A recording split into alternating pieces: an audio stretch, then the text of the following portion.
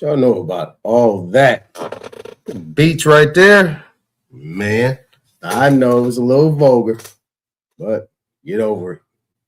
Be all right. It's Friday. All right, so check it out. I'm about to put the link in the chat, and I'm just going to play these streams.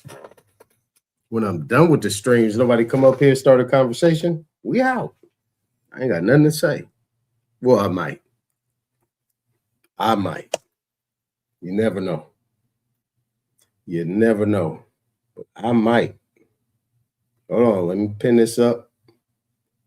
And then, hold on, let me pin this in the chat. Where we at? Here we go.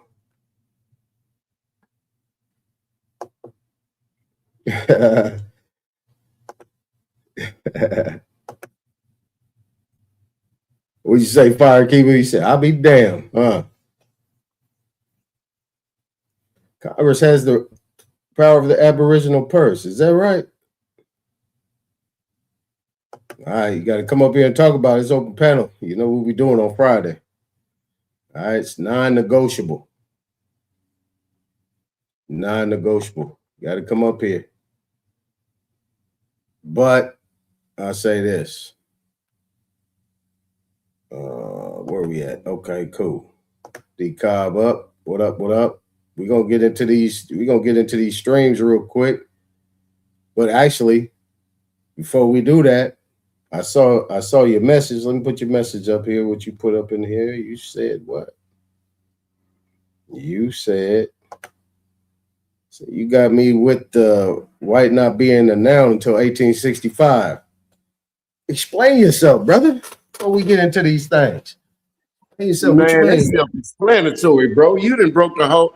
You got to think about it. If it ain't a noun until 1965, that means white wasn't a people. There you go. See all these people that think they white became a people the same year as free Negroes. Uh-huh. Okay, so we know what the game is then now. You can't tell me, oh, white people invented this and this thing, man. No, that's out. Yeah, it's out. Webster's Dictionary. You know, they can't say, nah, wait a minute, you hang on. The 1828 Webster's Dictionary version of an American. 1865, that definition didn't change. So now we know, but no white people. See what I'm saying? Right. So now everything before 1865 wasn't involving white people.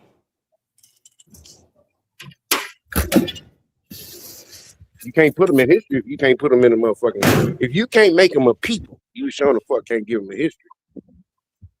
Yeah, I don't mind showing it again. I can refresh their memory. No, yeah, it seemed like that.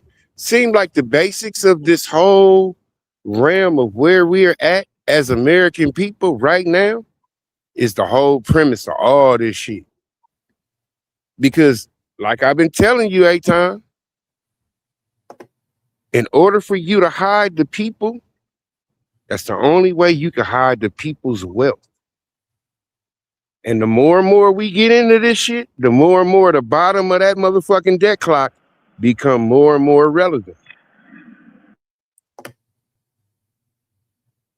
I agree. It's like covering us up with fucking soil. We seed. You feel me? This shit is gonna grow. Hey, this shit is everlasting. Bless up to you guys. What's up, Max V? Yeah, so Firekeeper, what you said the Congress has the power of the aboriginal purse. What's that mean? Shit, I was watching your show yesterday. You were saying the Congress had the power of the purse. Shit, and you were saying who purse and who fucking money, who security, who funds. It's ours at the end of the day. You feel me? All right. All right. Yep. That's what I'm saying. Yeah. And that's what I was watching. Which one was that? That was one of them Senate. I think it was the Congress or Senate meetings they had. They was talking about the that was with the justices. They was coming up asking for money for protection. You know what I'm saying? So they can hire security. And you know what I'm saying? So they said up there, they said, yeah, we got the power of a purse, but we ain't got the right to spend it. And okay, so what purse is that? That's what I'm talking about. Shit, it sound like all of them. Shit, they printing the shit. I think it's all the precious metal. Like bro was just saying. Like bro was just saying. The debt clock. You feel me? That and more, if you ask me. But shit, that debt clock covered damn near everything. You feel me? The minerals and all that shit. So I say the debt clock is the purse. Yeah. Yep. That's what Derek say. So it got to be something to that. Now, I'm pulling back that 1865 dictionary. See, and I got that 1988 Webster dictionary too. They was talking about Native American and all that. But we got a clarity on that native too, because a lot of people don't want to be called native. I said that native means you're indigenous. So like, so they be flipping this shit, and they be trying to take these words and make us run from them. You know. Oh, yeah, and I like how you broke that 1865 dictionary down yesterday. I think it was 1865. That was cold. Good shit. Yep. I've been, man, I got all kind of stuff up in here, man. I can't even imagine. That's what I'm saying. That's why I just take my time with this, because I've been listening to a lot of people and what they've been saying. And I know a lot of people are excited, you know, a lot of people are excited about the new information. And, but these words, it's important. So that's why I said we can claim everything. So now we know that Negro, Black, and all that stuff, they've been talking about that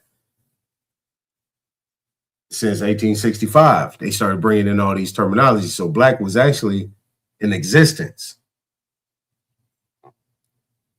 part of the Webster Dictionary. So that Civil War had a lot more to do with than just what they call a war and freeing slaves. It seemed like they was trying to create a slave versus freeing them.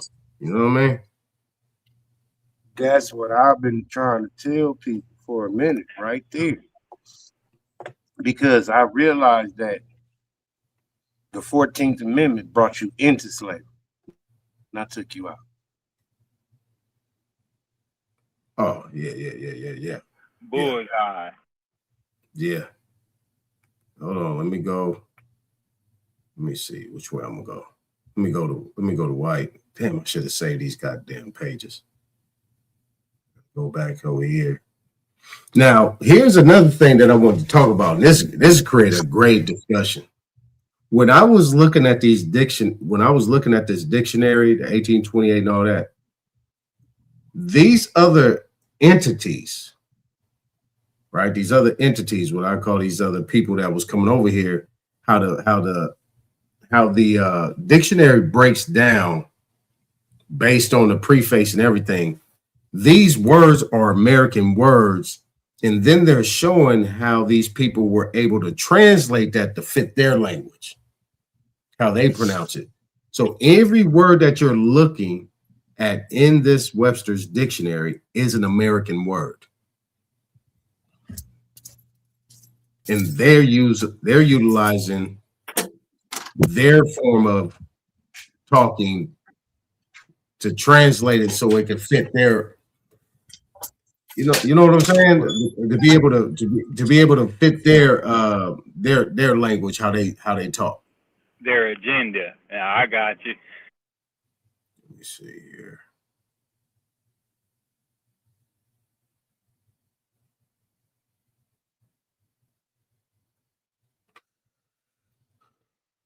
Where's that? Wampy.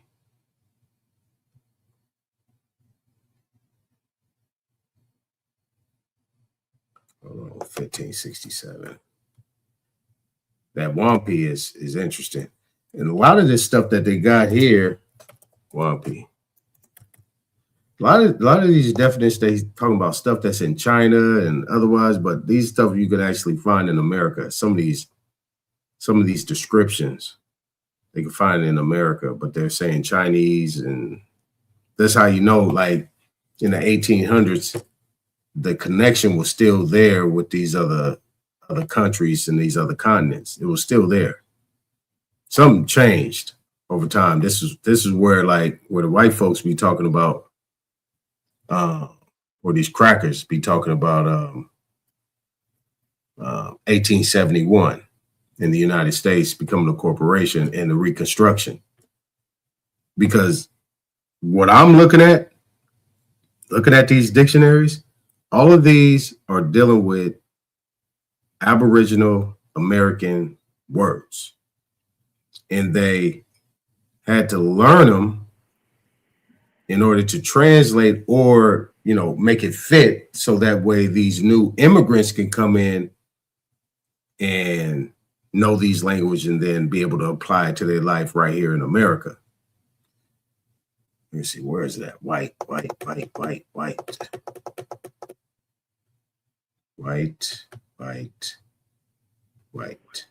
What, white regularly spelled or WHYTE? White. WHITE.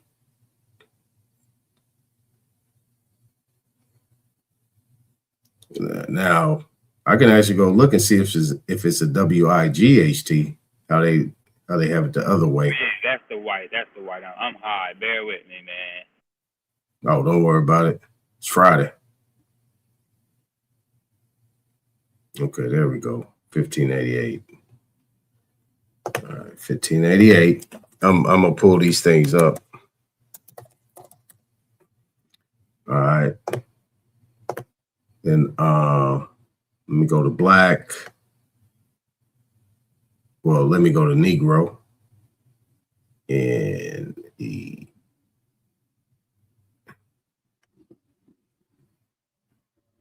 look, they got nod. I just saw a nod.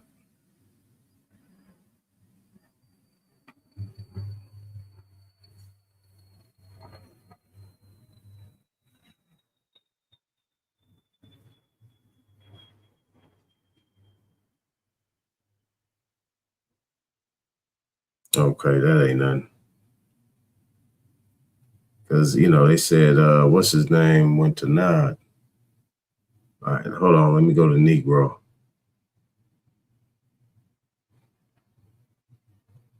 O-N-O. And there we go. Negro.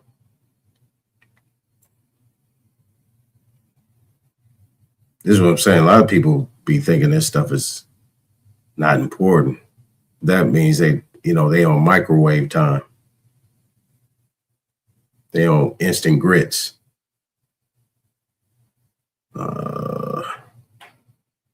They just want to jump over. Say this is chess, not checkers. N-E-G. There we go. Negro.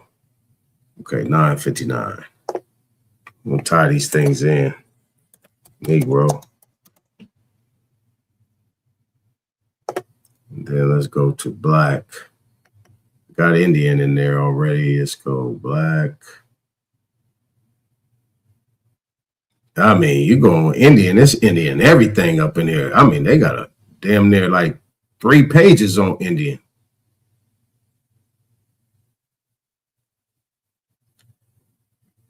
And the proper pronunciation. I mean, they was arguing with me on that other channel about the way you pronounce it. I was like, nah, man, that's the way it's pronounced. That's the way our people pronounce it. They ain't say Indian, they say engine. That's how they said it. Let's see, black.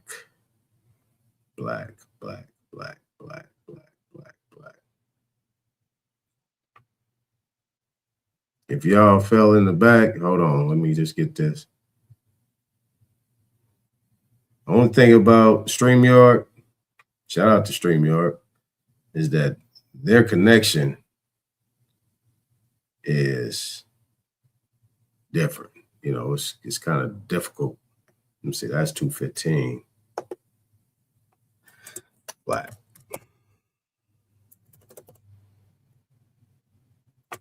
215 black.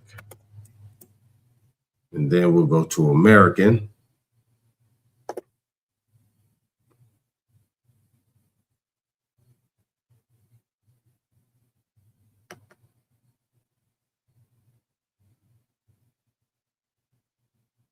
Man, we can spend the next month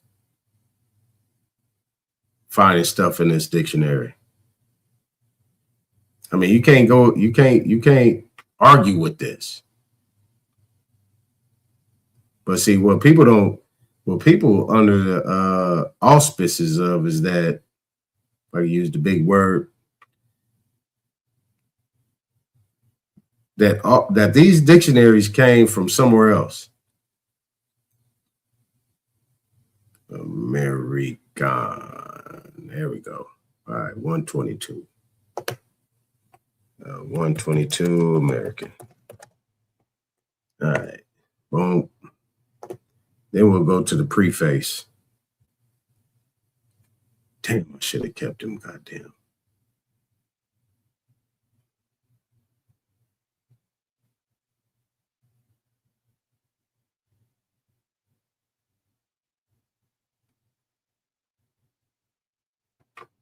All right, where was it at? Where was it at?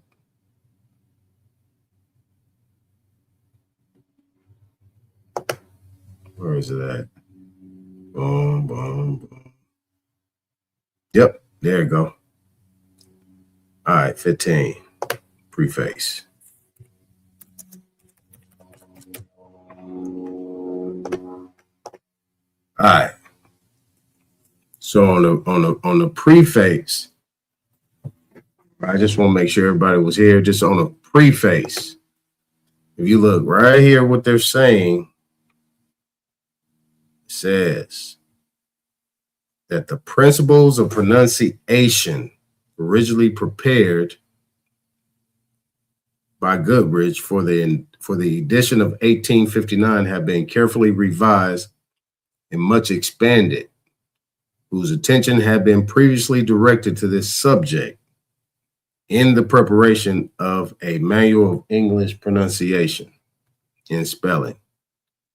Mr. Wheeler has also revised and much enlarged the synopsis of words differently pronounced by different whatever, which was originally prepared and inserted in the octavo abridgment of Webster's American Dictionary,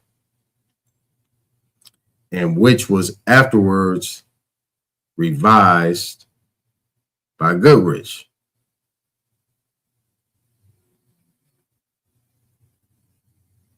Okay, so where you go? Where'd it go? What did I miss? Okay, so I was on that page. Okay, so okay, so let's go here. In this bottom one, I was on the wrong page, but that was good to know. But it says the bottom paragraph says the Honorable Perkins of Salem, Massachusetts, who has had long experience as editor of various law publications, has with great labor and care revised the terms of law and jurisprudence. Revised the terms of law and jurisprudence. So you got American jurisprudence, right? So you got jurisprudence, American jurisprudence. So he's revising it.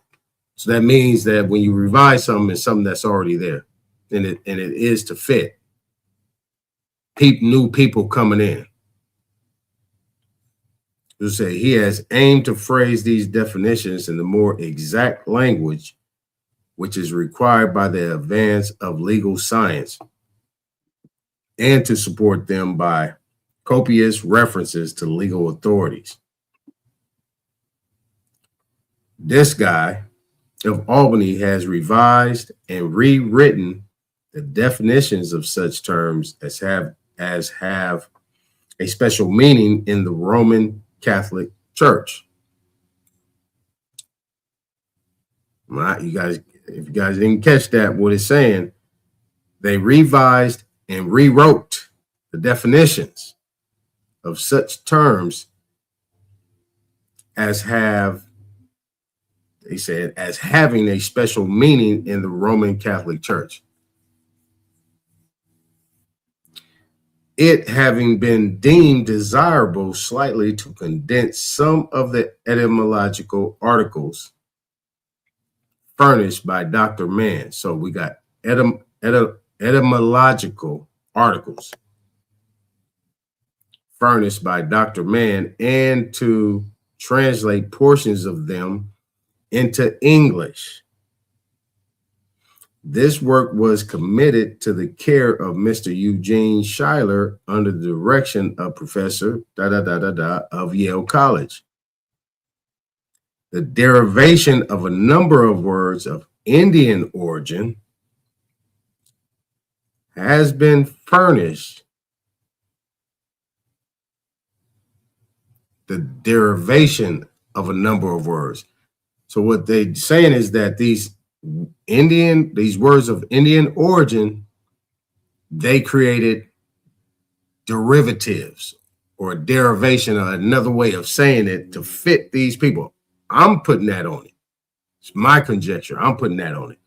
But this is what it's actually saying. So they're creating a derivation of words of Indian origin. Okay, so these number of words of Indian origin has been furnished by the Honorable J. Hammond Trumbull of Hartford. And I think Trumbull was a Supreme Court justice, if I'm not mistaken. Right? So well known as learned and accurate student of the Aboriginal languages of America. Hold on, before you go forward, Aton. I'm done right there. Let me understand this correctly. So the dictionary as an entirety was actually made from Aboriginal word to translate to help other people outside of the Aboriginal world understand the Aboriginal language. Yep, and be able to communicate and do commerce and law, because that's all it's mentioning. So therefore, when people tell you that, okay, well, the white man created this, America, that don't make sense no more.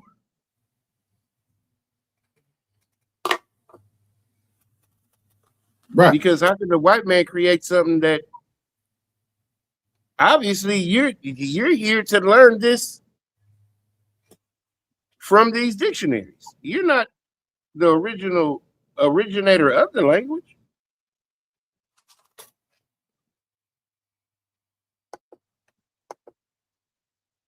That's the point. These are what dictionaries, thesaurus, and encyclopedias are about. Origin, where it come from, where so it in moved. other words, so would you say, when people say, well, do you know your tribal language? Do you know your tribal tongue? Motherfucker, we speaking it. Yeah, that is a deflection. When they say, do you know your tribal tongue and everything, so on and so forth. That's why I got three things up here. I got this, Black's Law, and I got that American Indian Contributions to the World encyclopedia. Now, somebody was saying something at that time, and this is where that stuff had to be suppressed. Because most of those people got, they got what they got. So in 1828, when they made that definition, right? And they said, and now to the descendants of Europeans. Now we understand the difference between Europeans and white people. now you see where these Europeans became American. Because the Right. European, in the definition in 1828, actually come from America That's right. originally. That's right. So if that's But the now, case, go ahead. See, this is how you connect those dots. Okay, how did it become applied to the European? These dictionaries. You got to learn the language. You got to learn what we do, and you got to know how to communicate with us. And here's how you'll be able to utilize these words so we can communicate with them. So not only did we speak English, we spoke every other language: Spanish, French, Portuguese, German, Danish, Italian. It was all here. Right. That's that now. Okay. I remember I was talking to somebody and I was telling them from when you look at history, they tell you that all things started in Africa and then things came here. But in actuality, everything started here and went around the world. Right. Like 3, 4, 5 times went around the world. Saying? Like everything around the world that was done in ancient times is all our people.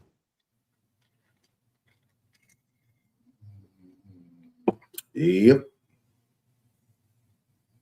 So now a lot of people wouldn't know how to read this properly. That's why I'm kind of breaking it down. What is it attached to? It's got a law.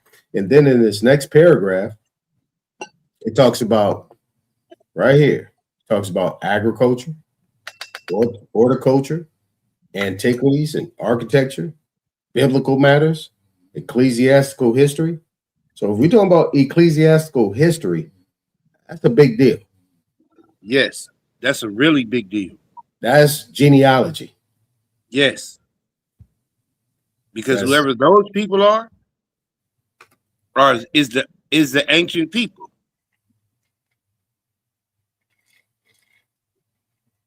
That's the bloodline of the ancient culture. Mm-hmm. Who are those descendants today? That's what's hidden. That's right. And it also has commerce, domestic economy, and the fine arts, making use of the best authorities in each of these departments. So they're making authorities. See, this is where your universities come from. These departments that they're creating, and you know, I've been in college and universities. They have departments. You have your political science department, your social science department, humanities department, law department. You have all these departments that they have to create some making use of the best authorities in these departments. So you got people that they're training and learning. This is where these universities come from in order to learn the natural way of doing things here in America. And it not just America, but internationally as well. Right. It's all right here. And all of that really didn't come to fruition until 1865. Right. So this J. Hammond Trumbull of Hartford, he says right here, well known as a learned and accurate student of the Aboriginal language of America. A student. So if you're a student, that means what? You're learning. You had to learn this language. Yeah, you had to, not just the language, you had to learn the whole civilization. Yeah. So, so we've been lied to all the way around. But I guarantee you, okay, by 2028, nigga, this shit coming full circle. That's our 200-year anniversary of the copper color races. And we coming out by 2028.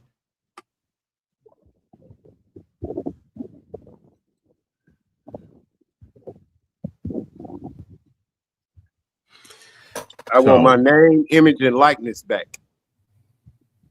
Period. I want my American brand back, all that. Everything. Kick in, nigga. So now, in my example, let's go to 122. Let's go to American. And it was something that caught my eye yesterday.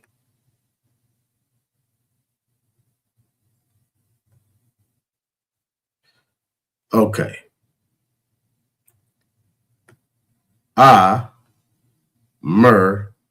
Econ. So you got an A here and you got a hyphen. So this A is pretty much unnecessary.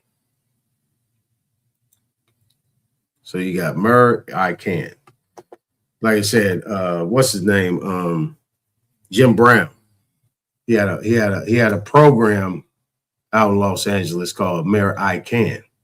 And he did it just like this. He had it just like this. He had a Mayor I Can. Jim Brown had that. And his son Rock took over the basketball program. You know, he had the youth program part of it, you know, with sports and all the intervention, gang affiliation, all that stuff. But it was spelled just like this.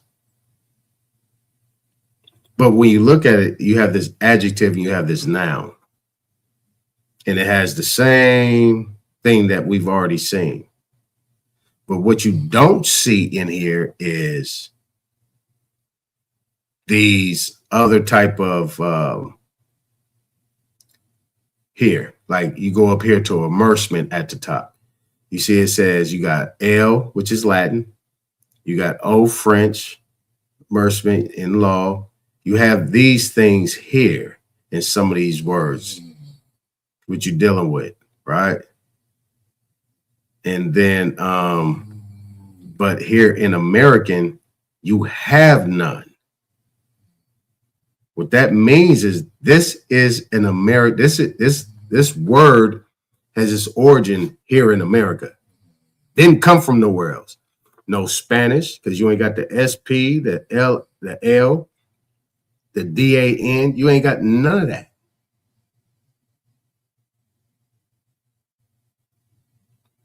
This word is American, period. So that means adjective existed, noun existed, verb existed here in America, how they put it together. And then you got Americanism, noun, no interpretation from any other type of the nation of people.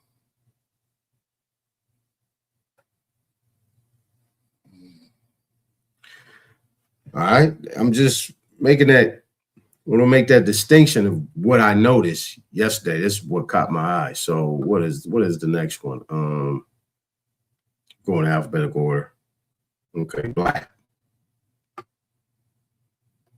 What's that? 215.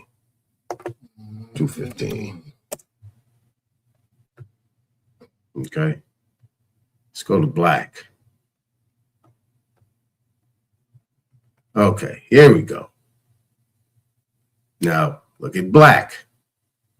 This adjective right here. You got A through S. Then you got here, that's Iceland, ICEL.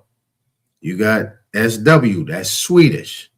That's how they say black. Danish, black, blackish. Latin, German, and D.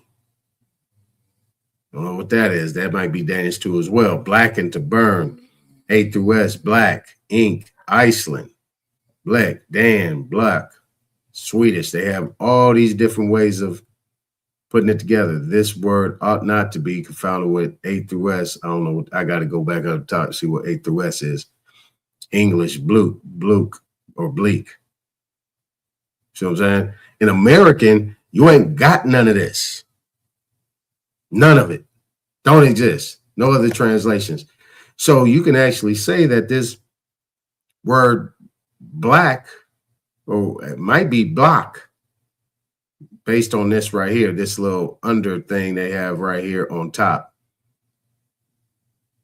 That word comes from somewhere else. Don't come from here. It's not an origin in American. It doesn't have that. Here, it doesn't say American unless the A stands for American. I don't know. I got to look at it. So that's black. More looking at from another aspect of it.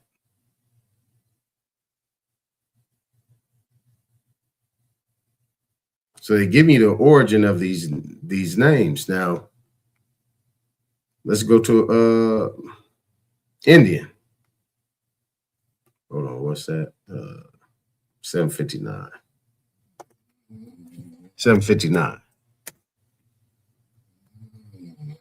Indian. So we look at it from like this, from this area over here. Do this shit. All right, so where we at here? Boom, boom, boom. All right. So that's India men at large ship employed in the India trade. India matting, grass. See, all this right here, this ain't got no other word but what you'll find in America. If it has no translation of anything from any other place, this is an American word. You got Indian right here, right? All this right here says from India, and this from Indus, the name of a river in Asia. Then you got Sanskrit, right? This SKR, that's Sanskrit, which is Sindhu River. So that means the Sanskrit has a word that relates to the American word, which is the connection. So now the GEOG, this is geography. So we already got that connected. So Indian is already connected to the Indies, east or west. So anybody talking about that, you know, we deal with them folks. Hold on, let me make sure y'all still there. But we deal with them folks that say something different, right? They say something different. They say this originated in India. Maybe they're just trolling and they know, they just seeing what you know. But this says right here, of or pertaining to either of the Indies, east or west, or to the Aborigines of America. All right, but they said, nah, See what that says? But the thing is or, because it says Indies, east or west. That means the Indies, or to the Aborigines of America. So however you describe it. So you're talking about Indies, east or west. That's geography, right? This is where GEOG comes in. It says, or to the Aborigines of America. Geography, not people. It says Aborigines, or just people, or the anything else that comes in. And you talk about an Aborigine, anything could be an Aborigine. The tree, the plant, the animal, or whatever it might be. If it has its origin, origin in America, then it is attached to the land. It is a part of geography, right? So number two, which makes it even more stronger, it says made of maize or Indian corn, as Indian meal, Indian bread, and the like. And then in brackets, it says so that's colloquial U.S., colloquial U.S. And this is 1865. So if you're dealing with a colloquial conversation, colloquial deals with university, college, and school, how they're utilizing it in their tongue to fit how they go about doing things. But in the colloquial sense, they're saying Indian And corn and meal and bread and the like is American.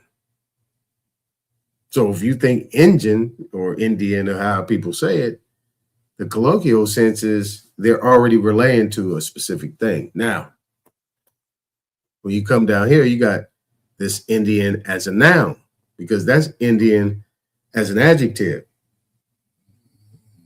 So this says, as the noun, geography, a native or inhabitant of the Indies, as in East Indian or West Indian. Right here in the geography, it says Indies. Right? So it says Indies, and then, but down here it says Indian or West Indian. Number 2, it says one of the Aboriginal inhabitants of America. So if you're talking about the noun American being an original, Aboriginal, copper-colored Aboriginal people of America, they are synonymous. They are synonymous.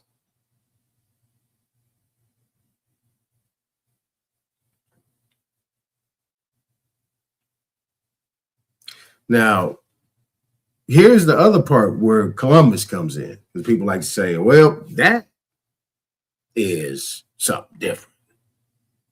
That means that Columbus came over here. The people came over here and called them that, and they had that name prior. They did not have their name prior to these people coming over here, naming these people that. And no. Let me tell you what this says. It says one of the Aboriginal inhabitants of America, semicolon. So-called originally from the idea on the part of Columbus and the early navigators of the identity of America with India. So what does that mean? That means that America and India were synonymous. Based on, you say, well, America, India, them is 2 different words. Yeah, but if you actually read these definitions, they were utilized in different facets.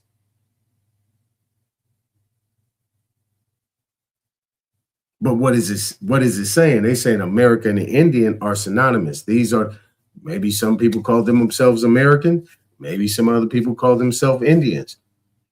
This is what it looks like to me. But it sounds like what they're saying is that these words are synonymous.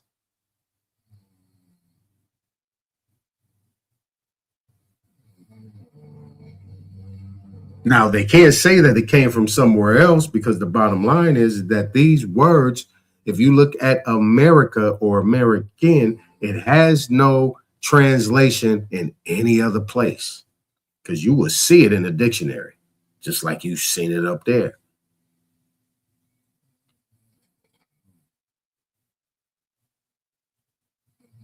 And they say, well, Indus, the name of a river in Asia. Oh, it says Sanskrit right there, Sindhu. But if you was paying attention to my American world history presentations, that Sanskrit is a child of Latin and other type of information and words. Hold on, somebody at my door. Hey. Thank you.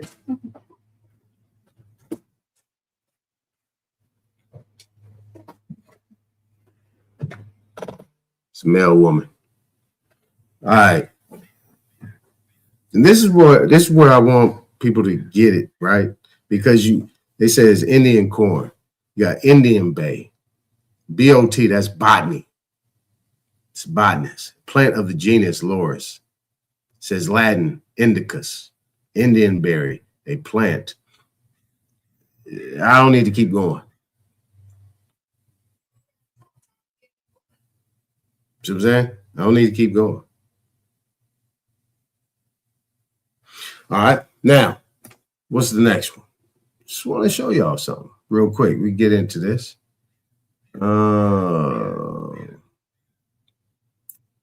Okay, Negro. Negro.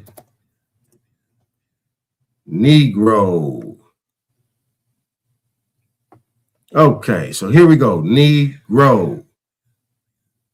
Negroes. Italian, Spanish, and Portuguese. Negro. French, negre. From Italian, Spanish, and Portuguese. Negro. Black from Latin, nigger. French, noir. A black man, especially one of a race of black or very dark persons who inhabit the great part of Africa and are distinguished by crisp or curly hair, flat noses, high cheekbones, and thick protruding lips. Negro. Then we got Negro corn. All right, here we go. The Indian Malay or Dura, so-called in the West Indies. See, Dura, Simons, Negro head, tobacco prepared by softening with molasses. Negroloid from Negro. That's Greek. From shape, pertaining to men who have a resemblance to Negroes, resembling Negro. Negundo. A genus of small, handsome trees grown in America. Negus. So,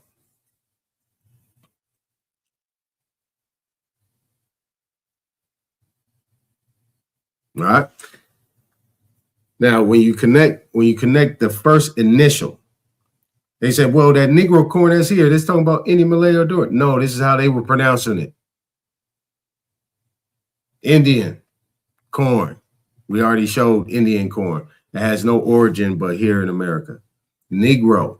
That has Italian, Spanish, and Portuguese and French connotations to it. So we called it Indian corn. They called it Negro corn. This is what they were pronouncing it as. Remember, the Webster Dictionary is a collaboration of things, but it's all based on the origin, or you would call it etymology, of the American words. See what I'm saying? All right, let's go to white. There you go. White, 1588. 1588. See, a lot of people don't read that preface. They don't read the preface. They don't read all the introduction. And then, it turns into what they say.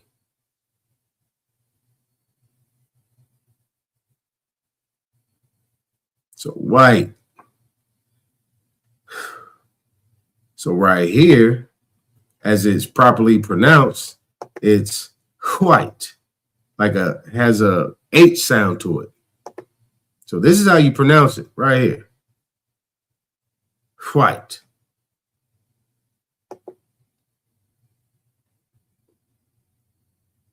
Okay, but this is the adjective. But you see it has A-S, O, has O's, O, that's O. And then they got Old Saxon, Iceland, Danish, Gothic. Look, they got all these different groups of people coming in here with these words. It's what they say, how they bring it in here. And then it turns into what you would consider to be white based on the fact that because it has to fit the American language. So this is how they said it. This is how it came out to be so it can match the American language. Okay? Anybody can correct me. Tell me I'm wrong. Tell me I'm wrong.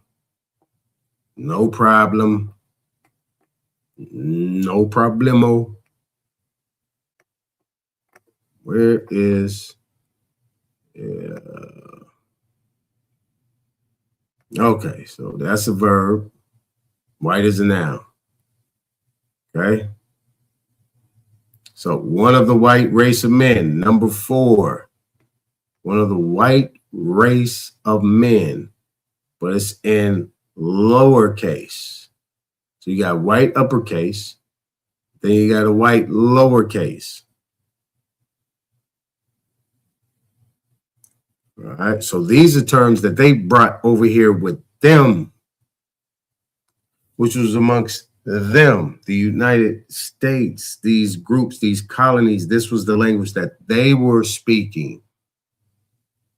But when you come over here and you create alliances, then you got to be able to communicate. You know what I'm saying? Why do you think Africans know about 5, 7 different languages? They can speak Spanish, French, Portuguese. They can speak English, they can speak all different type of languages because of all of the people that they come across in. I mean, they be tripping off us. What, you can't speak none? No, I don't need to speak no other language. Give me a greeting and we can go. Give me a greeting and give me an exit. Hello and goodbye. Thank you, the salutation of some sort, and I'm good. I don't need to know no more. It's enough. All right. So now we have that clear about that. We have that pretty much clear. Now, if we want to get in, oh yeah, that's what I was supposed to do. Look up that way. Yep. Chief I got you. I almost forgot. Yeah, because what's his name wanted me to bring it up too. Firekeeper.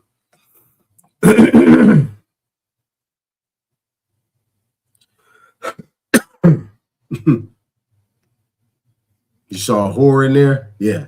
Whore was in the dictionary. Hold on, let's look up whore. Let's see. Hold on, let me go back. Yeah, we see whore. W-H-O-R-E. And it's pronounced whore. That is and it derives from all these other groups. So you got A through S, H, you got D, L, G-E-R, and D-A-N.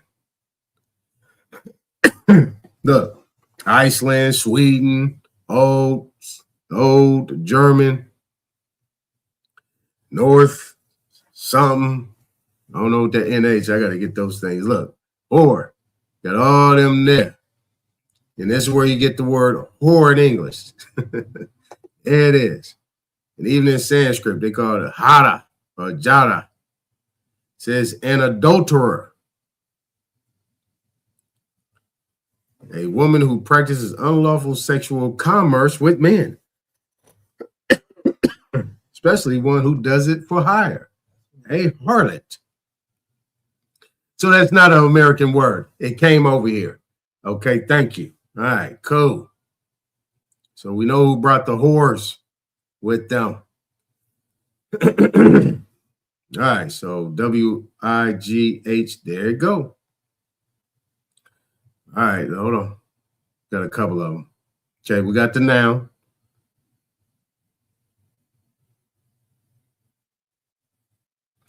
It says, okay, Scottish, A through S. Says a creature, animal. That's what it says, Chief I am. Get back. It says a creature, comma, animal. 1, a supernatural being. 2, a being, a person. There we go, a person. Used chiefly in irony or burlesque or in humorous language. The white of all the world who love the beast. Oh, say me true if thou wert mortal white. Okay, white, adjective, same thing. It says agile, warlike, Iceland, vigor. So that's kind of like white. That's like vigor. That V-I-G-R right there, warlike. A fight, a soldier, wiggly, warlike, nimble. He was so nimble and so white. All right. So whitely, swiftly, nimbly. Well, we know they ain't white like that. They not nimble and swift like that. They can't move like that, can they? Maybe.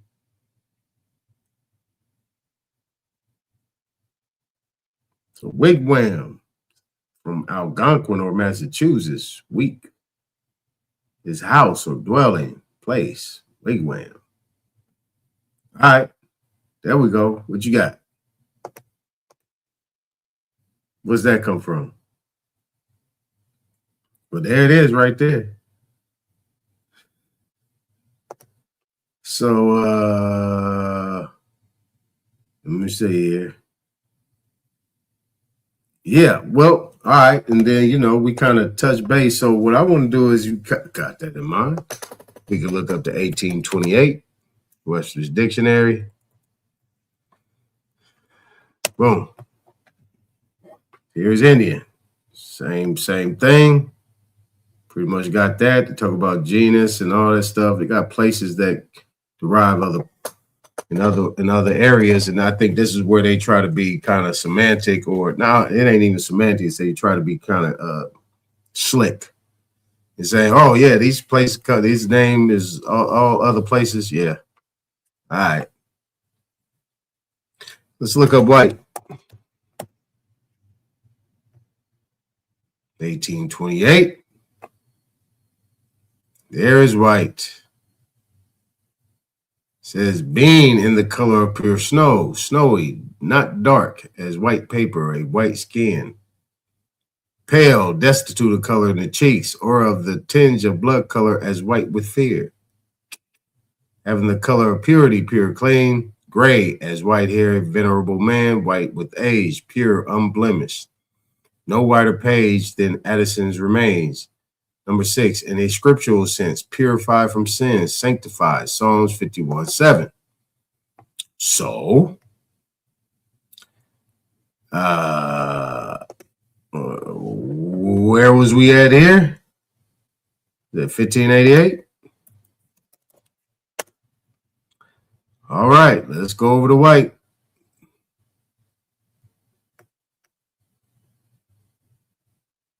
Okay.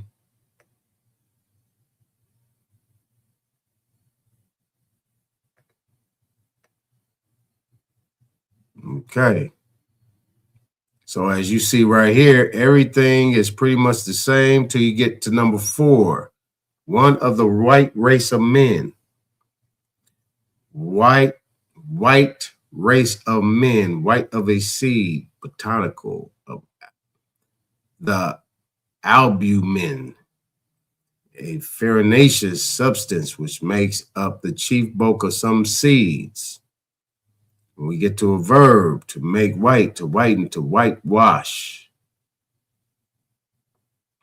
That is the noun, that is the verb. The adjective is characterized by freedom, that which defiles, disturbs, and the like. Hence, innocent, fortunate, happy, favorable. On the whole, however, the Domini reckoned this as one of the white days of his life. So, if in 1828,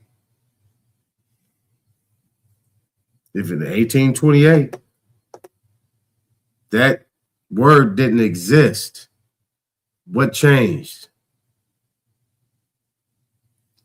What changed?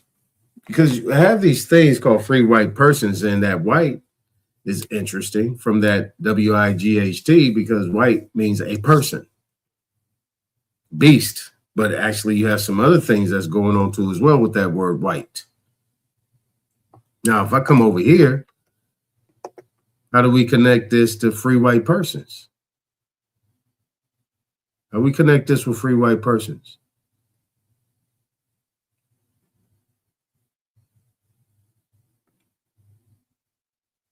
How we connect this with free white persons?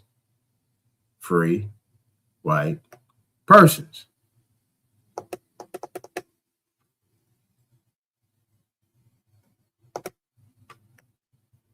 Okay, so this is free white persons. So it says, meaning all persons belong to the European races. Now you see right here, this is an amendment by Act July 14, 1870. Now we know that this is 5 years after the Webster's Dictionary created these things. So are they doing acts, Naturalization Act and amendments based on what these dictionaries are saying? It seems like there's a lot of stuff going on prior to these things being implemented into government law. Because these free white persons are established in 1870. But you have this white in the 1865 dictionary. So we have all these different people. And look, mostly all of the different pronunciations that they have in the dictionary you can find right here. Greek, Latin, Portugal, Spain.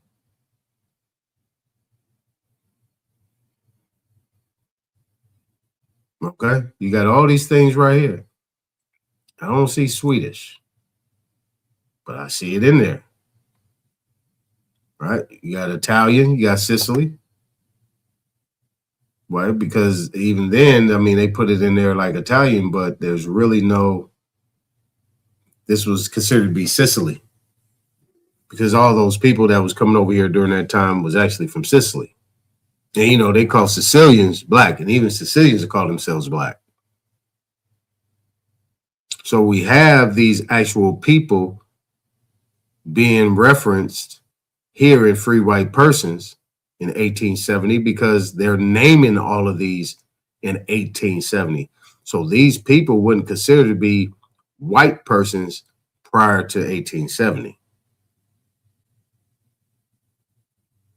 If that makes sense.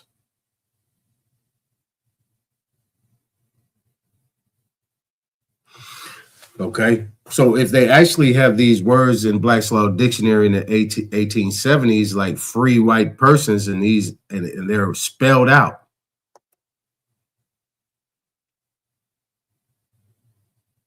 Then these have to be American words. Right? Because we got 1868, right? Copy and paste that. Let me go to number 1. So what does this say? What is this book? American and English jurisprudence. So what? Was the Indians speaking English and Americans were speaking American? I have no idea. Or was they speaking the same? Because there's nothing in these dictionaries that says ENGL. Let's go back to black. Let's go back to black. Because they're talking about English, right? English. See if we can find ENGL up in here. Where's black at? 215? I know, y'all. I've been called an asshole all my life. Fuck it. I don't mean to piss people off, but sometimes it happens. I'm just saying. Where's black? All right. I don't mind being wrong. See if we can make this bigger. That's black. Hold on, man. Need the whole thing. Boom. 6. Let's go 580. Slide it. All right. So this says A through S, whatever that is, Iceland.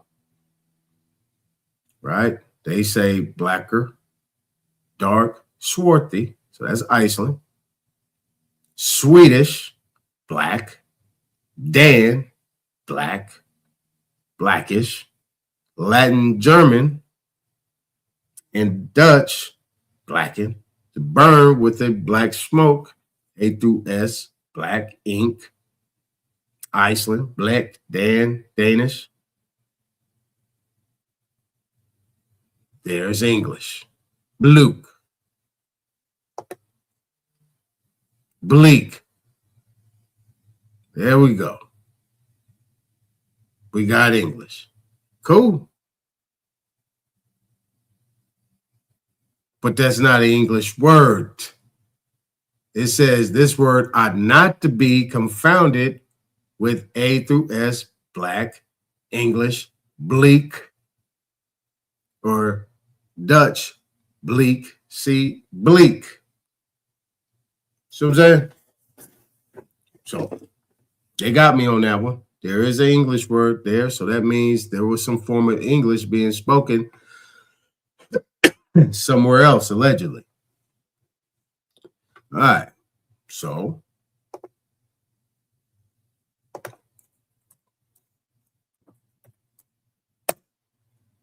all right, we had our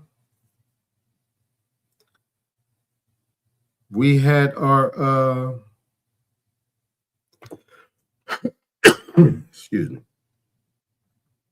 We had our little dictionary. We had our little lesson in language. But you see right here, you won't find English anywhere. You find all European Jews. And as I mentioned before in the American history portion of it, that all of these people were a part of what you would consider to be the Moorish Confederation or Moorish Empire, because that's what it spelled out. But even then, there was a form of English being spoken here in America. There was that. Okay? Let me show you. Wait a minute. Yeah, I think we have everything there. All right, so let's go here. I'm gonna leave this up here just in case somebody wants something to look up.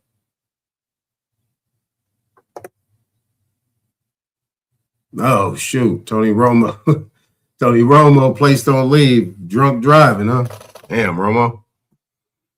Yeah, you got all them stats, but you really didn't do shit for the Cowboys. But throw and choke. Throw and choke. That's what you did. That's your man league, bro. Nah, he can't. He cannot.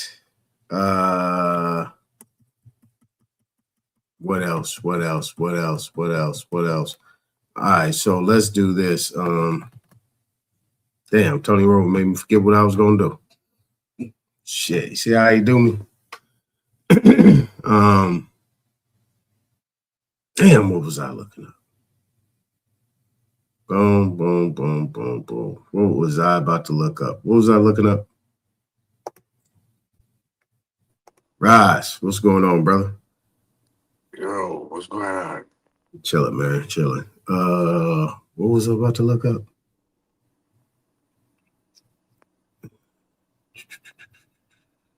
What was I about to look up?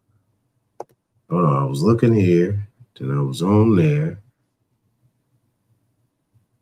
Oh, I was on English, and oh, that's what I was about to do. All right.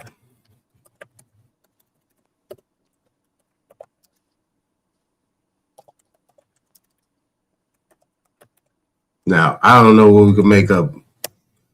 What we make up of this? Let's make sense of this. Let's make sense of this. All right. I was just playing around. Okay. So I see American. I just typed in American Indian English and actually came up. I don't know what y'all can make of it, but I'm a language guy, even though I can't speak none of that damn shit. But salutations, hellos, and goodbyes. It says American Indian English or Native American English is a diverse collection of English dialects spoken by many American Indians and Alaska Natives, notwithstanding indigenous languages also spoken in the United States, of which only a few remain in daily use in the 21st century. For the sake of comparison, this article focuses on similarity across varieties of American Indian English that unite it in contrast to a typical English variety with standard grammar and general American. So as we come down,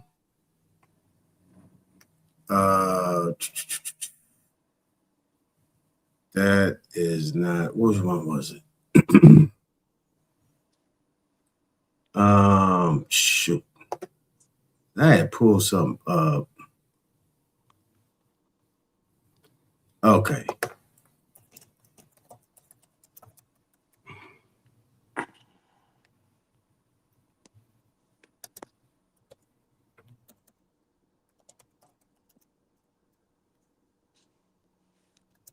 with Indian, American Indian origins. There you go. Okay, so here we go. So this is verse from Algonquin languages, many place names, North America, origin, Roger Mississippi. Williams. Say it again. I was gonna tell you to refer to Mr. Roger Williams. Okay. Yeah, the founder of what bay was that?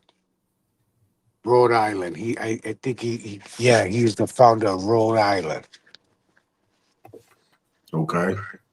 And he's a man that gathered the North American Indians together, not gathered, but gathered information from them as far as naming things.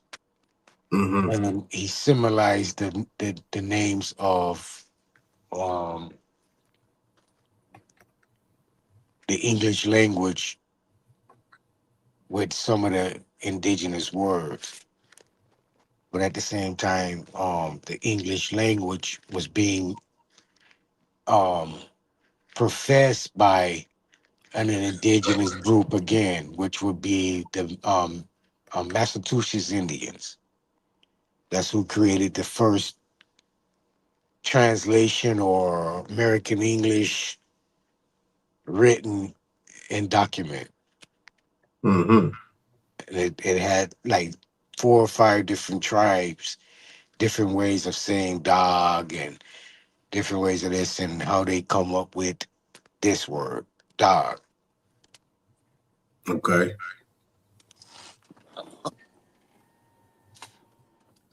But yeah, but that was from the corporation. That was under the corporation that installed that English text. Massachusetts Indians. Okay. Mm. It's a good subject. Right. Yeah, I'm gonna pull it up. We just gonna. I didn't even mean to go this route, but I did. Mm-hmm. It's open panel, so I got to roll with it. Let's see: canoe, cassava, guava, hurricane, iguana, Squash, um, tobacco. moccasins. Those words, all them words is indigenous word that we still use today. Now, is this the Roger Williams from the 1600s? Yeah, 1640, 40 something. Yeah, that was the guy that I'll be showing when I show that Aboriginal title in the United States. That's that conveyance that the Wampanoag Narragansett chief did over to Roger Williams. Yeah. Well, he actually got banded. See, he created Rhode Island, but he got banded from Massachusetts. He was born in, I believe he was born in Yeah, Massachusetts. yeah. Yeah, and he got banded from Massachusetts. But he got an interesting story. He was fighting for the payment to Indians. But he was again Northern Indians. These was identified as Indians, the corporations. That's why I don't understand why some of the brothers there think that the South and all the rest of everybody was involved in that so frequently. It was hijacked. Their representation was hijacked in these areas and put a name acquired to it. And throughout time they just followed in lead, following up behind that fake ass name. Cherokee, Jata, all that shit is created under the branches of the United States. And that's the trip because ain't none of them words up in here. Nah, none of them words are true words, bro. None of them words ain't in here. I've looked through them all. I was looking, I was tripping. I had Hogan up here. I lived on. I grew up on Hogan Drive. Say Hogan is a indigenous word. Okay, I heard Let that. me see if I got something. Hold on, let me pull up the Roger Williams though. Let me pull up Roger Williams. Yep, you said that's the same guy out of Massachusetts. Let me do this real quick. You know, I like bringing up my Aboriginal title in the United States. I'll go ahead and do that one. And then we'll look up Roger Williams in 1600s. All right, so okay, so Roger Williams, you say, what am I looking for specifically? Because I see founder of Rhode Island and Salem, Yeah, Minister. yeah, he's that. He is That's that. the History Channel. What you want me to do? Britannica? Yeah. Oh, this one right here. You see this picture right here? This got got him looking like a brother right here. This one. This picture right here. See. Yeah, he kind of look like a brother right there. Yeah, in a way you do. Like, yeah. Them eyebrows, that mustache, and them eyes that look. Yeah, he look kind of like got a little turtleneck on him. All right, we go to Britannica. Look, and then they got him looking like that. That's crazy. Yeah, born 1603, London, England. Was an English colonist. Okay, why did he get ran up out of Massachusetts? Because he was advocating to pay Indians. Okay, just real quick, so you guys can get the this part of it, right? So if you look closely at this picture, this is a picture of a conveyance from land of the Narragansett through Chief Canonicus to Roger Williams. So if we look at Roger Williams, there you go. That's him. That's the same thing we seeing right there. There we go. Yep, there we go. That's him.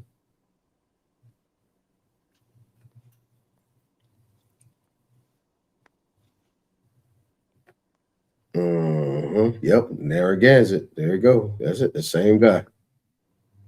So yeah, Williams was banished from Massachusetts Bay by the civil authorities for his dangerous views. Besides, those on land rights, he held that magistrates had no right to interfere in matters of religion. Exactly, magistrates. This is why you in federal court don't ever consent to a magistrate, ever, because they are the police. Let me show you. They are the police. I put that up on. Yeah. See, that keep you in civil matters. I know. Hey, this is open panel, so we gonna run anywhere we need to run to.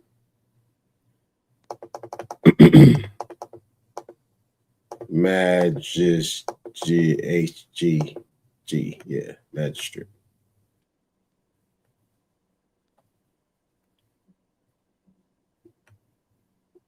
Magistrate.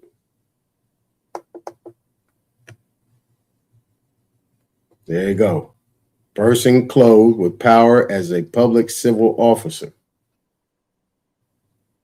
So you bring in a magistrate, you dealing strictly civil law. Civil nature, public civil officer. But hey, this one, yeah, there was another one that had, but it said they deal in law enforcement. So it says a public officer belonging to the civil organization of the state and invested with powers and functions what may be either judicial, legislative, or executive. So you don't even know what you're getting with these people.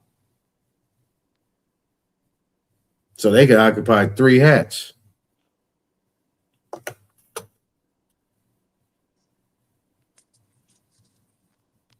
There you go.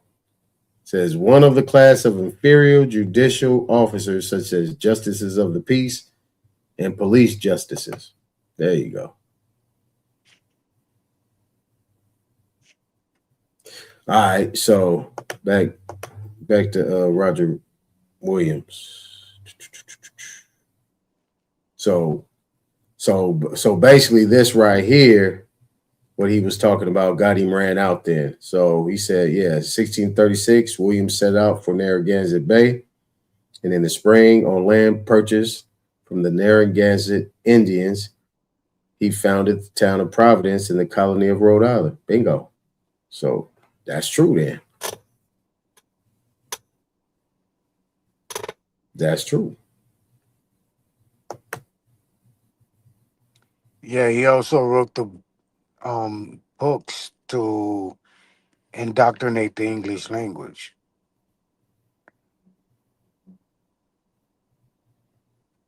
Okay. Yeah. They didn't say his name in that book. Which one? You got one that you can point to? One should be should be called Indian Book, I think. Indian Book, as far as I can remember reading it back in the day.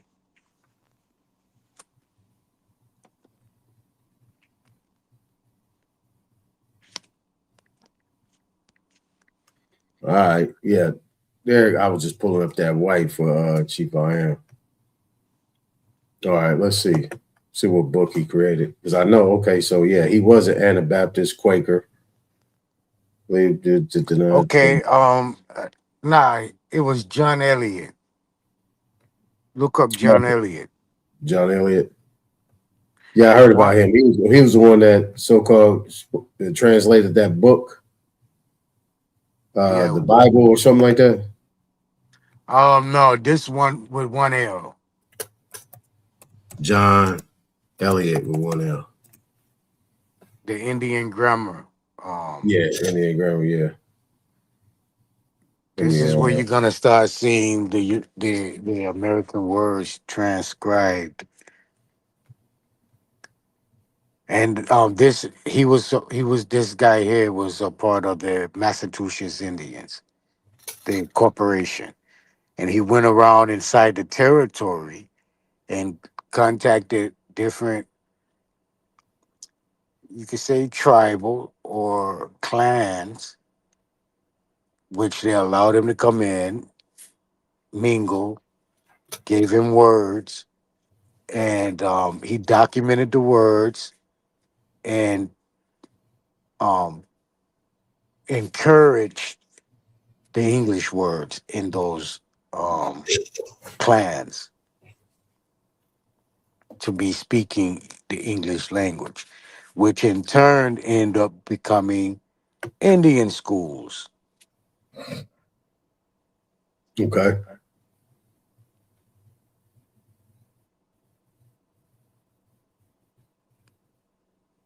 So I don't know what schools the Brethren now be referring to as Indian schools. I guess it was something prior to the United States that they're aware of that I'm not too, not even prior to that. Hold on, go back. Shit, I think it was the early 1600s. This is the 1600s when this shit was going in, and the Indian schools start to actually be a known normer to be produced throughout the land. So, if a brethren knows something prior to this, there being Indian schools, I like to read that information or view that information or hear it how it went or hear some type of evidence on it, because all I've come across is the Indian schools being incorporating the red man into a civilized man. mm,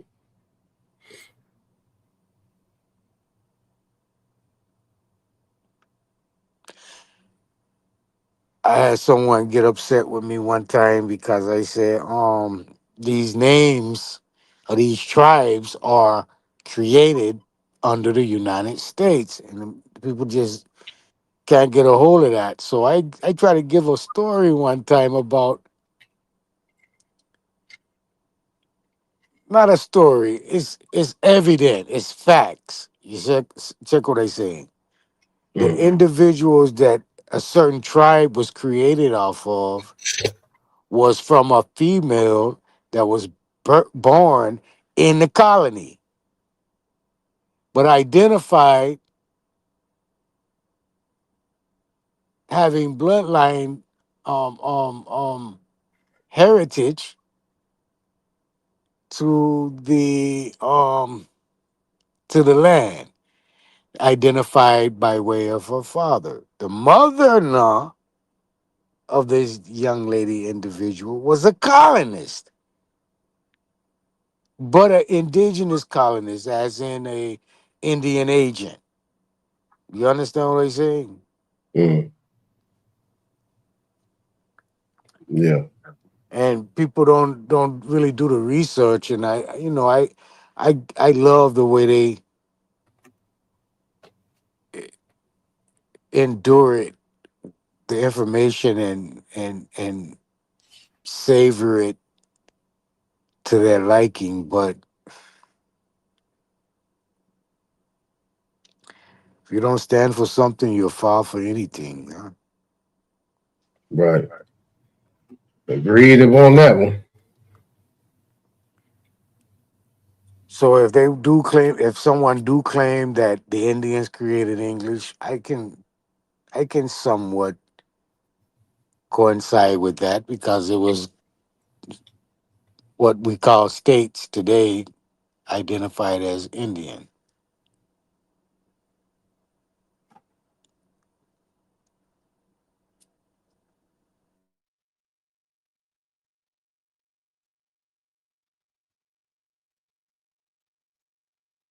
Okay, so this part right here is interesting.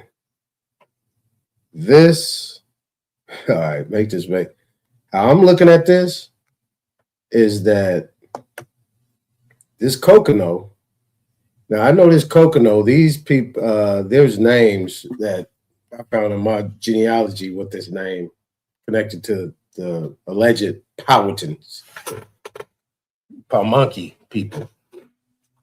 But it's saying right here that he got captured in the Pequot War, so-called served John Elliott. And this is what I know about these Europeans when they come over here. Boy, they be making up shit like a motherfucker. They be trying to, it's like diaries and shit. Kokono could not write but could speak Massachusetts and English. With his help, Elliott was able to translate the 10 Commandments, the Lord's Prayer, and other scriptures and prayers. How would Kokono help him translate that? Translate means that it's in one language, and he needed his help, Kokono's help, to translate it into English for him. It seemed like we got a Massachusetts language, but he spoke English as well. It seems like Elliott needed Kokono to translate the Lord's Prayer and the 10 Commandments. I don't know. I'm kind of dyslexic. I don't know what that sound like to me. What to you, but what that sound like to me, it sounded like he just had help translating something.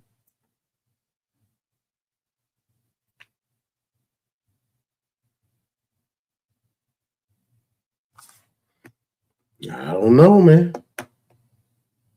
I don't know.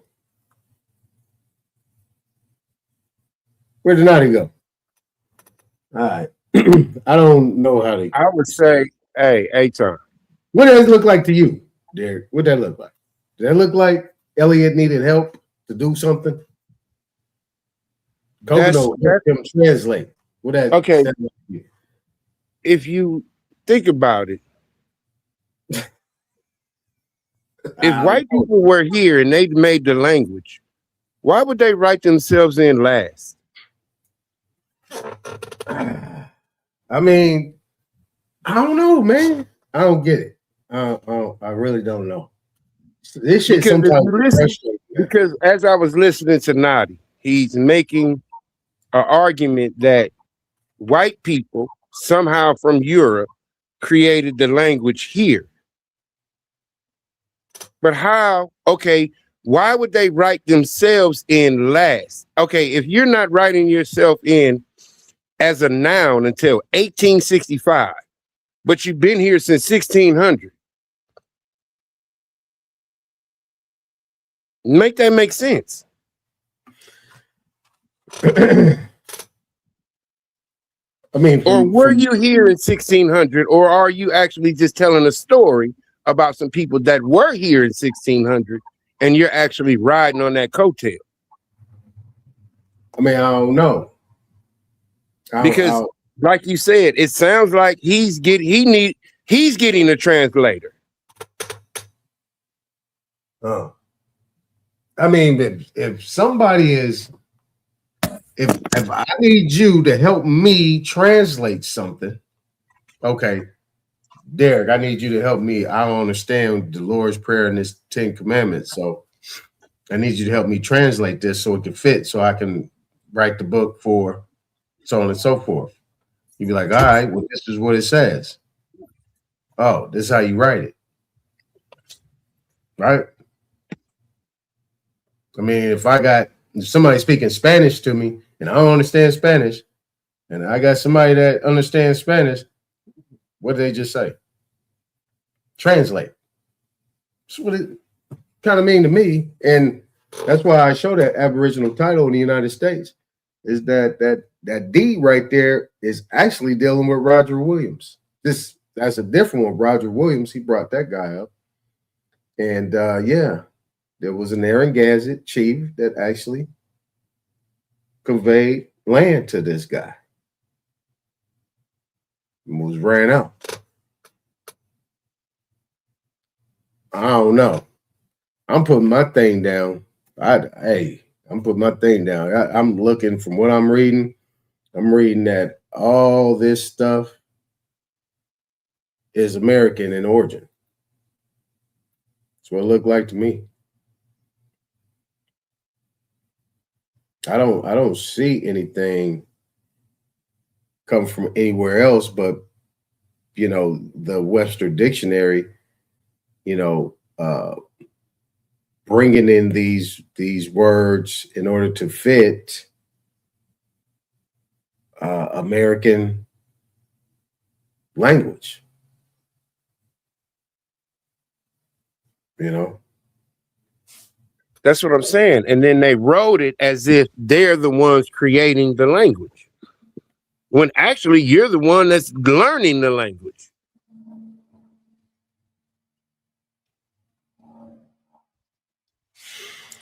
Hold on. Let me And I don't even think they're YT people at that time. I just think there are people coming back home and learning, you know what I'm saying? Like, think about it. If you've been on the other side for 3 generations, 4 generations, you don't know how to speak a language back home. You just gotta learn it again.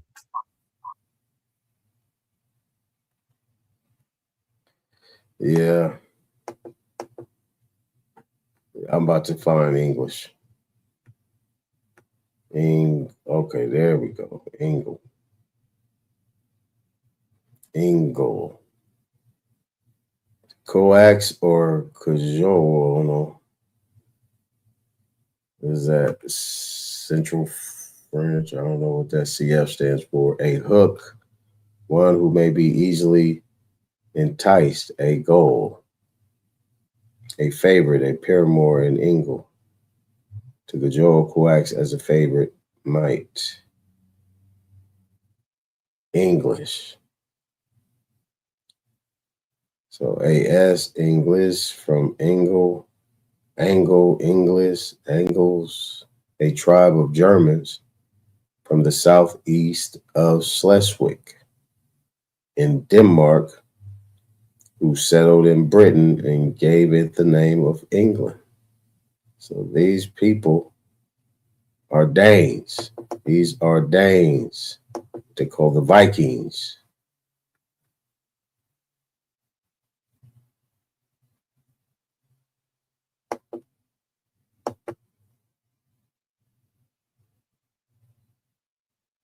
People of England, language of England or of the English nation, and of their descendants in India, America, and other countries. Uh-oh. Uh-oh. Wait a minute. English, the people of England. So English. So we got the ish, right? Like Jewish. We got English. So these are people of England, the language of England, or of the English nation, and of their descendants in India, America, and other countries. This is 1865, right? So this is the 1865 Webster's Dictionary.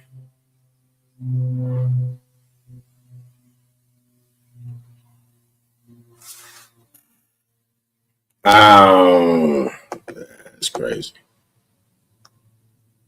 Crazy, crazy, crazy.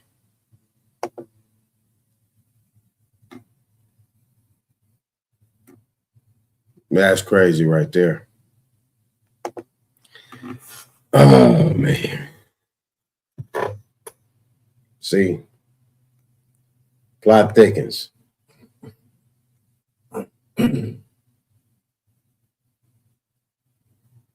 Mm.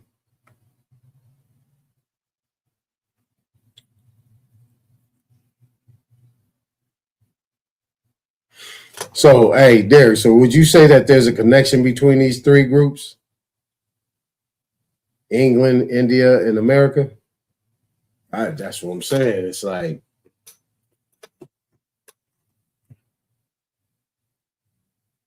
the Moorish Empire, something.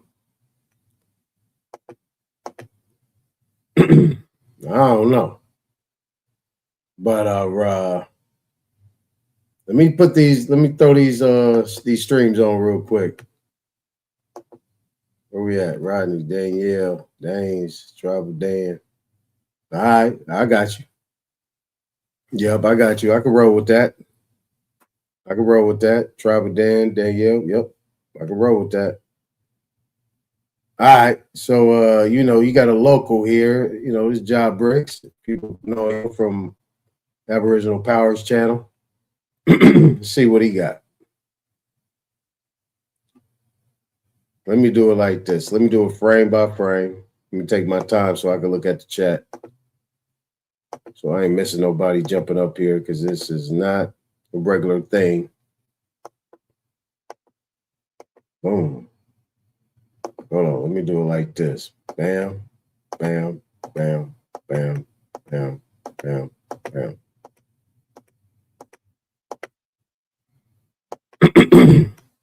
Just do it like that. I ain't got to go look for it.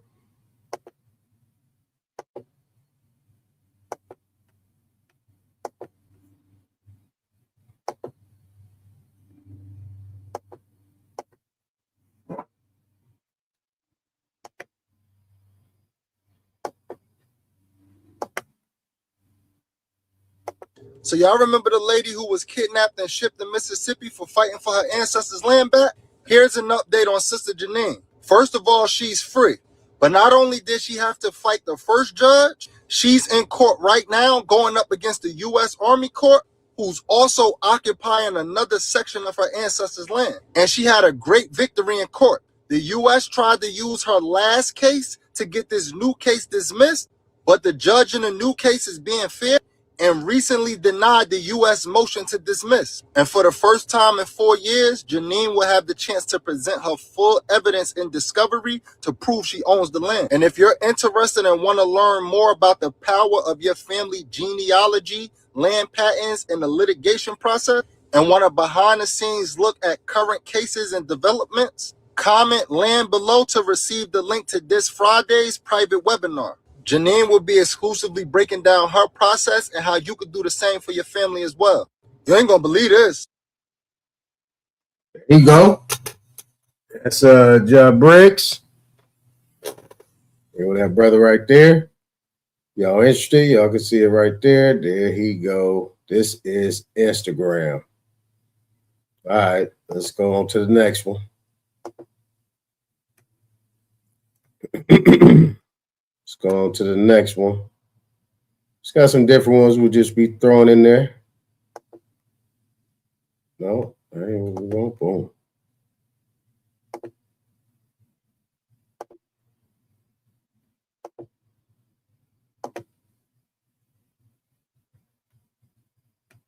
Not a debate hall. A street in New Orleans, 1 year after the Civil War.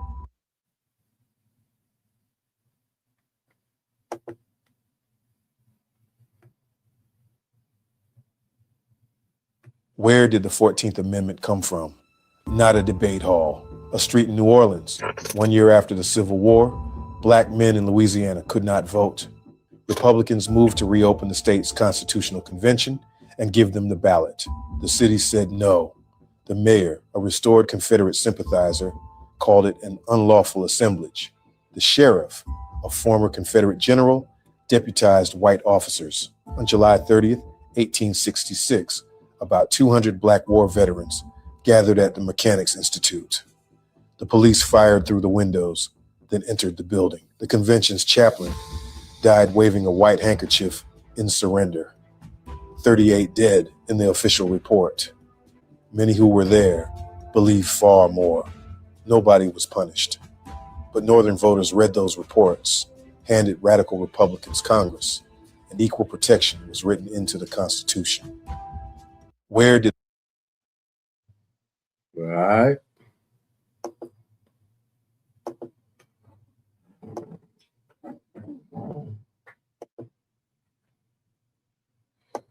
Yep, that's right. Yep, Enoch. Yep.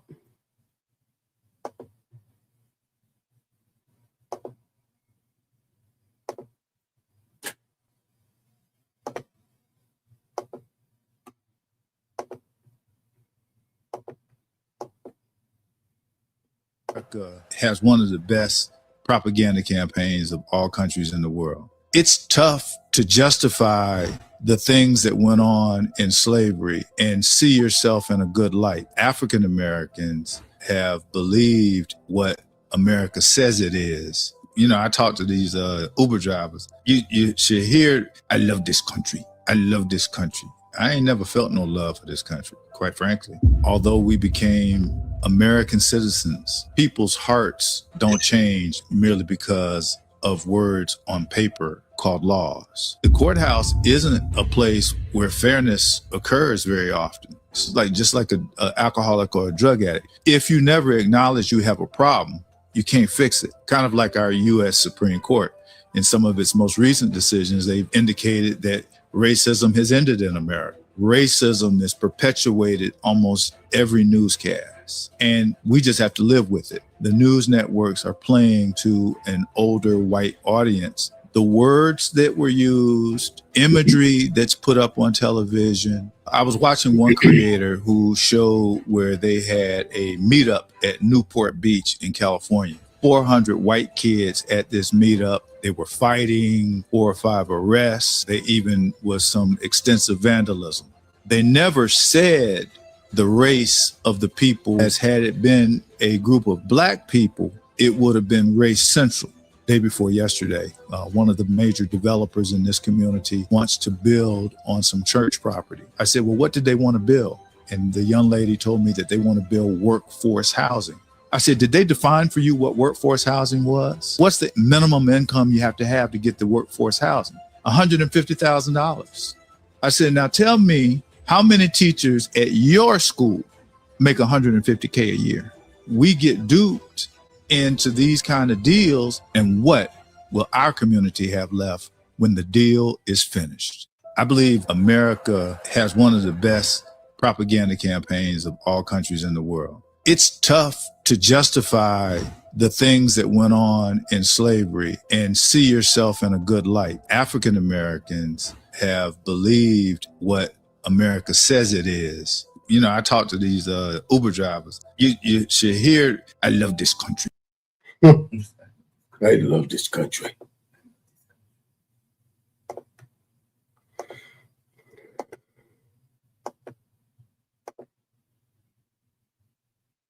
we'll do this real quick. Let's get rid of these. It's done. It's done. Done. All right. Shit, I'm just gonna do the whole damn screen, so I gotta keep doing this. So, we'll do the whole screen. Let's go.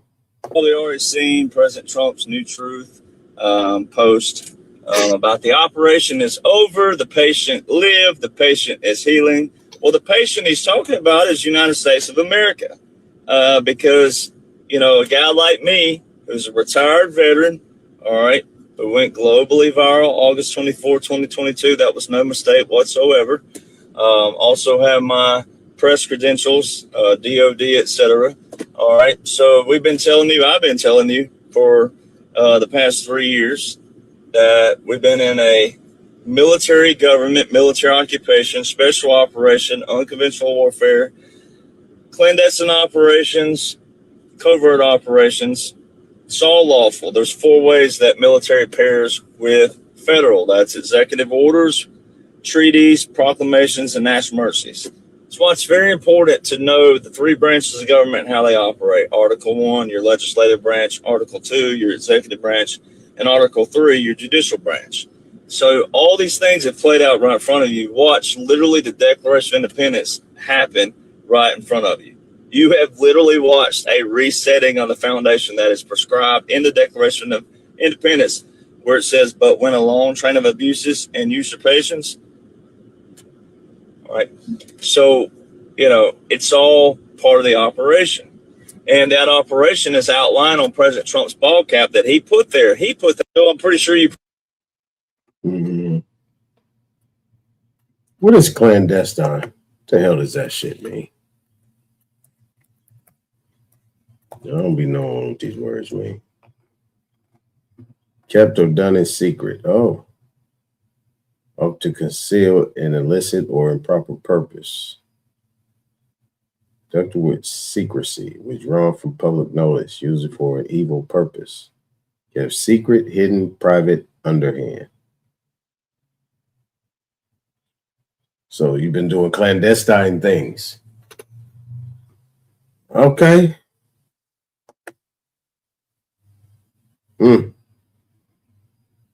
But I think everybody should know that by now. Is that all this stuff that's been going on, what we see on TV is fake.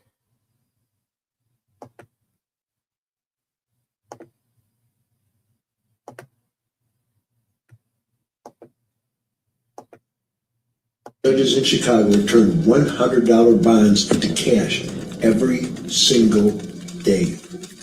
A guy gets arrested, misdemeanor. He posts a $100 bond and gets a court date. That morning, the clerk pulls every file of the bond slip, but no lawyer's appearance yet. Then 4 or 5 lawyers walk in, handpicked by the judge before the courtroom doors even open. They weren't random lawyers. They were part of the system. Each one gets 4 or 5 cases just handed to them. And those cases dismissed, not guilty, supervision. They weren't losing. Every case meant a $90 refund. The lawyer gets 50, 30 went to the judge, and 10 to the clerk. 5 cases a day per lawyer, 5 lawyers every day. That's $750 a day cash to one judge. Money pulled from the lawyer's bank with no taxes due, handed over. I prosecuted cases in that system. Follow me and I'll show you how it finally came down. You look at that, right? Traffic tickets. Anybody had a traffic ticket? And this is when you didn't know nothing. You went to a court. That courtroom is filled to the tilt. Standing room only. See what I'm saying? Standing room only. So just take those numbers that you see, you walked in there being full, and multiply that by 5. then multiply that by 4. Right? 5 days, 4 weeks. Then multiply that by 12 months. Now, that's just on a simple initial arraignment. Then you got pretrial. Then you got all these other hearings that you have even before you get to trial. It's a nice, good chunk of change. I remember in one situation, I think when I didn't know nothing, I had like maybe 4 different public defenders on me. Every time I'm coming in, it's a new one, a new one, a new one, a new one. Like, man, what y'all doing?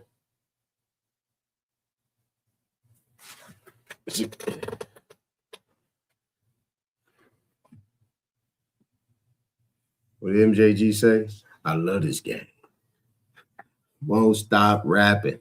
Can't stop rapping. Yeah. Interesting. It's a nice, good chunk of change.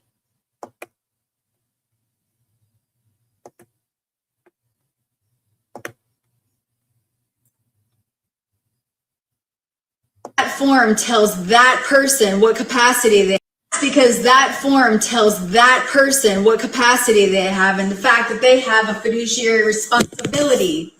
This is a notice concerning fiduciary relationship. If you are saying that someone else is the fiduciary, you do not sign it. So who would go there? Anybody who has a duty to perform. The key is that you don't sign it. You can't put somebody as a fiduciary and sign it. Don't do that. I would make copies, send one to the IRS and the other to their accounting department. It's because that form tells that. Don't sign it. Leave it blank. Okay.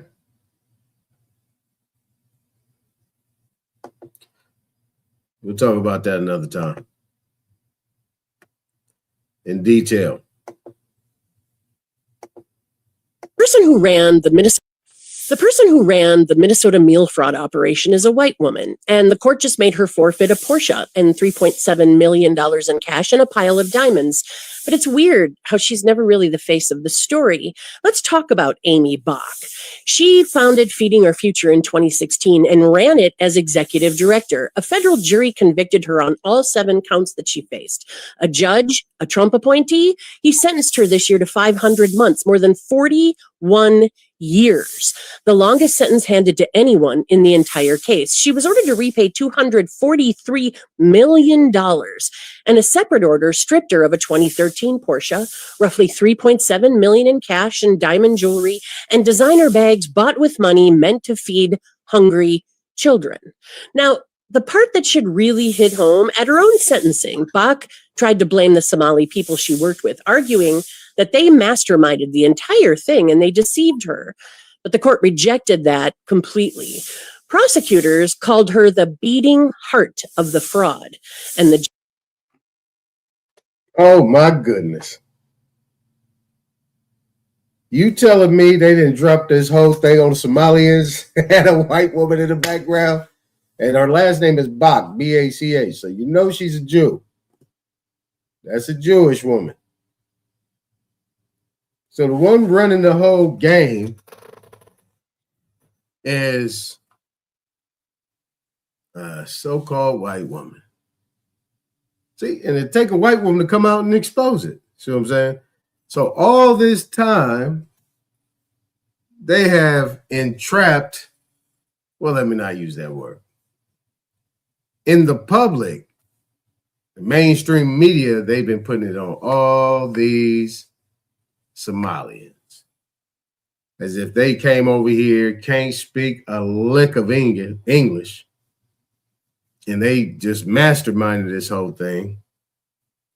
Then we got, oh boy, the governor in Minnesota, the mayor. They're hiding these people. Why are they hiding these people and making it about these Somalians as if they came over here with A1 and they This is what I'm saying.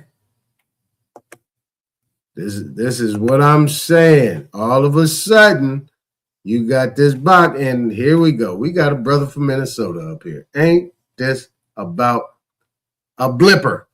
Let's see what else she says. I think it's almost over. Judge gave her 4 decades in her sentence. So that's 40 years. She got 40 years.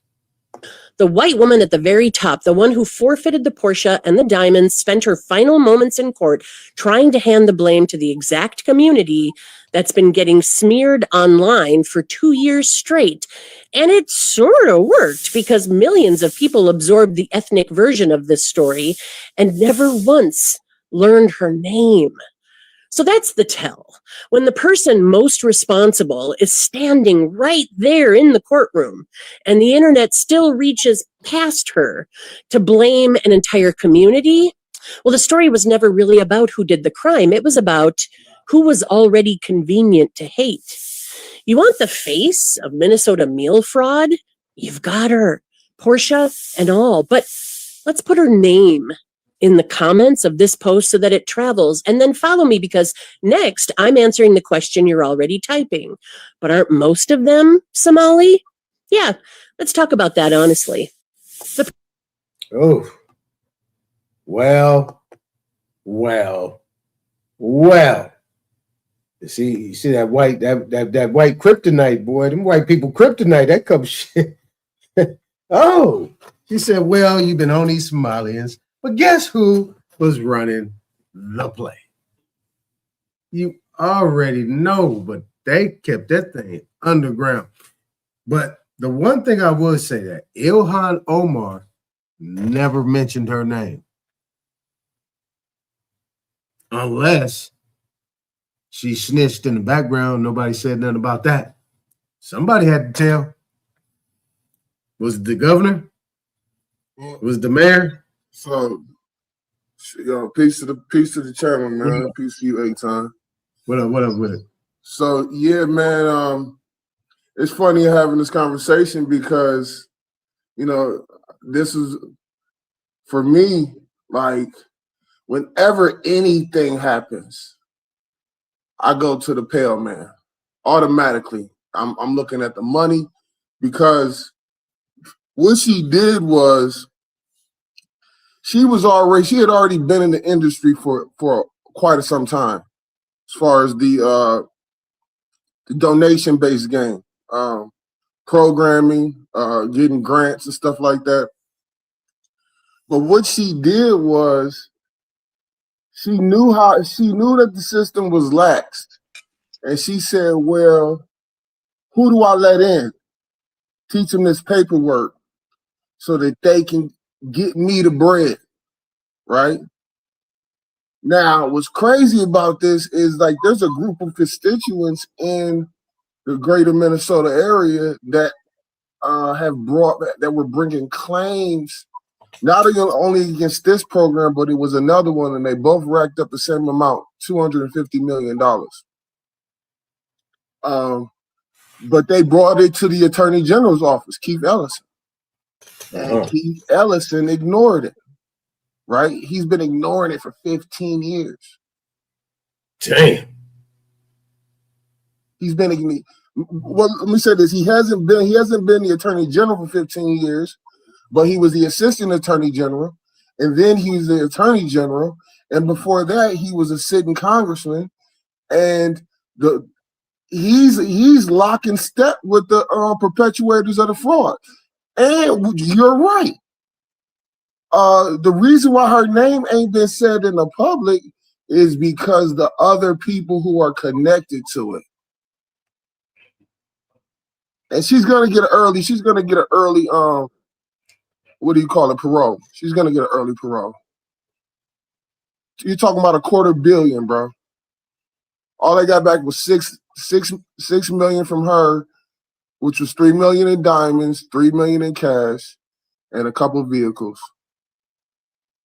Talking about $250 million, bro. So, yeah, man. Jeez. That's just her. There was actually underneath it her was another Somali guy who she taught everything to, and he ran it up for a $250 too. And they gave him 20 years. Yeah. So yeah, man, it's the money. Money is the root of all evil. You know what I mean? You know, and they now is the Somali community innocent? No, because they're playing along, but they're getting the little bucks, and these so-called whites, man, I got into a discussion at the gym. This white guy, he was talking about how he was so pissed off at the Somali community. I'm like, hold on, bro. You need to chill out. Be like, you guys are the authors of theft. You know what I mean? You guys are the authors of manipulation and contractual. Like the man just said, the judge picks the 4 attorneys who are all going to get 5 bonds. Mm.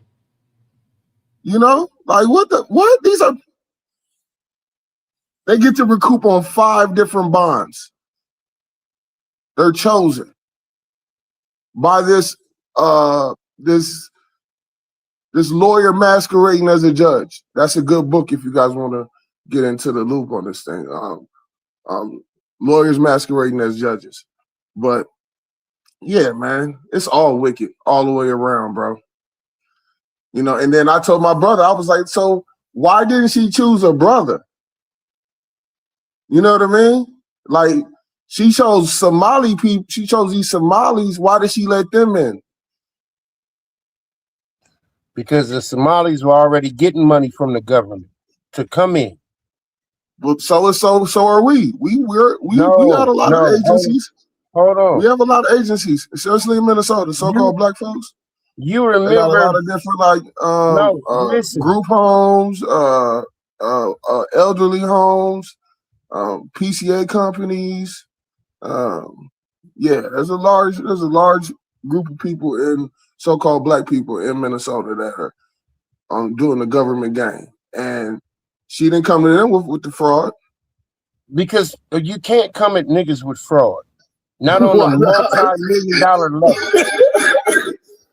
Not on a multi-million-dollar level. Hold on. Specifically, all this money is coming from the government.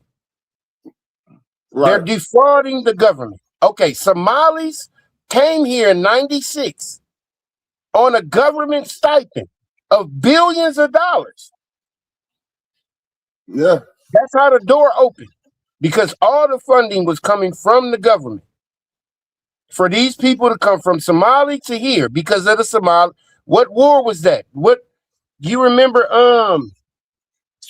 What the fuck? What, Black Hawk Down. That's all that. That's what that. All the people that was left after that was over came here, and the government paid for it. Yeah, they specifically came to Minnesota. Hold on. Let me ask a question.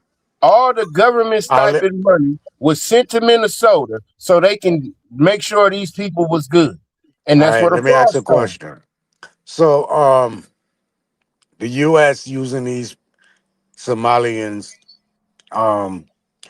routes, lands, shipping lanes, fishing lanes, all of these things to move billions of dollars of product a day.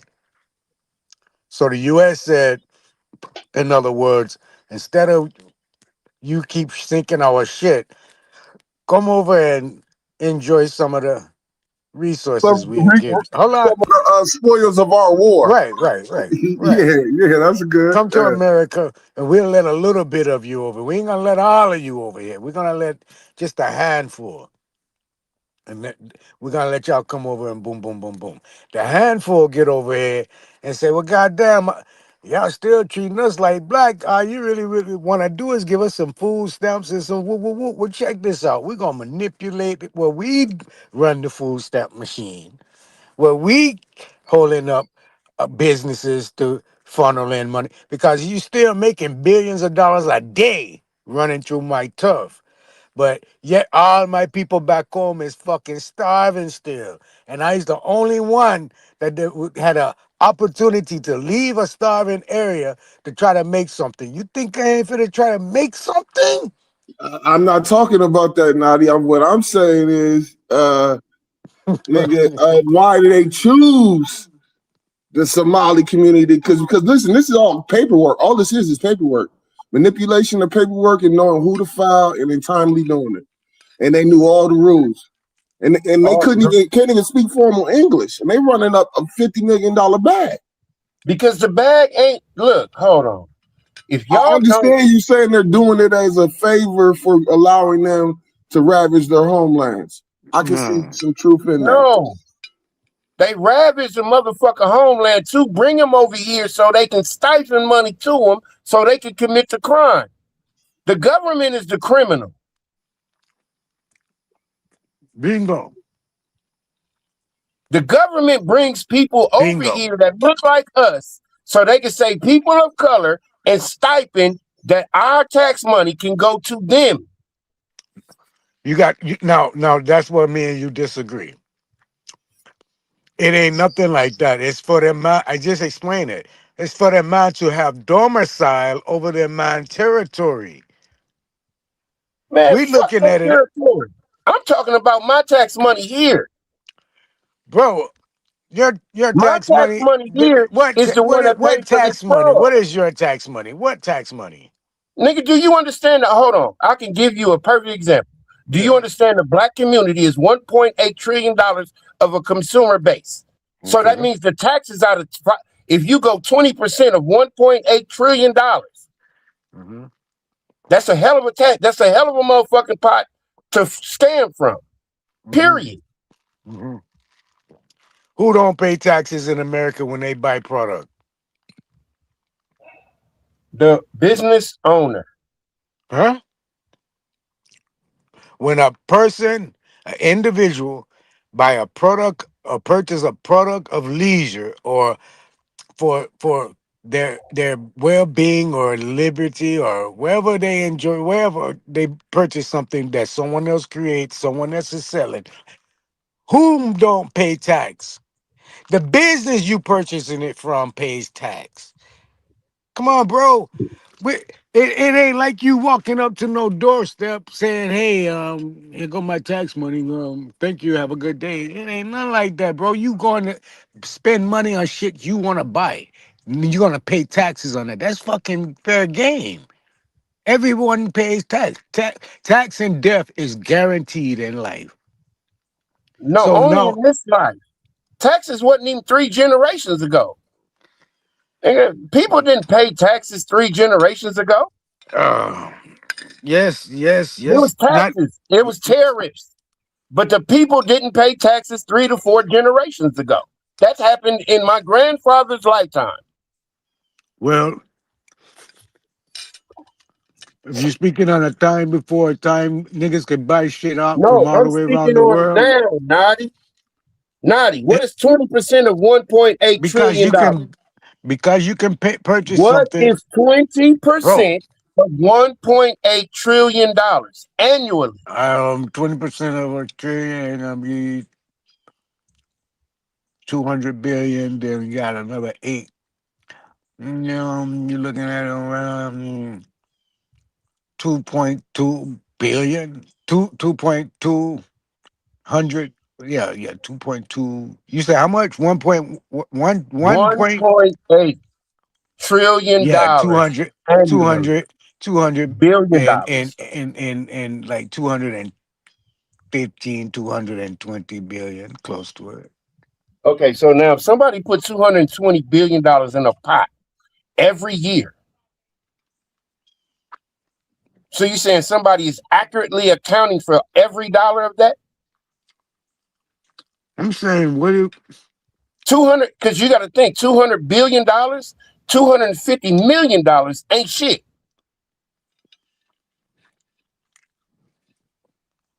bro? You paying for all them taxes that you call yourself paying for commodities? You call that tax? that you're paying, that little tax right there ain't nothing.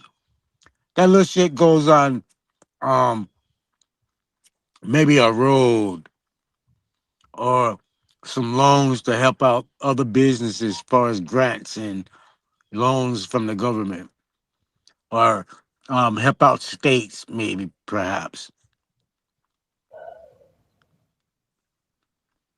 The money that's coming in to the military, that's from the dead people.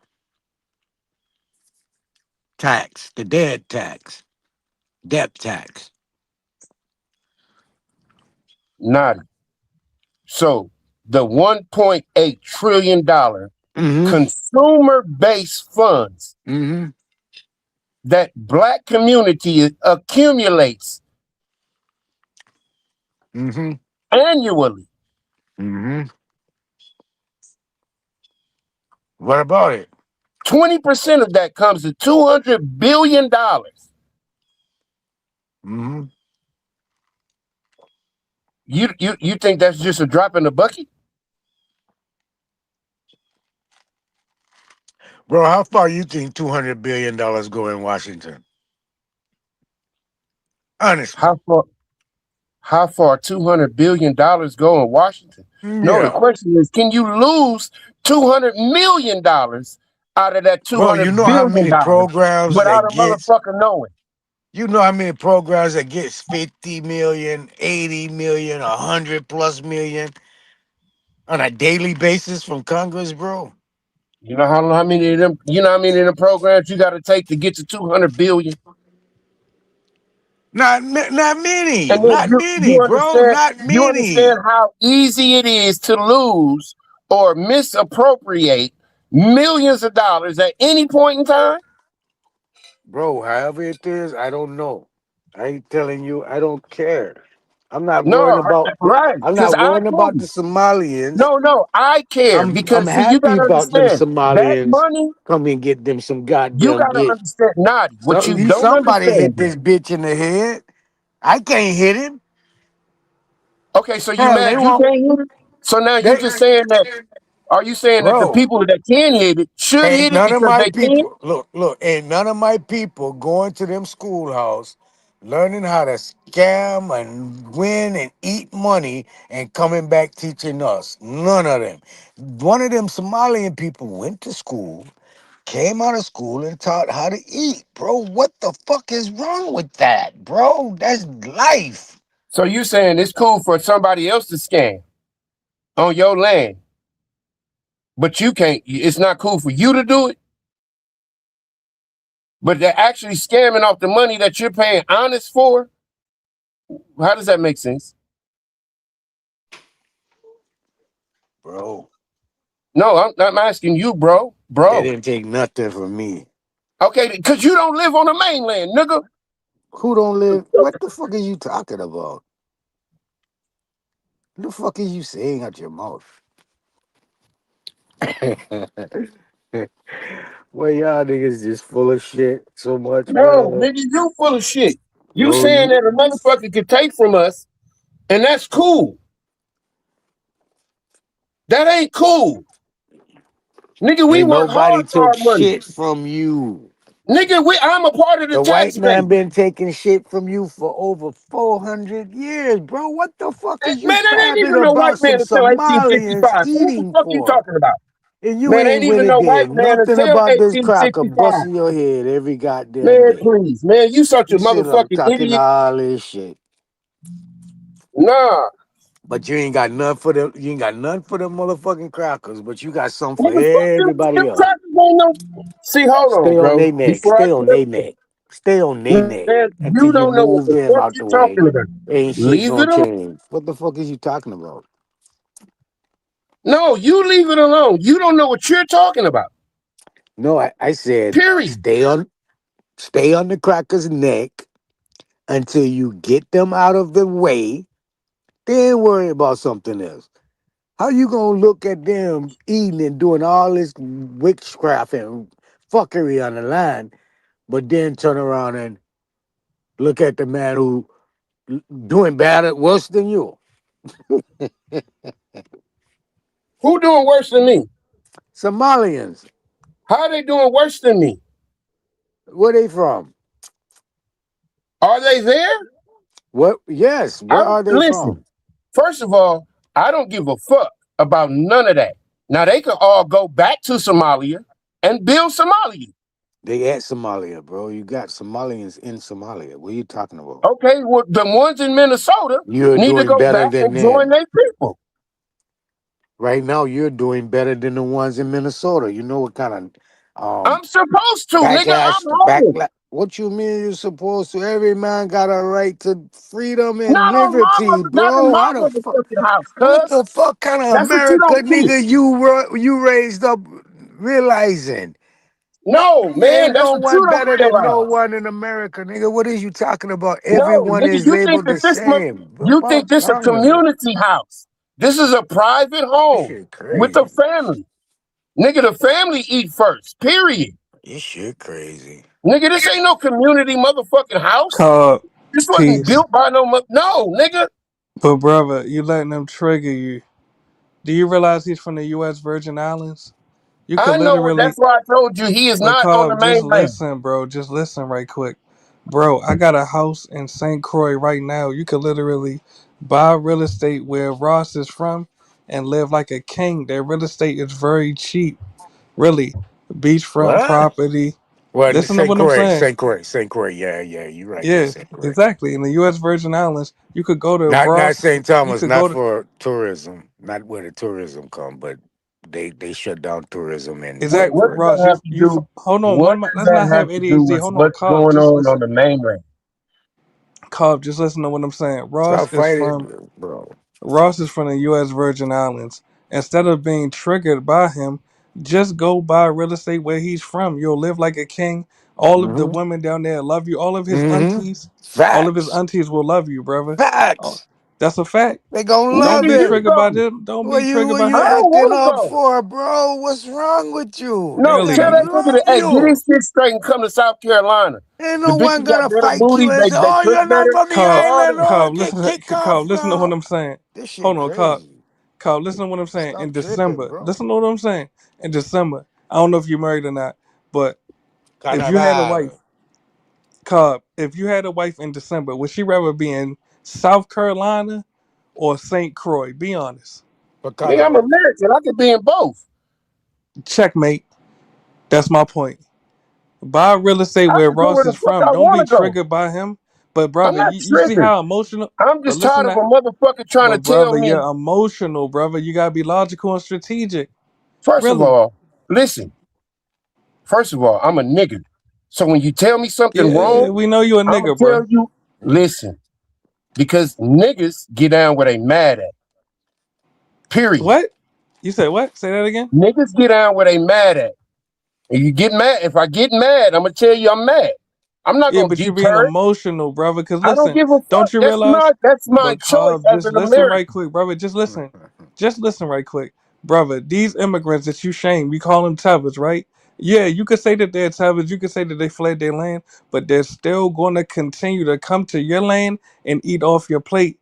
My solution to you Go is eat off go they plate. God damn, go eat make a off their way, plate, bro. brother. Become a cargo ship holder, nigga, and Go eat move off their plate, cars to brother. everywhere. First of Move all, shoes, Exactly, okay, move brother. hold t-shirt. on. Hold on, Stop. Ross. Let me say this. Hold on, This Ross. Let me shit say this one. That crazy. it'll be one God. sentence. Cobb. My whole point is go buy real estate where the immigrants come to the U.S. from.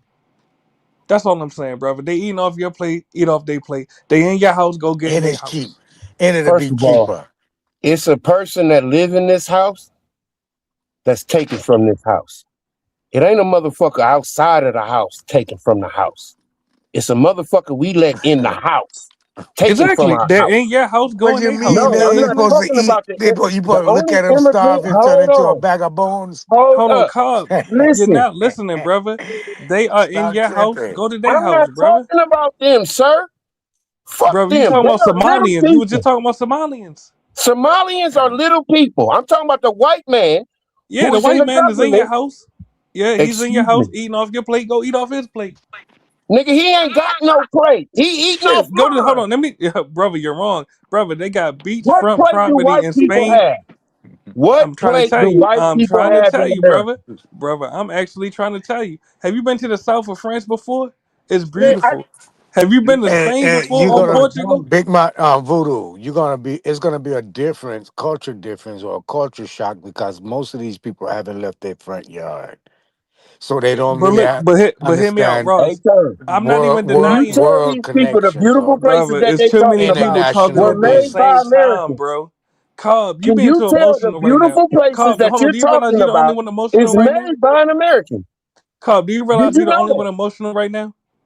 Okay, I'm the only one who cares about where I'm You're the only from. one emotional, brother. Okay, you're the Brother. only one that's telling me to go other places. Yes, Fuck other because the places. foreigners are in your house, right? Oh my God. And Nigga, eye who? for an eye. Don't Okay, get mad, get even. Don't get mad, get even, brother. Do no, you understand that? my even is everybody gotta go. You ain't even And got to that'll be never Get the even. fuck happen. out Work of my house. business. Cobb, that'll never happen. Why? Because it won't. Sound like you Brother, the cheering white for the man been wrong over. motherfucking team, ho. Cobb, just listen, Who brother. Just team you listen. cheering for? Are you cheering for Cobb, just us? listen, Or are you brother. cheering for them? Brother, I'm giving you advice. No, nigga, you can't. I'm a grown ass man. I got a Brother, life. I'm living it, brother. I'm in You Puerto living Rico right what? now talking to you. You telling me that I can't tell white people to leave? I'm saying you could tell them they're not gonna go. Why not? You don't Nigga, want have them to they go? went? They've been in your house over Do you 500 want years. them to Have they go? left? Do you They've want been in them your to house. go? Cobb, listen, Answer the brother. question. Would They've you been in like your them house to over. go? I'm trying to answer your question. They've been in your house over 500 years. Have they left? Would you like them to go? Yes or no? Of course, but they haven't left. Okay, stop. So how do you come up with a plan for them to go? My plan is to get in they shit, brother. Are you not listening? See, what shit do they have? I was trying to give you some examples. Now you got the south of Yeah, France, please tell very me. beautiful, Please give me brother. an I'm trying to example. answer your question, Cobb. You're being Okay, go ahead. emotional. Let me Go answer your ahead, sir. question. Let me The hear your south of example. France. I'm trying to answer your question. The south of France, very beautiful. You could go to Lisbon, Portugal, very beautiful. You got Sevilla, Spain, very beautiful. Tropical climate. You even got Greece. You got the Madeira Islands, brother. They got beautiful islands up there in Europe that have a Mediterranean climate, brother. Additionally, you know what I mean, you talking about Latin America right there. Latin America and the Caribbean right next to you.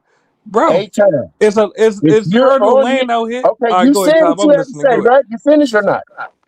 No, I was You still finished? talking, but go ahead. Okay, go ahead. I was Go still ahead, talking, keep but go talking. ahead, brother. Go ahead. No, Finish bro, I giving want to your get to your example. point. What is your point, brother? I'm Okay, listening. A-Town, can you please tell this young man that the places he just called out are actually developed by our people? So you're proving my point. Your people went to Europe, right? No, Okay. oh my Hold God. on, listen to what I'm saying. You said that those places that I just named was developed by your people, right? Right? Cobb, are you listening, brother? I heard exactly what you said, sir. Okay, so brother, if your people already been there, you shouldn't be afraid to go there. Can you understand that, brother? Or you could just Because, cry about okay, so foreigners in so your house for the so do rest of you your believe? life. Hold on. Okay, so where are the Europeans from? Where are these white Europe, brother. Europeans that's They're here on this from land? Europe, brother. Are you saying they're from all these different places you just named? Definitely. Okay, so how come they don't go there? Cause they in your house eating off you. Dumb nigga. Are you Okay, not listening? so now, if you know, as we the dumb niggas, because they eating off of us, No, you're the isn't dumb that nigga. our agenda? To get them out of our house to stop eating off of us? I'm saying you could try. Hold on, You your could audio try. just went out. I can't hear you. I'm gonna drop down and come right back. It's stream, y'all. I'll be right back. I promise, bro. Man, motherfucker, man, everybody got this white motherfucker, so he can't be stopped. But everybody else will tell, man, come on, man. I'm tired of deflecting. Nigga, this is my house. Act like it's your house.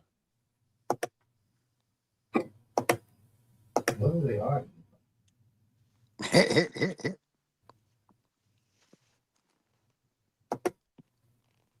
Trey Cobb. He said he on fire. He looking for the first thing to hit.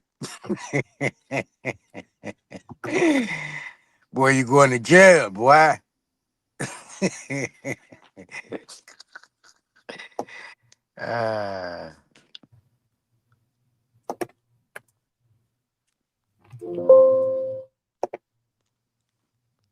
See, I know what the copper color racist means when they defined it as American in 1828.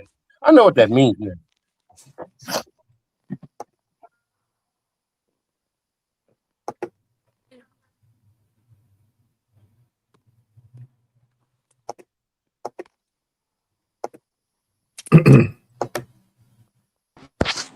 Yeah, bro, I'm back, bro. But bottom line is geopolitics. They're in your house. Go to their house. They eating off your plate. Go eat off their plate, bro. Stop crying. Really, bro.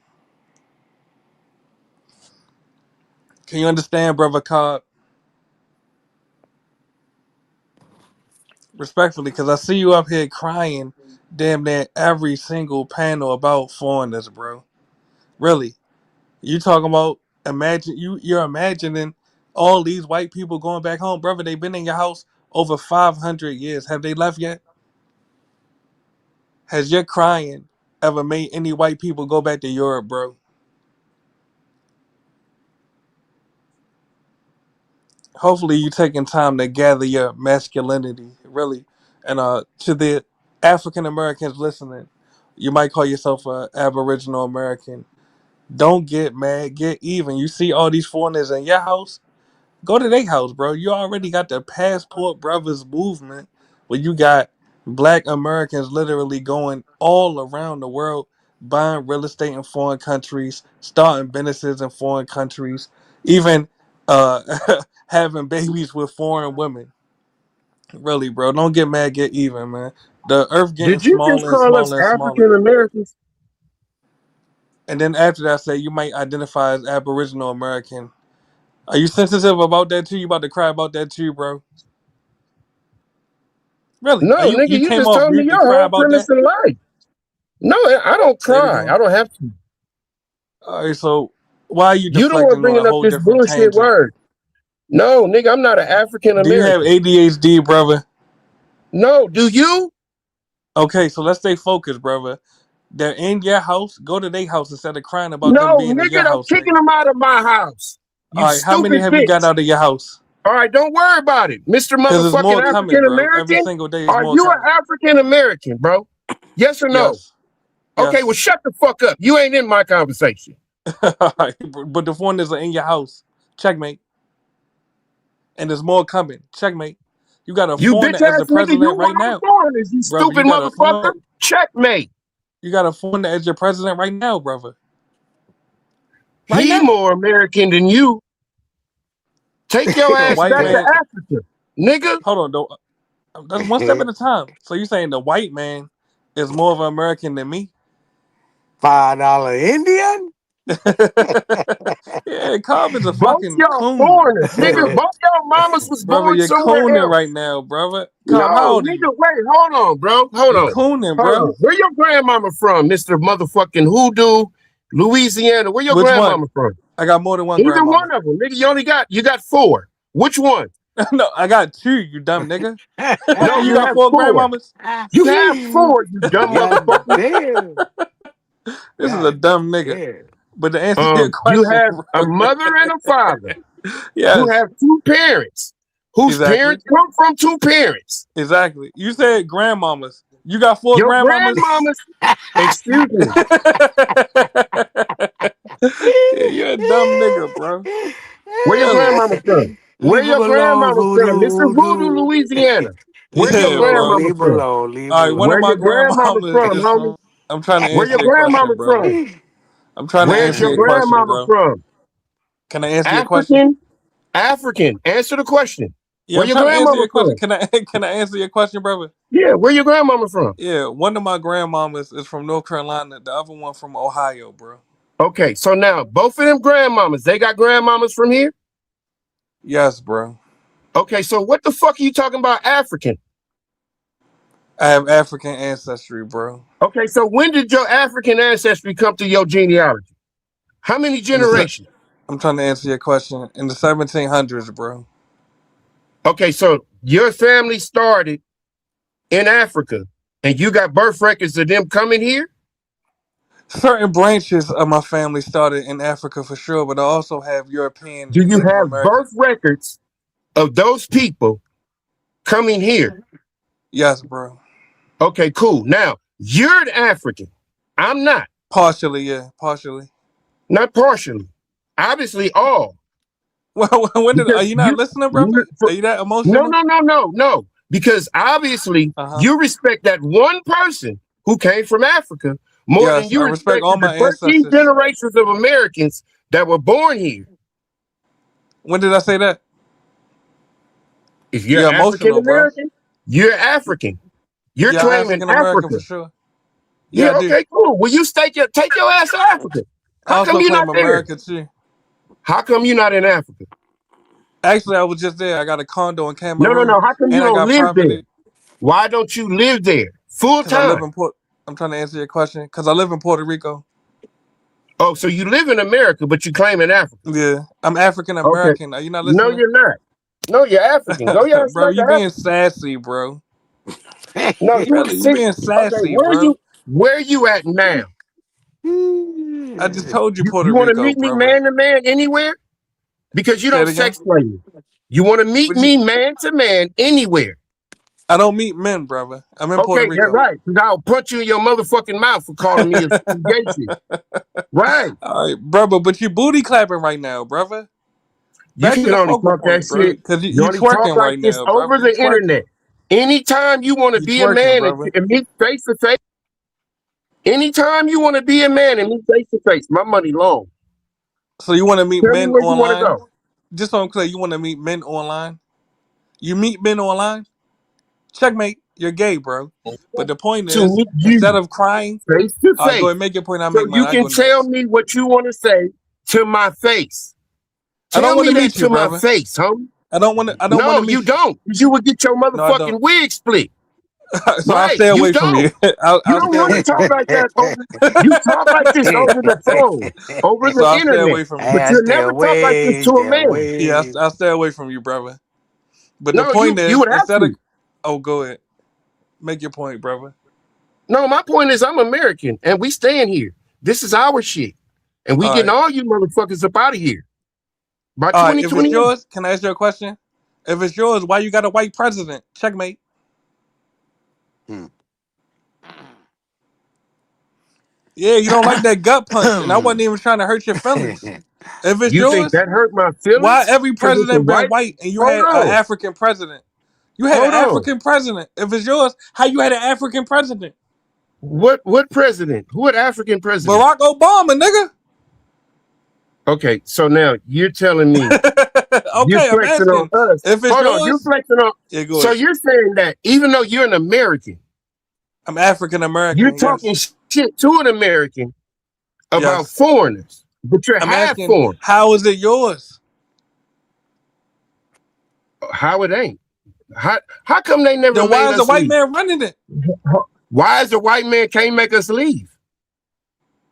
You can't make the white man leave. Why can't the white man make us leave? You saying he running it? You can't make the white man He's leave. running Checkmate. it. Remember, Mr. Bad, mighty white Uh huh. man. He's your president.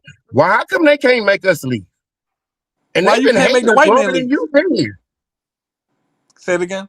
How come they didn't make my grandmother leave? My great grandmother? How come they couldn't make my great grandmother No, I leave? agree. You're How from come? here. I agree. You're from No, here. no. How come these white people can't make us leave if they running it like you say? No, I don't think the white man's all powerful, but I'm saying he's the president of your land.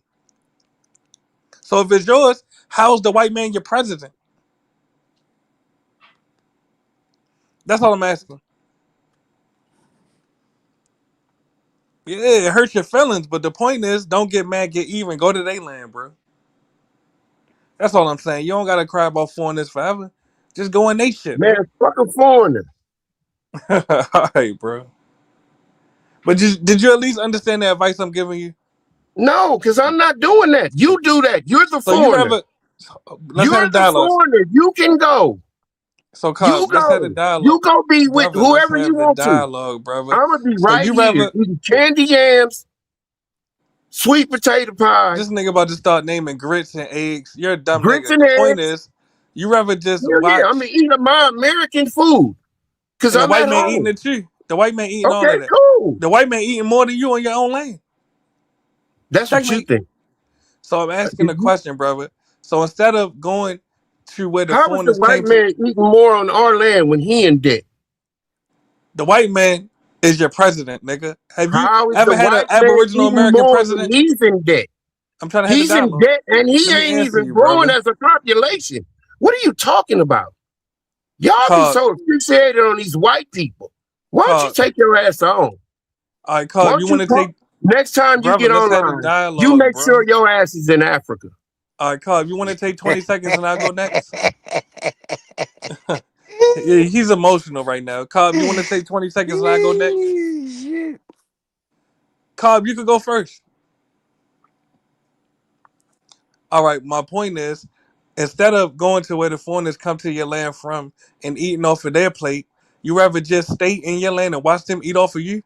The total number of majority black communities in the U.S. is decreasing rapidly. You're losing everything. Why not go to their land and take something from them?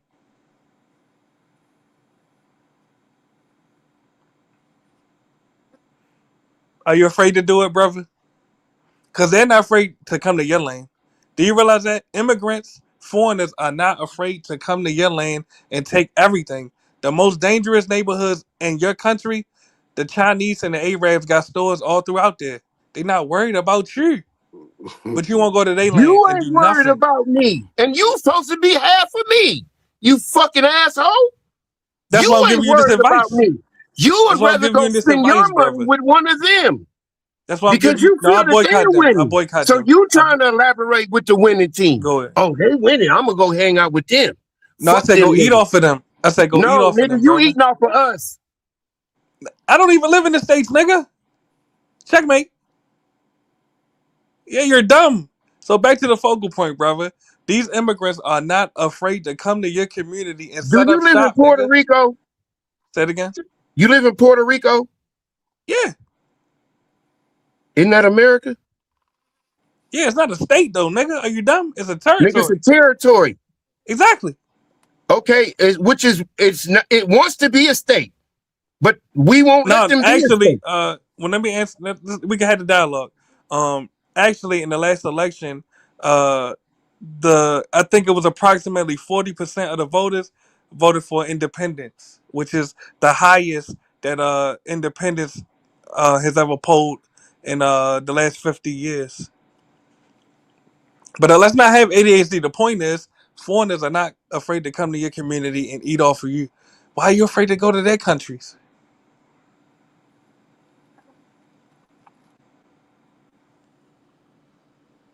Why can't we just have the foreigners to go and we can eat off our own food? They Why haven't is that a left, problem? brother. There's Why is more that a of them problem? coming. So now we start a campaign, right? Hmm. Would you be down with the campaign for them to go?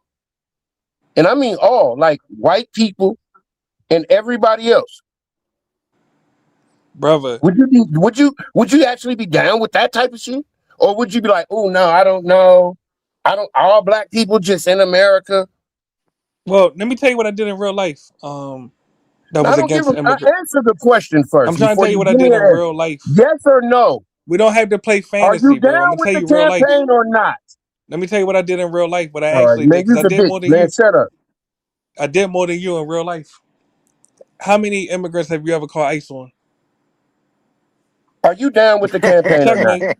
Are you That's down checkmate with the right there. campaign or not? That's checkmate right there, You brother. In can you real say life, yes or no?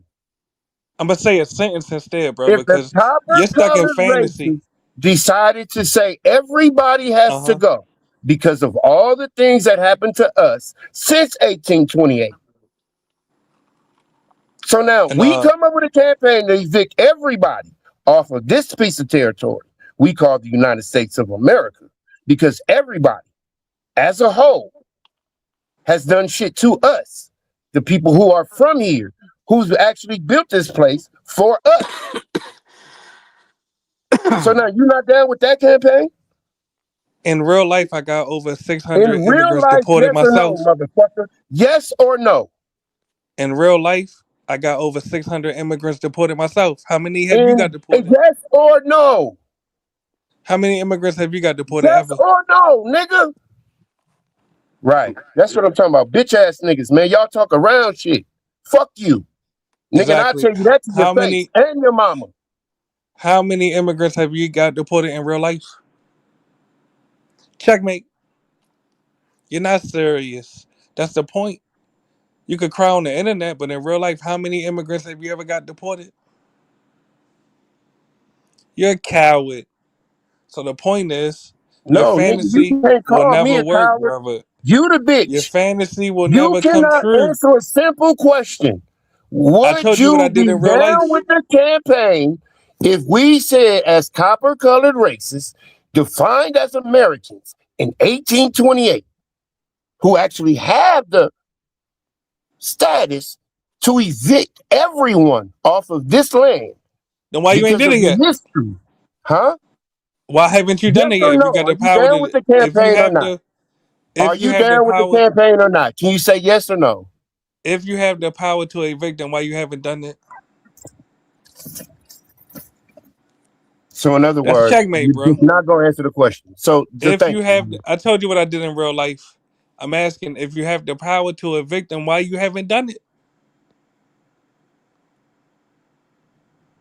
Really, you're laughable, bro. You're a child. You're a coward, bro.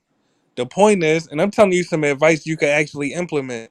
Instead of crying about them being in your house and you can't get them out your No, house, nigga, you need to go to read their the chat. house. You need to read the chat. Nigga, they telling you you's a bitch too. Brother, I don't need Fuck what that you talking about. gratification. Hold on, Nigga, you need you's a other men's bitch, man. gratification? Go. Hey, as a matter of fact, Hold on. take You that hear what she? Louisiana. Look, take that Louisiana shit off your Hold on. motherfucking I line. just, Cause nigga, I'm from heard New what you Orleans, said. nigga. Hold on, brother. You can't claim You said, Louisiana, nigga. hold on. You said that they said I'm I'll a take bitch that too. from you if I seen you. Hold on. You said that they said I'm a bitch too, meaning you a bitch. No, You nigga, said that you they won't said I'm a answer the bitch too, question. meaning you You also will a bitch. not answer the Why would you question. repeat that? Why can't you answer the question? You will not answer the question. Are you You're with a it or fucking not? idiot, If the bro. copper color The racist chat said called you a everybody gotta bitch, go. and then you said they said Yeah, that's I'm a bitch too. you know what's funny? I bet you any money you fuck with a white girl, huh? Or a Mexican. All my baby mamas mulattoes. Checkmate. Oh, okay, so you fuck with white bitches. Yeah, they mulattoes, No, respectfully. you white bitches, nigga. You can't trigger me, bro. How many baby mamas you got? Checkmate. I got one with 3 kids. With other One. niggas? She got 3 kids with other niggas? No, she got 3 kids by me. Much respect to you as a father, man. From one father to the next, And man. she's a nigga. 100. She's a nigger? God damn. 100. Both her parents come from, both our parents come from. See, we don't fuck with white people. See, my grandmama told Yo, me don't bring a white woman home. much See, I guess respect, her bro. grandmama was different. I don't know why you called your baby mama a nigger, but that's crazy. You know what I'm saying? No, I'm a nigga, and she's a nigga. You called See, her a we some nigger, and niggas. I don't Wouldn't understand you like why, to be a brother. But nigga too? You wish you was a nigga. all right, bro. Is there anything else you want to vent about, brother? You ain't no chat. What you mean, vent? Nigga, you left. You the one. The more you Hey, where talk, you the from? more Where you you from, sound King? like, hey, Where you homie, from, King? I'm from where I'm Maryland. Where you from? from, brother? I'm from New Where you Orleans, from? Louisiana. That's where I was born. Raised in L.A. Brother, you from New Now Orleans? I Y'all live got a in Las Latino, Vegas. brother. Y'all got a Latino mayor in New Orleans right now, brother. Literally, it's a Latino mayor in New Nigga, what do Orleans you right now, care? brother. Why do you care? Brother, my Why do you point is they're care? in You your live in house. Why Puerto you want to go to Rico. their house? You live in Puerto Rico. Stay your ass in Puerto Checkmate. I'm Rico. in their When you house. leave Puerto Rico, take your ass to Africa. I'm in their house, brother. That's my point. Why you want to go to their house? Nigga, you in everybody's house but your own. Checkmate. You in Checkmate. everybody's house but your That's how it's own. supposed to be. They in my house. Why I can't go No, to nigga, their that means house? you ain't got no home, you stupid bitch. They in your house taking over your house. You ain't got a house, nigga. That's why you crying. Checkmate. What part of LA you from? Black people only 8% of LA population. Oh, the brother, he dropped down because I was cooking him. God damn. Well, all right, family. Much love to y'all. If you're listening and you're Black American, buy real estate in the nations that immigrants come to the U.S. from. It'll only benefit you. That U.S. dollar stretches further. But I'm gonna drop down. Much love. Peace.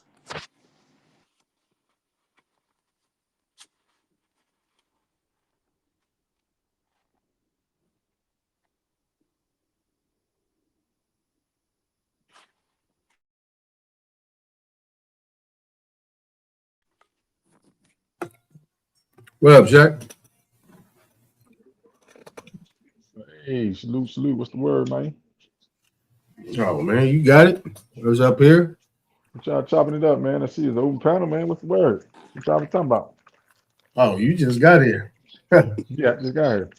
Oh yeah, a little bit of everything, but mostly just last thing. Mulatto was just up here with. They was talking about America and different aspects of it. Mm-hmm. I had The good, bad, the a ugly. couple things. Well, really, it got started was I put up the video on this. They found out that they revealed that actual white woman or Jewish woman was one that was running that little scam out there in Minnesota with them Somalis and shit. Until they just took off from there. Yeah. Somebody plugged them in, huh? Yep, and they hit her. They put it all on Somalians. They put that on the front street, but really the white woman, I'm just gonna call her a white woman, was behind all that shit. She just got 40 years. That's good. That's a win. Mm-hmm. Damn. Yeah. 40 years on some fake money. That's so fucked up. Hey, man. It's fucked up, though. It's Hey, fucked Tom, up. you got to keep these foreigners off your channel. It's an open panel today. I can't rate. As long as y'all ain't disrespecting each other, y'all good. Hey, he is annoying as fuck, though. I'm telling you, I didn't have my before with Mulatto. Oh, you talking about your boy? Hey, well, I mean, the more he talk, the more he let you know, nigga, he ain't on your team, nigga. He gonna be at the meeting, nigga, plotting against you. Because he actually played for the other team. He respect the other team. But he good enough to get in the mix so he can see what the fuck is going on, so he can report back to the other side. Exactly. Well, I'd have handled him a different way, though, D. I had him good. So, man, you went straight it's for time the throat. to this shit to LA, like, nigga, it's time to put hands on niggas. Okay, I know you went straight for his throat, though. It's cool. It's cool. Wait till I get all these niggas that's gang banging. Wait till they understand what the fuck the 1828 definition of American means. Wait, nigga, that's my army. Both sides. Mm-hmm.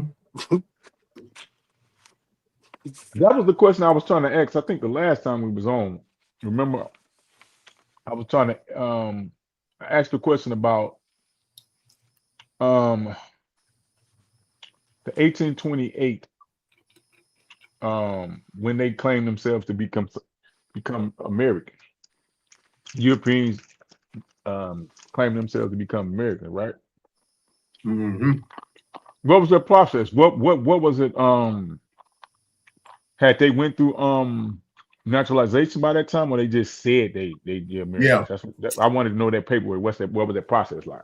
Yeah, naturalization in 1790 pretty much got completed. Everything pretty much got completed. 1798, time 1828 came around. You know, they throw them when you see it in the dictionary. That means it's applied to society. If it ain't in that dictionary, it don't apply. That's maybe what they was probably utilizing amongst each other. You know, prior. You know, when it's in their own circle. They got it implemented. Because actually what I did, Shaq, is I went into the 1865 Webster's Dictionary and showed some contrasts, some comparisons and contrasts, and the word white did not apply to white people. Well, didn't apply to a people or a person in the 1828 Webster's Dictionary. You know what I'm saying? So what did it apply to? What was it referencing to at the time? Well, I can do you one better. I can show you. Yeah, pull it up. The reason why I'm asking, because we're still going off a lot of these labels, these political labels, like I said, Democrat, Republican, white, black, colored. These are all little political labels that really don't, they mean something, but they really don't mean that. You know what I'm saying? And if you identify with it, then you fall into the trap, in my opinion. Yep. There it is on the screen. So basically, this is white, 1828. Being in the color of pure snow, snowy, not dark as white paper. A white skin, pale, destitute of color in the cheeks or of the tinge of blood color, as white with fear. Having the color of purity, pure, clean, free from spot, as white robed, innocent. Well, we know they ain't good. As white hair, a venerable man, white with age. 5, pure, unblemished. 6, in a scriptural sense, purified from sins, sanctified. Psalms 51:7. So there's no white people here. Now, when I came over here to 1865, so when I go to the word white, what was that? 1588. 1588. White. So it's actually right here. So we go to the noun. So we go to the noun of white right here in the middle, right up the top, middle white, middle top. Let me blow it up a little bit more. We come down here now to number 4 on that list, which is the noun. It says one of the white race of men. So now they're calling it white race of men, but this white is all in lowercase here. Lowercase, so it's not a capital W, so it doesn't actually denote a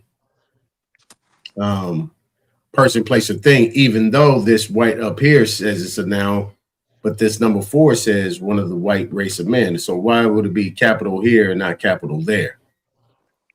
Because the capital WHITE deals with a lot of other different definitions versus number 4, it being in one of the white race of men. So white noun means one of the white race of men. What does that mean?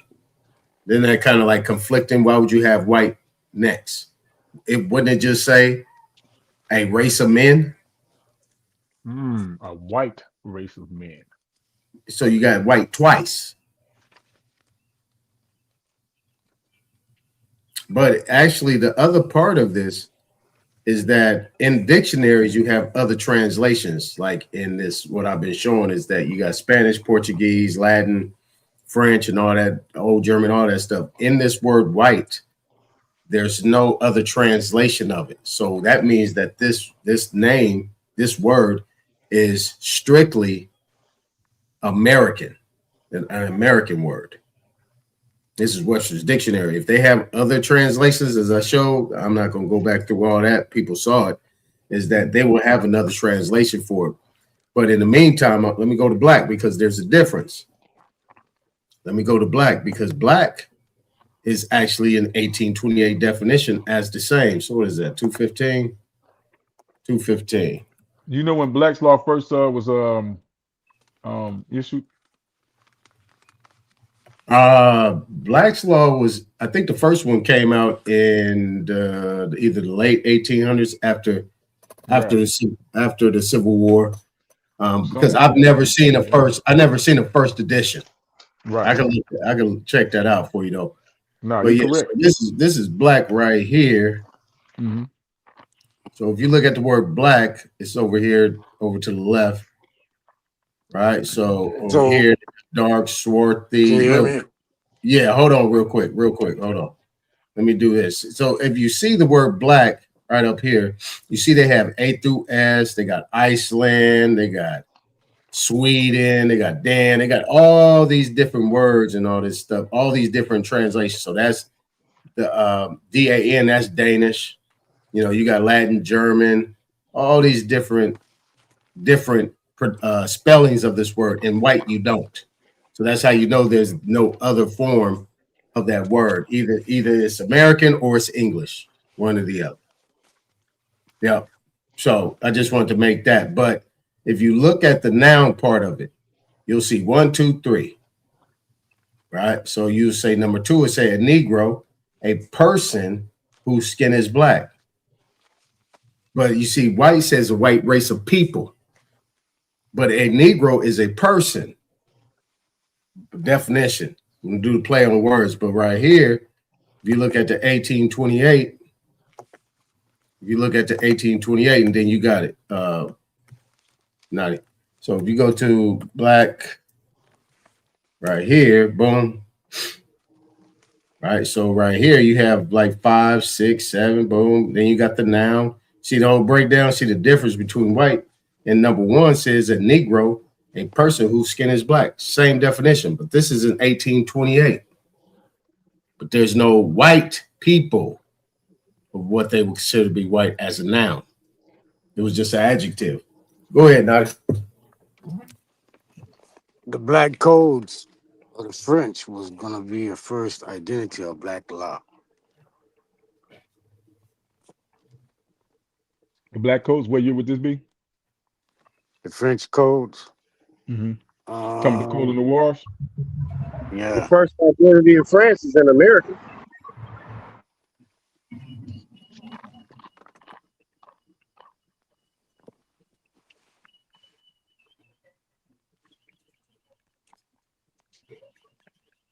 I know 1442, the Portuguese were using Negro to describe a group of people in 1442. Mm. But did you notice that difference though? What I showed you, Shaq? Yeah. So black is in the 1828 dictionary. I don't understand why these Pan-Africans ain't never used Black's law. That's why I say, that's why I laugh at them.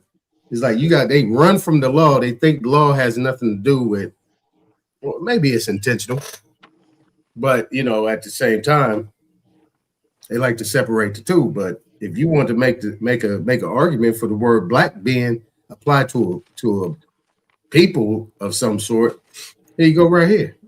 Use a dictionary. But this says a person. So we know in the United States, a person is a how would we call it? You know, a form of an indentured servant. Isn't that a fiction? It's fiction. Yeah, it's a fiction. It's not a people. No, person and people aren't the same. Let me ask something. No, I'm saying like a human being. It's not a human. It's not an actual living existence of a man. Person is an entity. Mm-hmm. That's why it's not a noun. Yeah, that's how I view it. Yeah, but it's just an adjective, right? Black? No. Or pronoun. It's a noun. Remember, a noun is a person, place, or thing. Uh-huh. A person is like a thing. Okay. Things can be black. Yeah, person, place, thing. They say a person, place, or thing is some form of an entity, but is it considered to be flesh and blood? I would say sentient. I don't know. Not in their definition. What the United States says, a person, whether it be natural or otherwise, is either an individual, corporation, trust, estate, partnership, association. Those aren't people.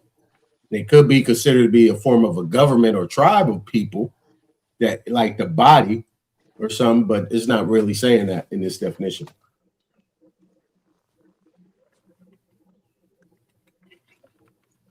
Were you gonna say something, Nadi? Yeah. a little bit off subject, but I put in a verified motion for impartiality inquiry and in the alternative motion for dismissal maybe about 3 weeks ago, and I've been waiting on a decision. I go and view it on the case file. They done took it off the fucking docket, out of the jacket. They done took it out the jacket, bro. Did you completely? It's gone completely. Did you get a certified copy of the document before it happened? Yeah, and I got a picture of it. Okay, well that's all you need. Of it being put in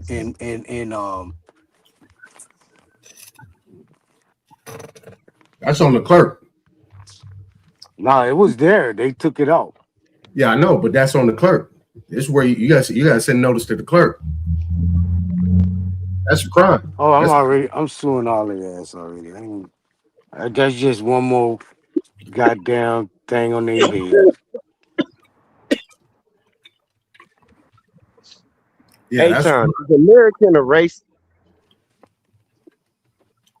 Doing so much crooked shit wrong here. God damn. Is Chinese a race? Is Asian a race? Is African a race? Right. Hey, but wouldn't that be failure of due process automatically? Yeah, automatically. That's fraud.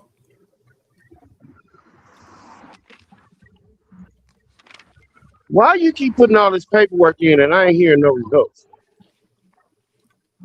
So you got to know how to fight. Well, nigga, how long you been fighting? Nigga, when are we going to hear about a win? Nigga, I just started this shit. What the fuck you talking about? What you mean? You just started what? I thought you've been fighting for years, buddy. This ain't just April thing. What the fuck you talking about? Oh, okay. So you ain't been fighting for years. You just been on the internet for years, talking the same shit.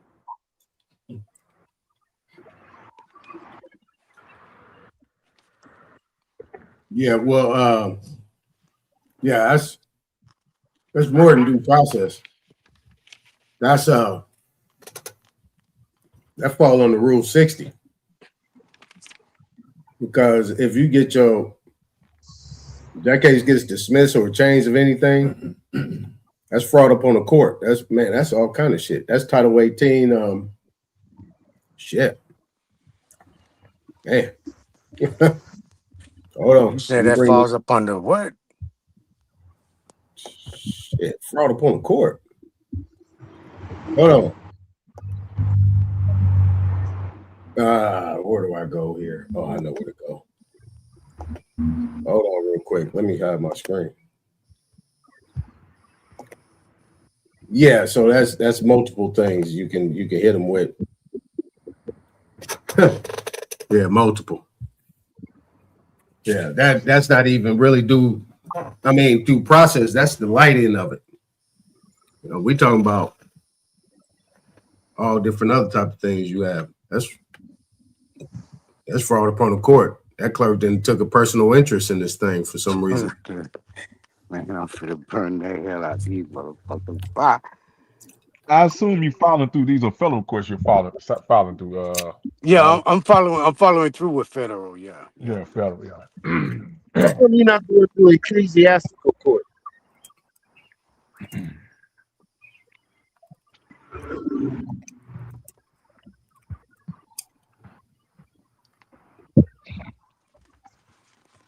Naughty. Yo. How come you're not going through ecclesiastical court? Because I'm not part of the clock. You do know ecclesiastical court is the highest court in America. Who falls up under ecclesiastical court? Actually, only the biblical lineage of the. What is legal term for ecclesiastical court? What is that? Oh, ask Aton. He'll tell you. No. I asking you. You brought it in. I don't know nothing about. I don't know nothing about no ecclesiastical court. I'm asking you. Explain the ecclesiastical court to me.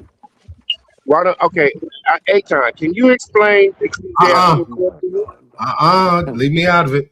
I'm looking for something right now. You try to bring me in. No, nigga, What Aton you can't tell do us? What you shit tell for us, you. John? Look it up. You done Look it up. got your mouth done got you in a whole heap of shit. Nah, I want to know what this ecclesiastical court Look is. it up. It doesn't exist. Look it up. The computer Look telling it me it up. don't exist. What you tell us? Look it up. So since you don't know about it, look it up.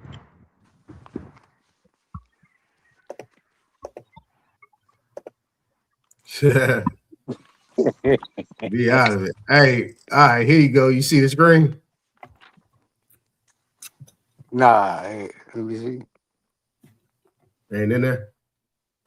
Oh, where am I at? Yeah, it's blocked. Why?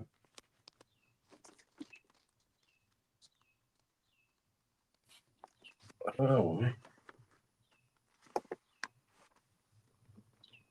Hold on, let me stop screen. Share screen. Boom.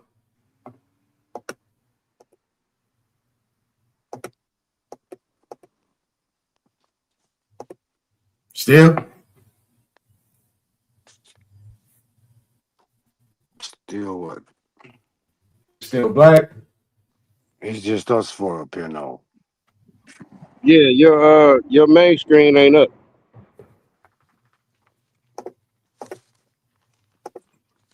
All right, let's try it now. What it look like now? There we go. All right. It's up All now. right. You see that? See that, Nutty? I see a screen. What I'm looking for? Let me see. Look at the screen. Order. Oh. Got it?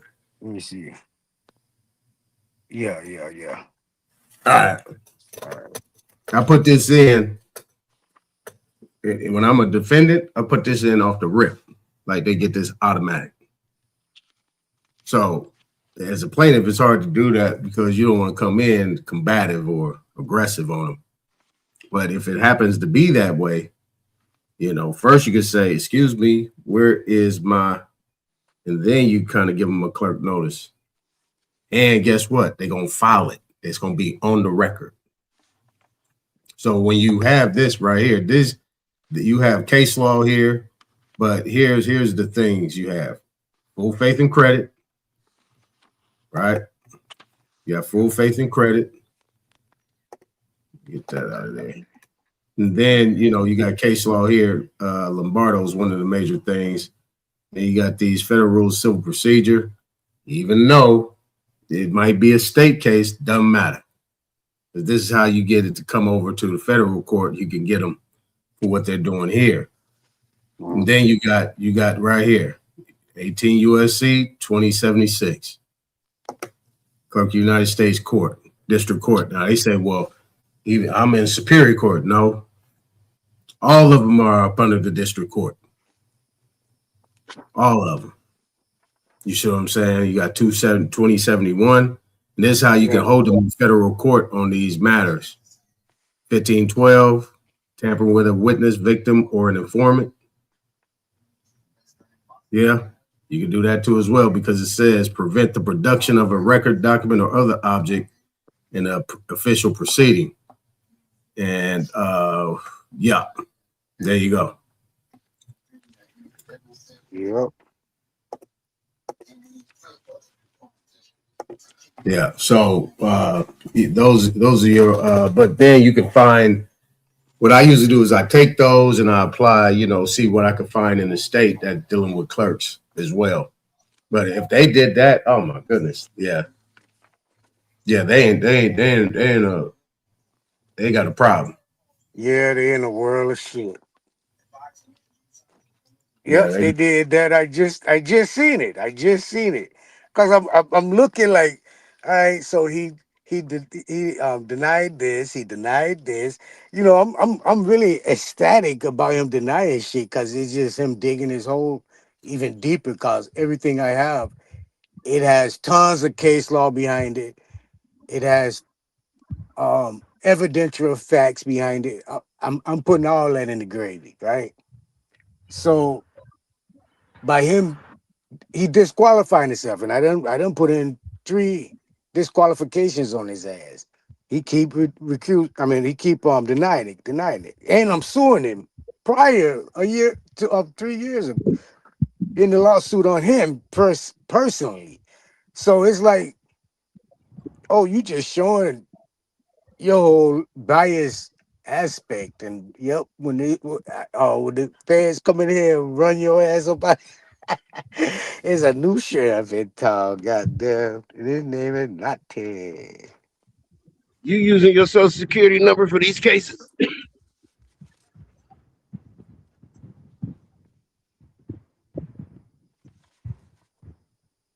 Are you filing these cases under your social security number?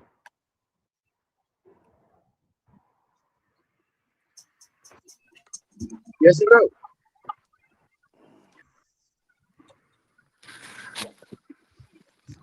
Naughty. On the grounds of the Fifth Amendment, Naughty. Are you filing these cases under your social security number? Yes or no? I think he's pleading the fifth. Oh, okay. So that lets you know. Finish that. You pretty Polly, much what did he you say? playing Hold on, with what did he us. say? I ain't hear him. What did he say? Oh, go ahead. Ask him again, D.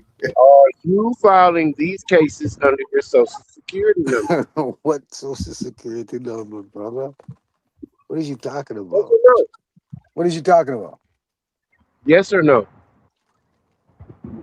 Filing under what? You go put a case down, you put your social security number in it. What case you dealing with? Child support? What you dealing with? Hmm?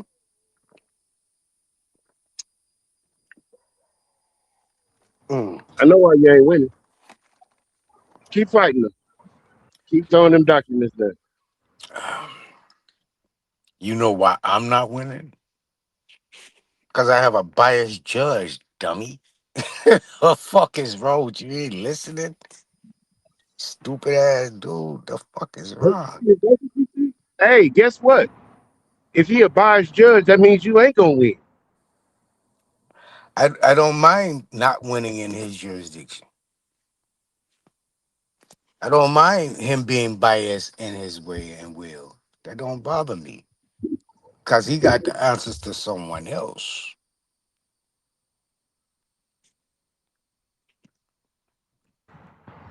And who is that, man? He'll find out. Who we got to answer to? Him dada.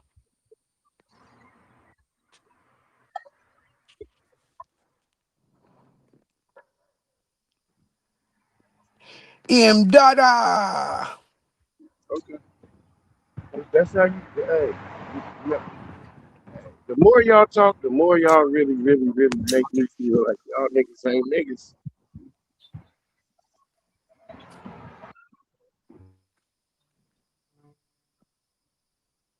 You got an alternative for him?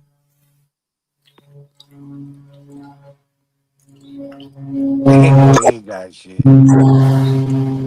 If he fighting the case using the social security number, he's in their jurisdiction.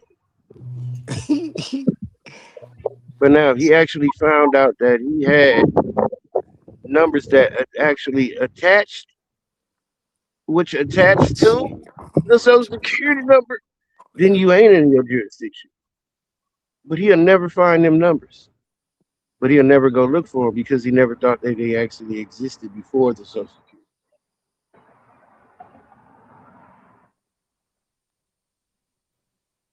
Now,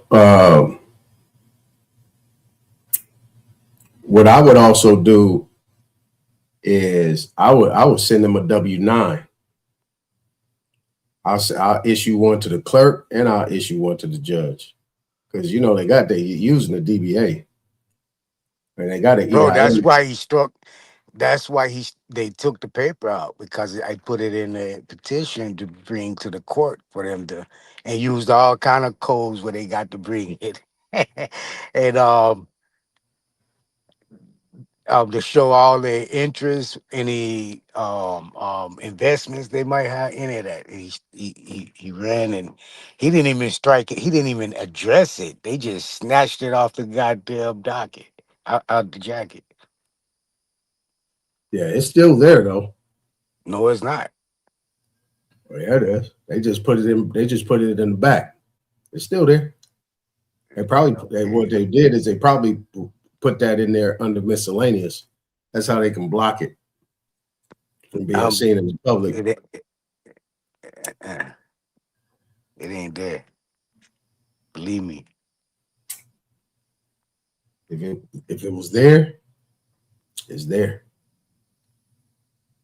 They just manipulated that docket looking like Bro, so in. when you go online, the docket prior to it is showing. The docket after it's showing. The document of that's in question, it's got a red lettering up top saying unable to access resource or some shit like that. That's right. If it was another doc, I put another document on a jacket prior to that with the EIN numbers and everything on it. And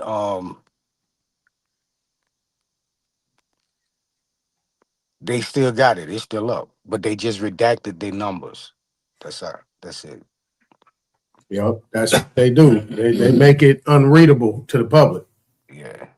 It's there, it's being referenced. But see, not this part. I didn't put any numbers. The way I stated the paper is like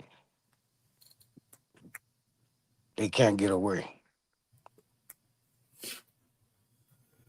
Yeah. Well, if that's the case, since they want to operate rogue, send them a Form 56. Yeah, I got that already prepared. Well, just don't sign it.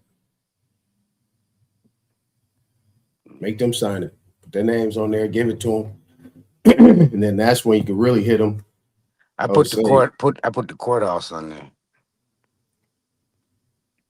Oh, because it's the court. Yeah, that's how they coming at me, like the state. I don't do an individual. Well, how I get around that when they try to run is you can also put the courthouse and their name in there, and then put in all successors and assigns. That's how you get them. So if somebody else comes in, they're still bound by that Form 56. You ain't got to reissue it. You said for who? All successors and assigns. Put the judge's name on there. 156 for that. 156 for the clerk. And so that will be the elected clerk. And all successors and assigns. And all successors and assigns. Or successors and assigns. So if they bring somebody else in, everybody got to fall within that line. You ain't got to worry about doing a whole nother one. And you put that on the 56? Yep, and a 56F. I give them both. Where you put that at on the 56? In the fiduciary box.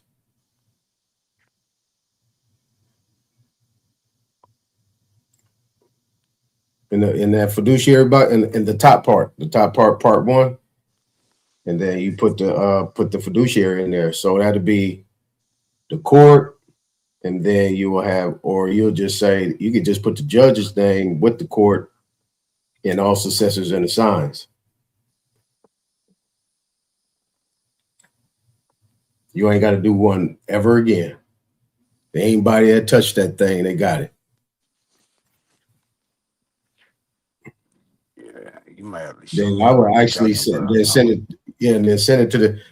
See, and when you do that, you send it to the Secretary of the Treasury, and you send it to the Internal Revenue Service Commissioner. It ain't gonna be hard to do because Scott Besson operate both hats right now.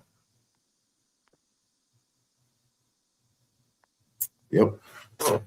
And then if they don't, because they register with the Secretary of State, the Secretary of the Treasury with the Treasury. So with that EIN number, that DBA, if there's no EIN number, now this is the cold shit about it. This is a cold one. If they ain't got no EIN number attached to that name, I got a serious problem. That means they operating under a fictitious name that ain't even registered. Because they don't have an initial, name is in all caps, or they might have an initial in there, but that's an abbreviation of their actual name. And then you grab their oath, and if their oath don't have their full name that they was born with, yeah, that's a DBA.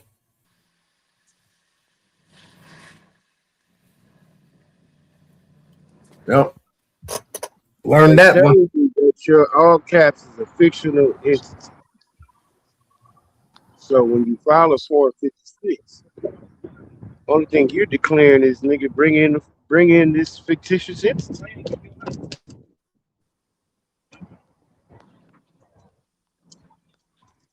Because I'm declaring that I am the fiduciary of this entity. So you're telling me you're charging this entity. Okay, bring this entity into court.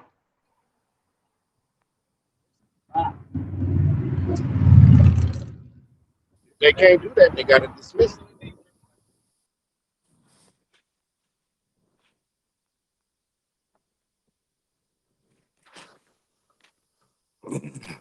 Okay, so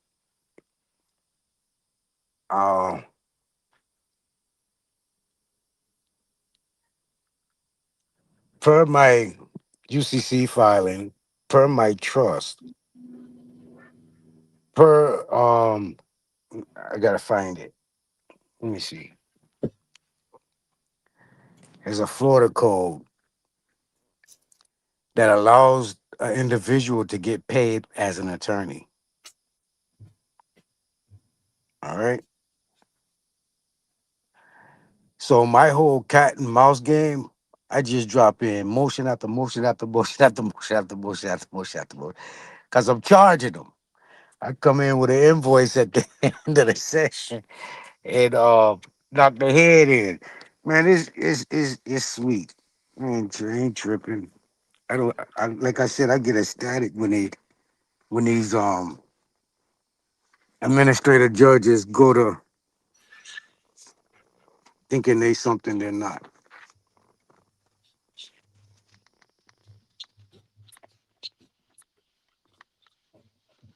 Yeah. Well, reason, like a lot of people like using feel more comfortable using Form 56. You can also use that 2848, and because they have where you have a partial appointment, but all this falls under the Power of Appointment Act. So you can even just give this Form 56. Yeah, you can even just do a general power of appointment and hold them to their fiduciary duties. See what I'm saying? Now, if they refuse, it's another thing you can do. Even with an attachment. You say in box 1, authority for fiduciary relationship, check box that applies. Mm-hmm. What you go to other?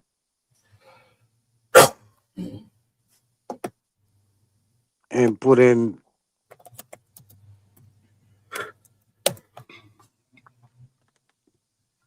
all successor and assign, or what? Yeah, I got it up right here. I usually put my name right there. Yeah, I got it up right my here. Estate. Oh, okay. Right. Yeah. See, but that's your estate. See, but this is something that's being done in the public. So in part 1, the fiduciary's name is going to be Judge. Come on, man. Well, I can't feel it. Oh, it won't let me. I won't let me feel it. Hold on. Let me upload it real quick. Let me just put that right here in downloads. All right. So I'll bring it up right here. The fiduciary is going to be Judge such and such. Judge ... of the Superior Court of California, Sacramento County,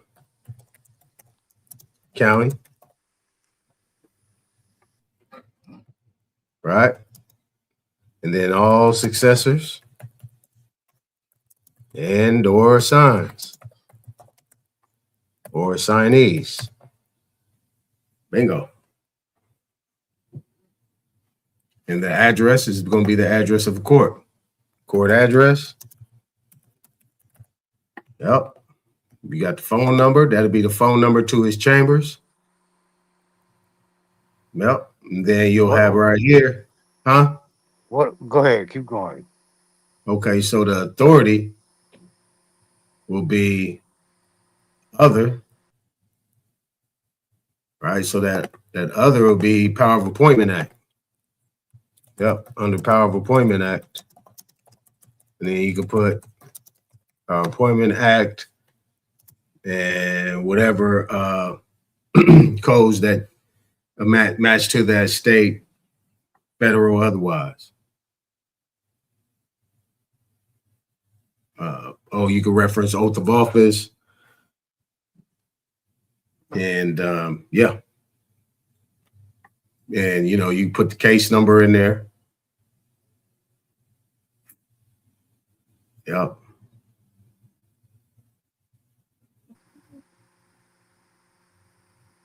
Where you putting the case number down at the bottom, right? I put it right here. And then Right where? I put it right here under in box G, other, describe.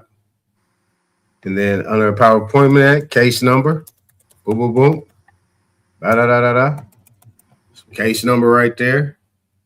I got some other codes, but I can't think of them off the top of my head. And then let me see, box 2B, box 1A, B, or D. Check, enter the date of appointment, taking office, or assignment of transfer of assets. So that'll be the date from that date that you do the appointment, or it could be from the date that you actually started the case. You would take it all the way back. Nunc pro tunc, take it back to the beginning. Right. So if box 1F, okay, so we don't do that. If no, we don't worry about that. Nature of liability and taxes. We go other and we go all. Right here. Now, part 2.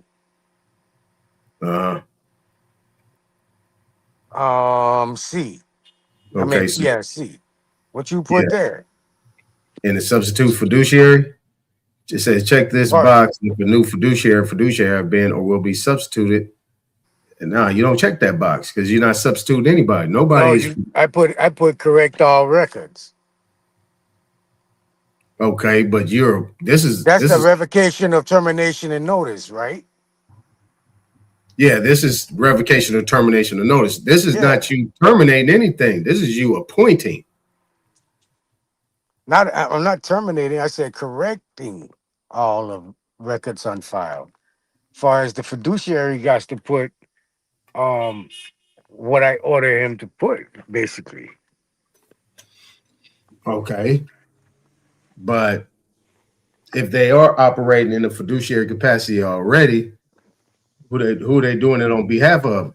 If they're already operating as a fiduciary, but not informing you and just stealing your estate, stealing the assets of the estate or whatever monies that might because I'm not giving them instructions. When I do this 56, it's me giving them instructions.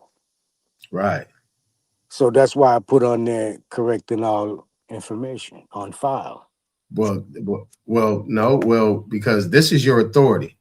This is where you do the authority. Now, if you are doing a total revocation or termination, termination, that means you're terminating any fiduciaries that might be there. Regardless of what's going on, the relationship is in that courthouse. If there's somebody else has some fiduciary, some fiduciary capacity, you don't know that. My estate. That's why I said I put my name at the as the fiduciary on other. Okay. But what I'm saying is that they're they have a fiduciary responsibility in this matter, as their bond says and their oath says. They do have that. Okay. You have the authority naturally with the estate, but in these matters, you're more acting as a beneficial owner than anything else, not Right. as a fiduciary. Right. You know what I'm saying you coming in as an injured party. So don't don't leave this matter here up under my trust. That's what you're saying.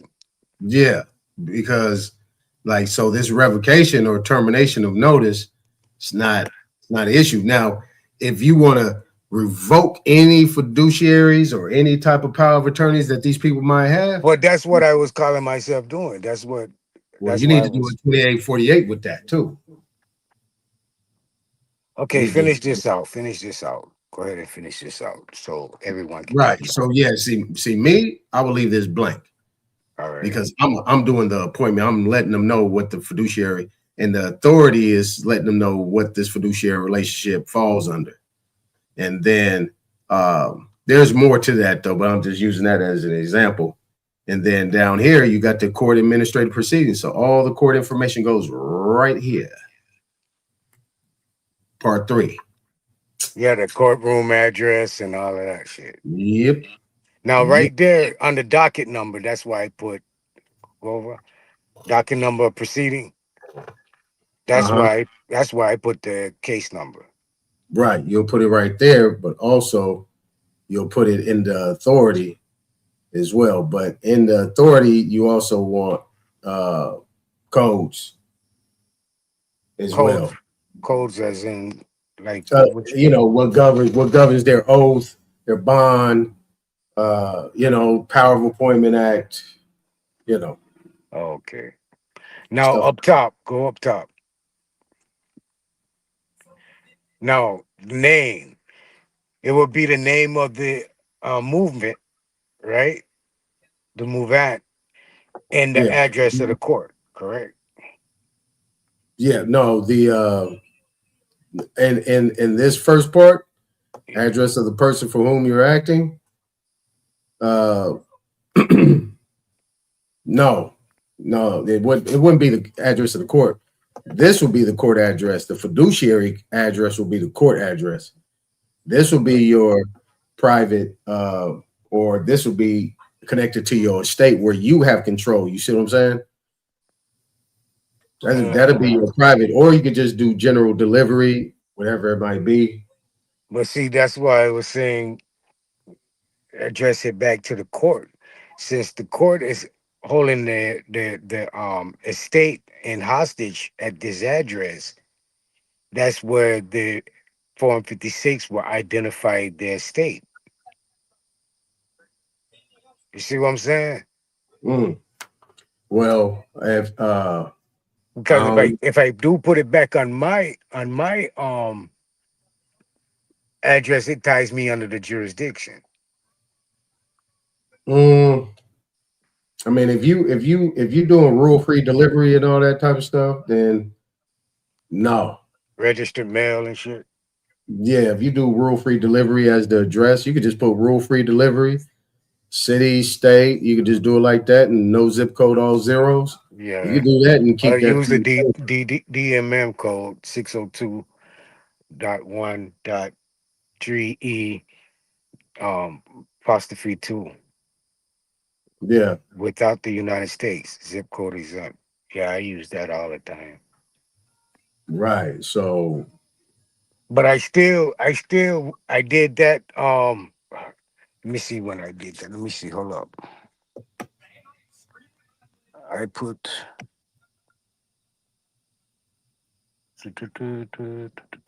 okay, so I put the down at the bottom where it said court and administrative proceeding.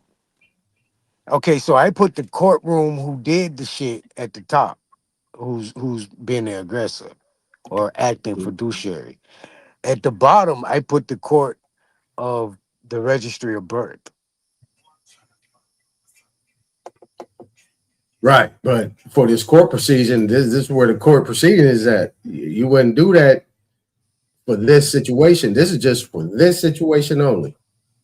But see, again, this is where the origin of the estate was created. Court and administrative proceedings should be coming through the probate of the registration of the birth, not the Okay, not the court itself where they holding their imaginary. See, that's where we are going to put them in fiduciary character in their utmost if we put them as court administrative proceeding. If we actually place them in that, I'm thinking up top is where the identification, name of the person whom you are acting as shown in tax form. Bam. Address of the person whom you are acting, number, street address. Who the people who is acting is the aggressor. right, but see, so what? Technically, they're supposed to be filling this out, and they are. But what they're doing is they're doing it privately. That's why you issue it to them, and so that way you can have it filled out and say, "Yeah, I need you to sign that. I'm issuing it to you." Now, if you revoke, if you turn down this fiduciary relationship, then this is evidence that you are operating rogue because you have fiduciary duty. Like this is the way it's supposed to go in a perfect world. This is how it's supposed to work because this is a tax. This is a taxable event. They already Yeah, definitely. securitized.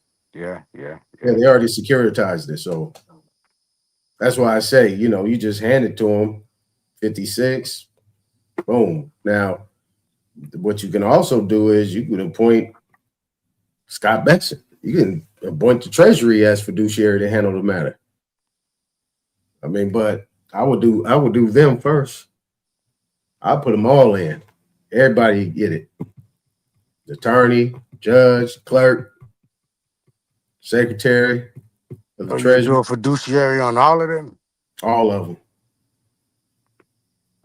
Well, Everybody that touch is. it. Everybody got their hands on it. Everybody got their hands on it. Everybody got their hands on it. So why not? I mean, the only one that the secretary don't have his hands on it.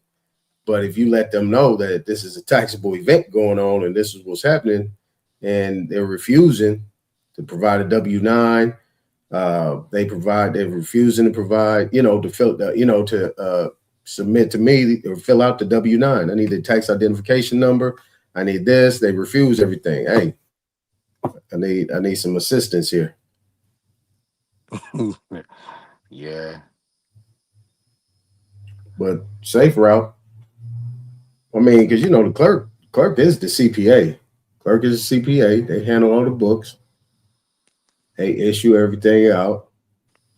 The judge is acting as an administrator at that time. Okay. Go down. We was on. What we was on? What you got right there? What's that? What's that? Okay, so let me show you on mine. Where's it at? Okay, so on mine, right there, on section B Mhm. for 3. I mean for 3, I got gift, estate, generation skipping transfer. I got other. And then in the caption where it says describe, I have any and all other forms that may be necessary. Yep, that's perfect. I just put all. And then I got F hit, H hit, B hit, C hit, 940, 709, 706, 1041. And then at 5 where it says If your authority as a fiduciary does not cover all years the tax period check, here I don't check. Right up under that, it says, and list the specific years and periods within your authority. I put non-pro-tonc. Yeah, but it says right here, if your authority as a fiduciary does not cover all years, you know what I'm saying, check here. So if you don't check, if you don't check that box, then you don't need to put that in there. Because it says if you check line A, list the specific years or periods. So you're talking about all years, tax periods. So that cover, you don't have to do B if you don't check box 5A. I still put non-pro-tonc on that bitch. Okay. Just so it don't be no misunderstanding. All right. But I do feel you though. Let me see. And where we at? No. Okay, that's all out. That's all out. Yeah. Now, yeah, that's about it. Yeah, I mean, the safest thing, I mean, everybody in there is a public employee or public servant. So the proper thing to do is appoint them all, give them all a Form 56 and give them a Form 56F, right? So here's the Form 56F. I got that on the screen. See what I'm saying? And it's pretty much the same thing. It's a little bit different, but this is talking about named person of whom you're acting. Then it says address of financial institution. That's where you put the bank. I mean, the courtroom, the courthouse is a financial institution. And you put the court right here. And then you fiduciary name, same thing. You put the court right there too, same thing. And then I check if applicable, box for the type of financial institution, bank or thrift, whichever one it is. So check here if the financial institution is insolvent. You don't check that box because you don't know.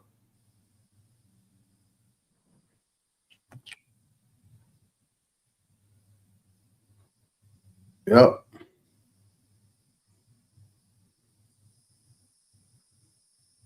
Let me see. Go down. Let me see. So this fiduciary will be a conservator, not a receiver. Because a receiver deals with bankruptcy. I mean, you could actually do bankruptcy. They are insolvent, but I wouldn't do that. I would just leave it blank. Okay. Fiduciary name. You say you will put the court or the judge. Yeah. Yep. I'm gonna get them all in their individual capacity. But, but it's like judge such and such, or, judge such and such doing business as, and put the court, clerk of the court, or the of the superior court, or whatever that court is. And so, what you mailing it to them? Yeah, they get it in the mail, send it to Chambers. Yeah. Shit, I walk in there and enter my shit in the goddamn docket. And hand it to the judge from the sidebar. I mean, that's cool. Like I said, though, if you don't want something to be, if you want to keep it in the private, and that's what you want to put on the envelope, confidential, and you can have somebody walk it up in there and serve it on them, so you got a witness. Or, you can use the post office as a witness and do a certificate of mailing. Yeah, that kind of puts you in the jurisdiction, though. It's better to do a registry. Well, that's true.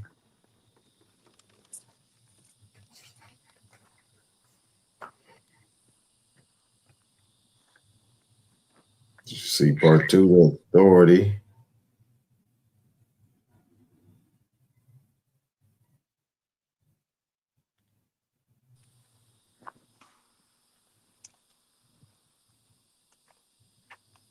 You know what I'm saying?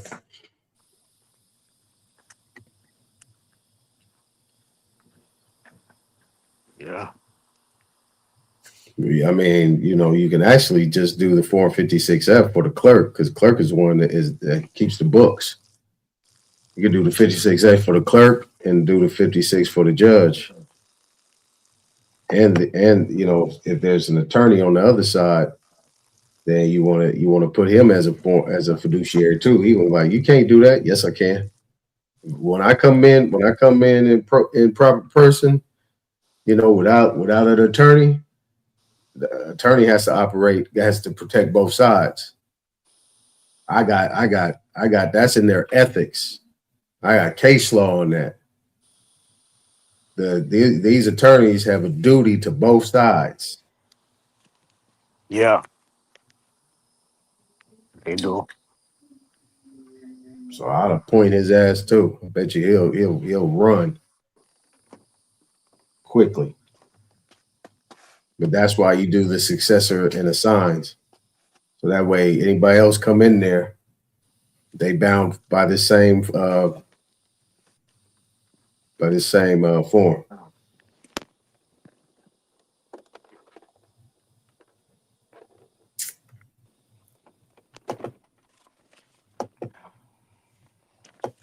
Yep. Paperwork out. I'm paperworked out. Goddamn. Yeah. I'm that's why I just focus on the accounting of it now. I just focus on the money. I just focus on the money because you know, playing the game with them on this law stuff, they already are operating from outside their scope of office. I mean, that's period. They ain't doing nothing else but operating from outside the scope of their office. So the only thing you can do is make sure that you handle the accounting. I mean, this is where you got to know how to start auditing these accounts. Yeah. Because outside of that, you kind of like punching on brick walls with these people, man. Get them in the pocket. That's usually where I hear them at. But I still give them a cat and mouse chase. Right. I mean, you just piling it up. I mean, you said that the other day, you know, you just piling it up. Yep. You know.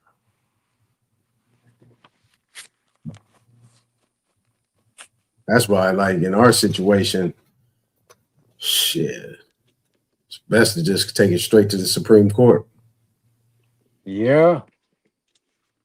Just get over it. You know, we need to go to the inferior courts, not under Article 3, Section 2.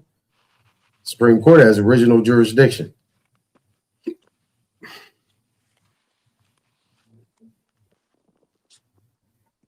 You know, That's a fact, Jack. Any matters that's part of the state, and that's including all these subsidiaries. Shit. How you expect to get a fair trial or a fair even due process? I mean, that's the worst part right there. You don't even get fair due process around this cap. Yeah. They straight digging it. Yeah, you ain't. No. Yeah. No, what you expect? You expect me to get fair due process? I don't think so. I don't think so. It ain't happening. So might as well take it straight to the Supreme Court.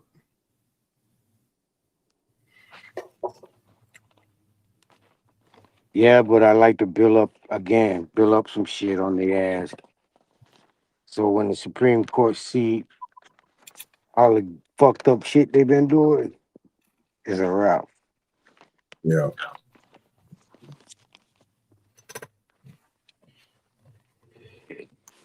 Yeah, that general power of appointment though, that power of appointment act, That shit is powerful. Yeah, that's powerful. A lot of people don't use it enough. That power of appointment. And I was doing all that before I got into these tax forms. The big bad wolf, I didn't used to mess with that IRS like that. I used to just do everything, through my own, writings. So, and yeah, I did all right. But now I feel comfortable. I feel comfortable doing the forms now. So they don't have to be perfect. You know what I'm saying? They don't have to be detailed. Don't have to be that. They don't have to be extravagant. That's why you just put power of appointment. The power of appointment. We all have the power of appointment. On an article, based on HJR 192. Shit, you can take that package and shit. You could then notice that this is the one thing, and this is the one thing that I know to be true. We should not have to litigate nothing. This is why we have district attorneys and we have attorney generals.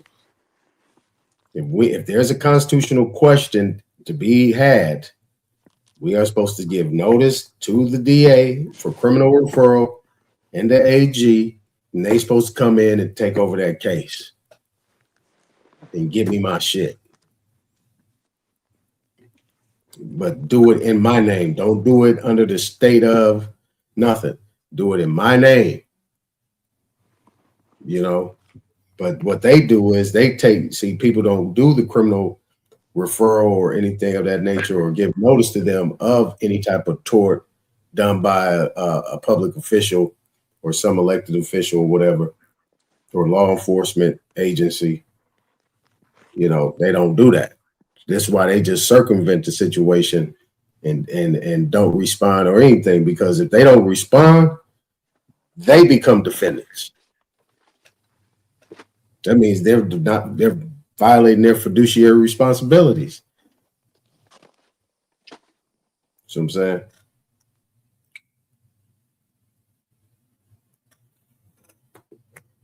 Yep. So anytime I give notice, I'm giving notice to the attorney general and the district attorney.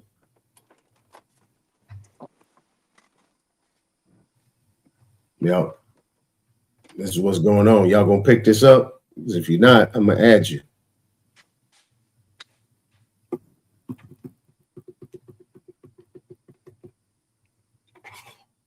I also give notice to the U.S. attorney, because the United States Attorney's Office, they're the trustees in the bankruptcy,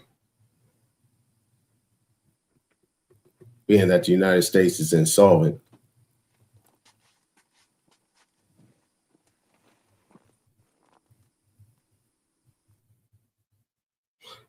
So you have them people as well. Who that? The United States Attorney. So you got the Attorney General, the District Attorney, and the United States Attorney.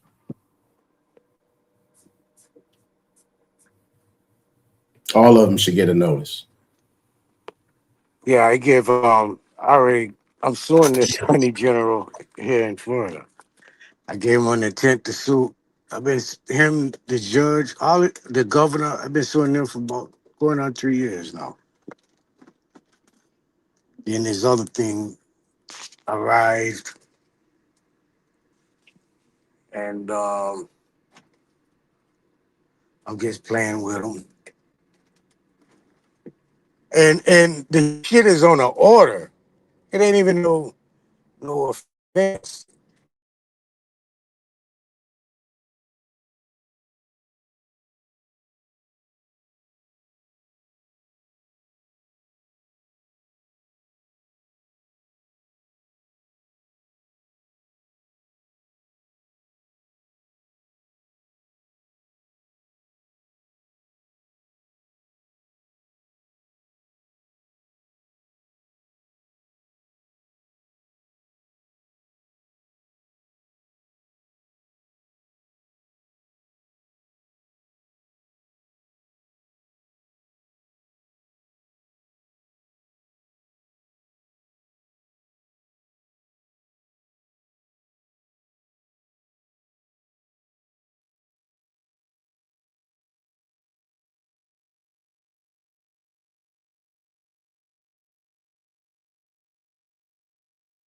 And let me be very clear.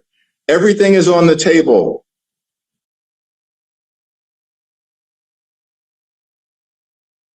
We're going to have to do something about this Supreme Court. And let me be very clear. In the new Congress, we're going to have to do something about this Supreme Court. And let me be very clear. Everything is on the table. Everything to deal with this corrupt MAGA majority that is issuing political opinions that are designed to bolster the prospects of the Republican Party, and we will not allow them to succeed. This is problematic on so many levels. Just as Americans in general, Congress works for us, okay? This is not a democracy. This is a constitutional republic. You should all know that. I keep saying this. This is a democracy. You know, this is a constitutional republic. We democratically elect representatives to represent us, okay, not their political parties. There's a reason why the founding fathers made the separation of powers for comments like this. This is dangerous rhetoric. The Supreme Court's job is to uphold the Constitution, not succumb to pressures of people in the legislative branch or the executive branch for that matter. It's interesting that, you know, you'll see both parties, they do this. All politicians do this. So now that there's a ruling, again, the Supreme Court's job is to interpret the Constitution, uphold the law. So they've made a ruling that does not work in Democrats' favor because they lost a congressional seat. So Hakeem Jeffries is now, it's sounding like he's calling, you know, for the people to undermine the highest court in our land. I want to remind you, you know, he says this MAGA, all this rhetoric, this MAGA conservative court. Do you mean the same conservative court that struck down Trump's tariffs recently? And Donald Trump was equally complaining? This is what they do. If it works in their favor, they're okay. The Supreme Court is amazing. If it doesn't, we got to do something about this court. No one hired you to try to undermine the Supreme Court. I want to call your attention to these numbers right here, because there's lots of conversations happening about fairness. But if you look at northeastern states, most of them, a large percentage of their populations are Republican. They have zero representation in the House of Representatives. I'm waiting to see if Hakeem is going to be as loud about making sure that everyone across the country has equal protection. No one has lost their right to vote. The Democrats lost a congressional seat, and they've been yelling online ever since. Hakeem needs to be reminded that he's not above the Constitution. In the new Congress, we're going to have to do something about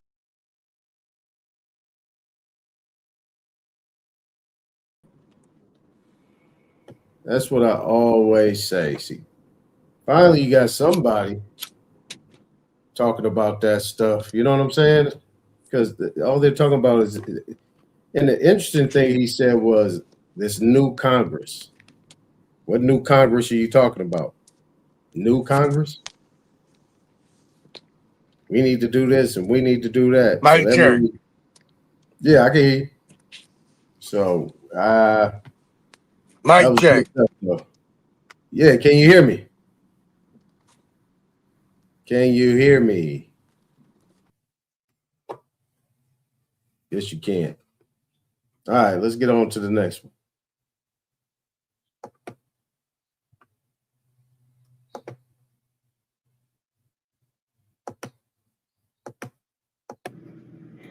How these attorneys, right? These are licensed attorneys. Oh, let me. I knew he'd be back up there. Mic check, mic check. Can you hear me? Yo, I hear you. All right, cool. Who went to law school, right? You spent years learning to do this. And your only attempt to win a motion to dismiss is by intentionally presenting false information and by trying to misuse doctrine, trying to misuse case law, and by intentionally leaving out claims that you have zero argument for. Not that even your other ones are valid, but when you intentionally bring a motion and fail to argue every aspect of a claim, you know what you're doing, and it's unethical. And I am tired of these attorneys who think that it is okay to bring motions, bring claims by intentionally only saying part of it, by intentionally only arguing part of the case, because you know that your client is liable. Funny to me how. Yep, here. Agree with you 100%. Agree with you 100%. And this is where I say, I think together we can kind of, I wouldn't say perfect it, but I would say more or less simplify it. Simplify the process. Here, who do we have to stifle as soon as we come in on either side? We got to stifle the clerk. We got to stifle the judge. The attorney is no issue to me, but I can even do one better on this judge and on this attorney and let the attorney know what his fiduciary responsibility is. Once I come in appropriate persona, as a self-litigant, even that attorney has to go out of his way to make sure that anything that he does is not violating due process. So you can't misrepresent material facts, all these issues. So if you're coming in as a defendant, you know what to look for. Oh, name spelled wrong. Well, it looks right, but it's in all caps. What is that? Okay. Oh, this here is abbreviated. Okay. Bro. Got to address that. Bro, I done up? brought all of this up in motions, and the judge denied it. They done placed abbreviated name to me, Okay. which ain't got nothing to do with me. But they added it. I said, yo, woo, woo, woo, wop, wop, wop. Motion, blah, blah. Petition, blah, blah. The motherfucker still, memorandum, blah, blah. The motherfucker, he still came back and said, deny.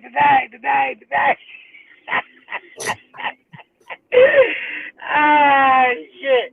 And I said to myself, dude, you get every way out, man. Mm-hmm. Every way out. I'm trying to give you every way out, and you just bumping your head. Da. Yeah, I'm just playing with him, man. I'm just right. playing with him. No, yeah, I mean, I've been there before, but See how corrupt they are. Yeah, we know it's not common law, so common law is out the window.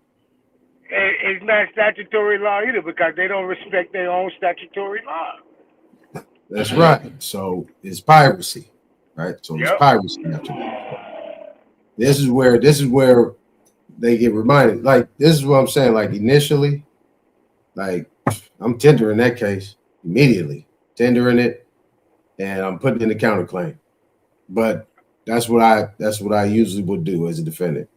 Yeah, I already got the counterclaim in. I done already started the tendering process.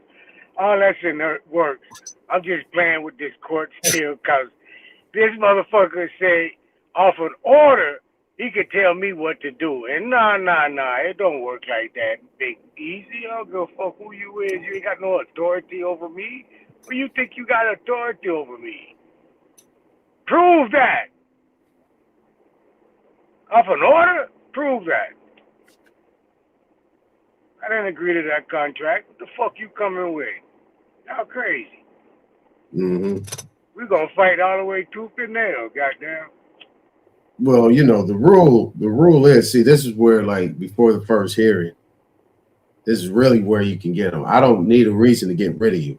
Now, if I know that the clerk actually allowed that case to come in, and the judge is allowing that and allowing me to be summoned in on that complaint that we know is flawed because there's no verified statement by an injured party or anybody that have firsthand knowledge from what that plaintiff is, depending on if it's criminal or civil, I'm recusing you off the top.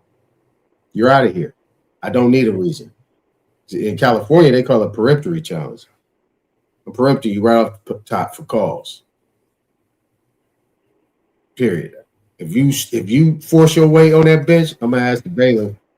I need that thing removed right there. Get bye. See ya. You ain't talking about nothing else. Now you want to force your way up on here? All right, I'm gonna give you one opportunity.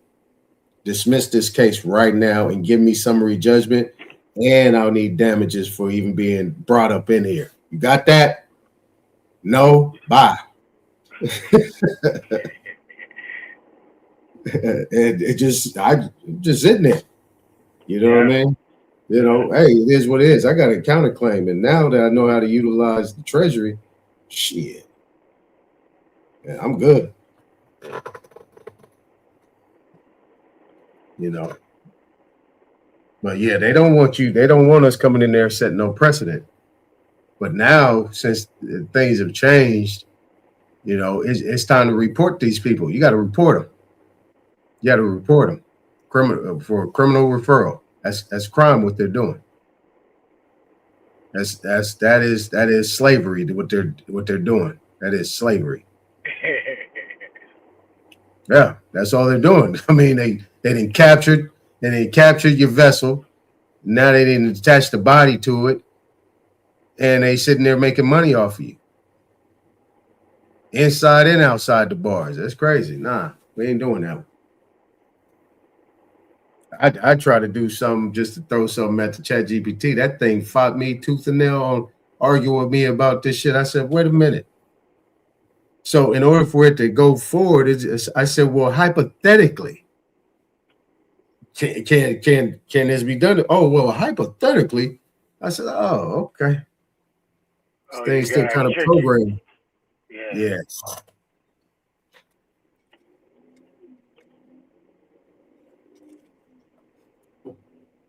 But you know, it is what it is. But right, it's probating the estate. So this is where all the things come in. Jurisdiction. What are we doing here? You know, this is why I'm saying it. You know, everything is already all capped up and it's abbreviated. Get rid of that judge. And any judge come up in there, get rid of them. You too. Bye. I'm gonna send you a questionnaire, see what time it is, what you got going on. Because the judge should automatically dismiss those cases without prejudice. They don't have to be with prejudice, it can be without prejudice, and saying, hey, you need to fix this. That's what they should be telling the other side. Because they don't want to be held for ethical violations. But they don't care about that. Yeah, they don't care about none of that.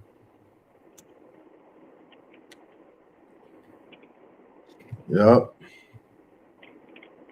I got let me see. Oh.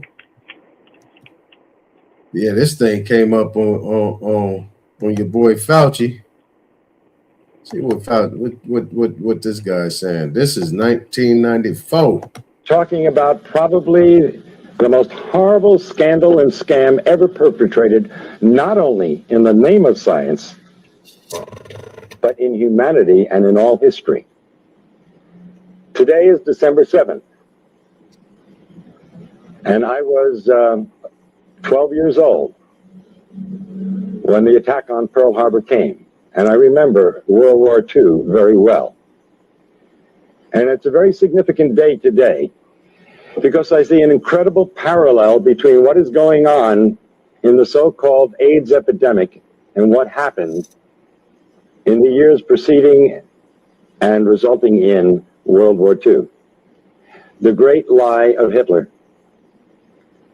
It's amazing. I think he would envy the job being done by members of the National Institutes of Health and even the media, especially in this country.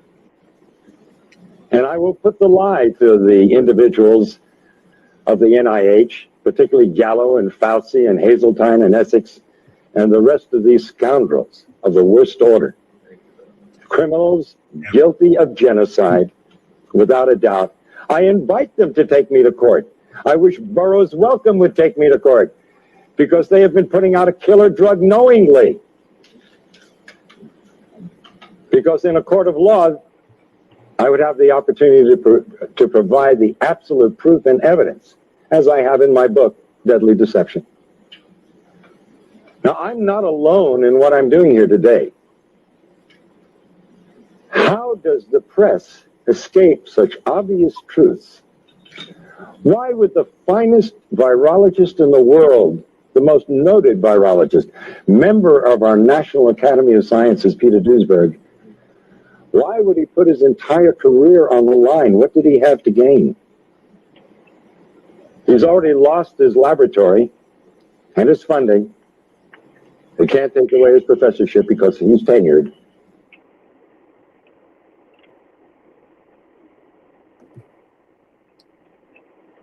Now, this guy,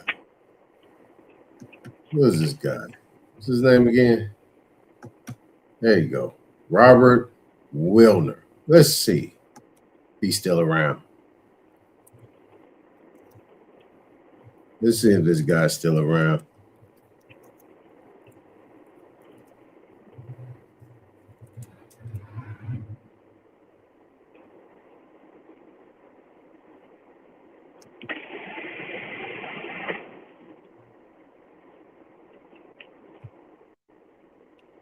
Oh, looky here. He died in 1995. This video came out in 1994. Yep.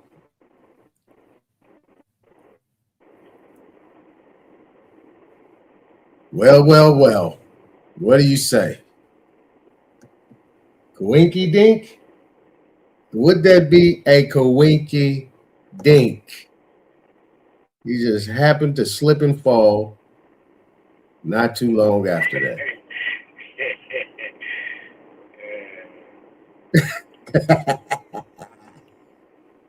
Ooh, cold cats here. Oh, I got one more.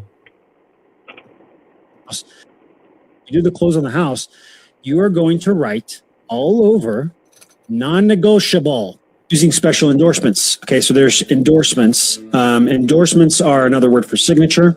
Most people, when they go into contract for a loan, whether it's for like a mortgage or for a student loan, what do? They slide over. They're in that moment, they're still the holder of the security, right? Which hasn't been endorsed by anybody yet. And then they slide it over. They slide it over. As soon as you grab it, you're now the holder of the security. You are in possession of the security. You are the one that creates value from thin air right there in that moment. And it's all based on how you endorse. How we sign for things will determine if you're going to benefit from it or not. If you're going to be the beneficiary or you're not. So like when I pay you something, I'm not paying you anything. I am giving you a promise to pay. Who's going to pay it? The other guy that promised. And who's going to pay that? The other guy that promised. Right? That's the issue we're in right now. It's all promises. So can we create other documents to promise to pay? Yes. When you do the close on the house, you are going to write all over non-negotiable in every single page. And then when you sign it, at the end, you're going to put without recourse, without prejudice, pay to the order of. And then below that, you put your name in all caps. And then below that, you put by, colon, and then you write your name as the physical man. You do the close on the house, you are going to write all over non-negotiable using special endorsements. Okay, so there's endorsements. Yep. People. People.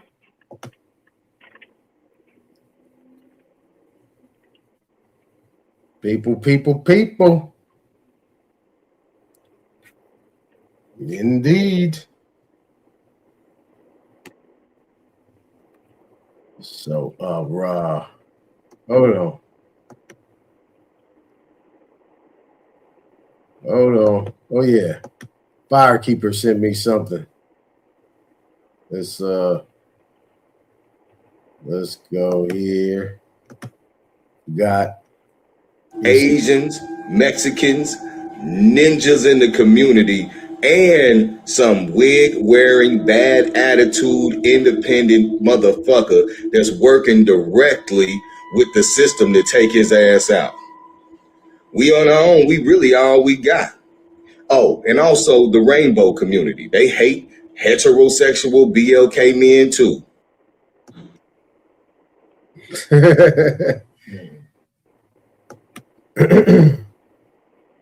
Yeah, Firekeeper always got some stuff. No, he's not. He's not. Oh, you didn't see what I showed, business? There you go, right there. That's Robert Wilner. Born 1929, died in 1995. I think about a year after he made that speech.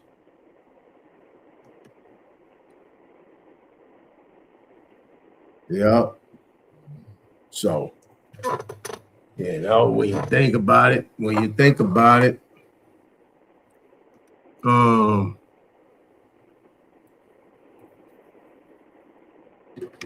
yeah, the one thing is, yeah, I was gonna show Fauci. Hold on. Let me show y'all. Hold on real quick. Where are we at? I had some.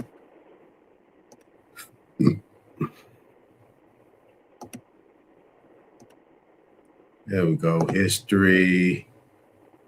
Thought I pulled him up.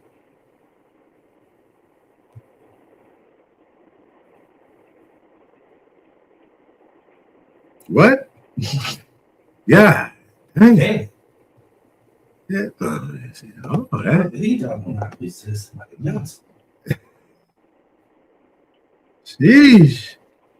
We're talking about nobody. All right. Oh, I wanted to bring up some of this Fauci stuff, but this, you know, this is crazy. We ain't gonna list it all. What you say, file with that 56 of what? 482 or something? What you say? Oh, you talking about the 2848? 2848. Yeah. This where you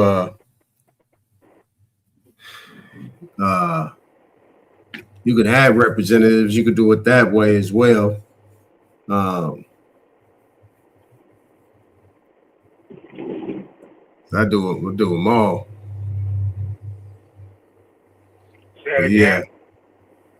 I say, yeah, I usually, like, depending on the situation, I do it all. Like, if there's a trust involved, I do it. Yeah, if there's a trust involved, I kind of do them all. But in the court matter, I just do the 56 and the 56F. If you want to get the Treasury involved, the Secretary of the Treasury, the IRS Commissioner, then you want to add in the 28. Yo, is it my mic or your mic?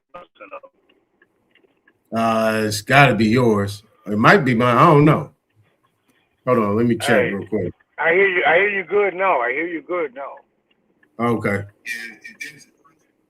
Say it again. Okay. No, I was checking my volume on my phone to make sure my voice was good. Yeah, I'm good. All right. Yeah, usually what I do is 56, 56F for court proceedings. You know what I'm saying? If I'm a defendant, like if I'm the plaintiff as well,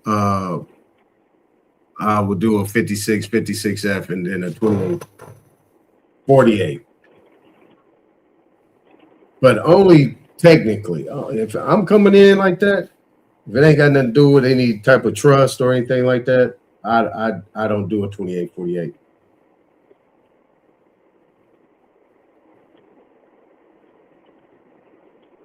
So, yeah. Yeah, you get the 56, 56F, W9, and I will send it to Chambers. I wouldn't put it on the record. I would just send it straight to Chambers. Put that bitch on the record, bitch. I want to see it. I want the world to see it.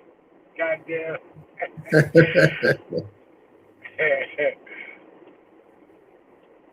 See, but they should let you back in Chambers though. They should let you in Chambers. If you self-litigant, you should have access to the Chambers as well as them, as well as attorneys. Yeah. But they be playing all these games. Mm-hmm.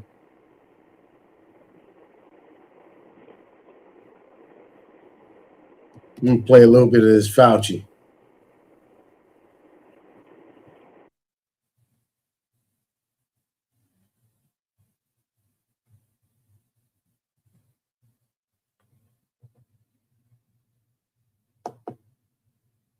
That a research-related origin was an absurd conspiracy theory.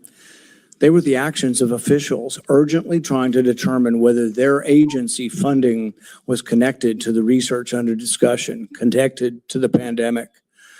You could not hide that your agency had funded the Wuhan research or your long history of defending gain-of-function research.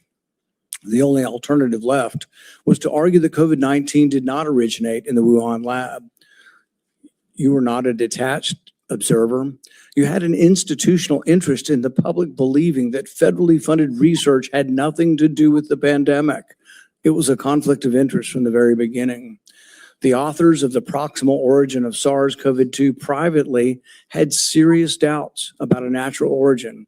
Within days, though, they flipped, and they all wrote in proximal origin that the virus was almost certainly not a laboratory construct. That paper was then used by the government and the media and you to discredit Americans who were asking the same questions that you and the authors were asking yourselves privately. You even cited proximal origin from the White House podium. You held it out as evidence that the virus could not have been engineered, but you didn't disclose your role in the discussions that preceded the writing of the paper. You did not disclose the author's original concerns. You did not reveal that you had been part of the paper, that you had read and offered editorial comments on the paper before it was published, before you began using it as evidence that it couldn't have originated in the lab. You did not disclose that you had immediately investigated yourself whether NIAID funding might be connected to the research. You did not tell the American people the full story. Duly released private messages indicate that the doubts with the authors and others didn't disappear after the publication. So while this was being waved at the White House to show that it couldn't come from the lab, the authors were still privately continuing to assign a meaningful probability to a laboratory origin, one thing in public and another in private. Some of the same scientists discussed avoiding email and carefully managing communications that might eventually be obtained under the Freedom of Information Act. The pattern is straightforward. Privately, there was alarm, then an immediate inquiry to see if NIAID's possible exposure to funding, then a rapid public declaration of certainty, continued private doubt, and then years of resistance to disclosure. The question is why? The only logical answer is that your primary concern was avoiding culpability. Your primary concern was hiding the fact that you had approved the funding for this dangerous research. Your support of gain-of-function research is extensive and long-standing. In 2011, your agency funded Ron Fauci's laboratory when it mutated the avian flu until it could spread through the air between mammals. What if I told you that the moment your book is published, there could be a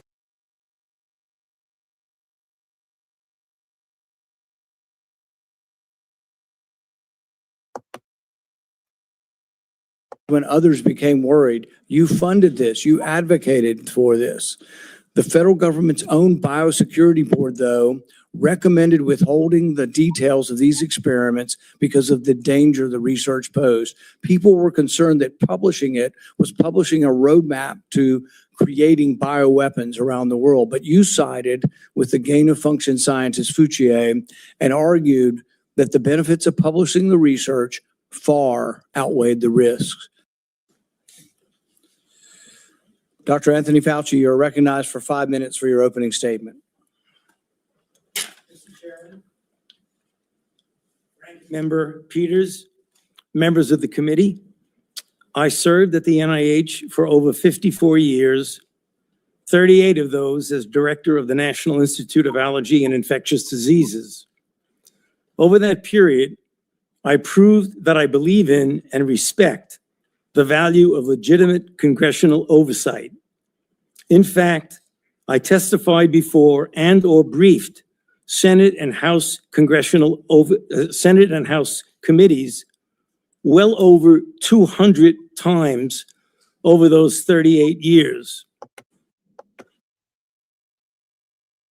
He been there that long.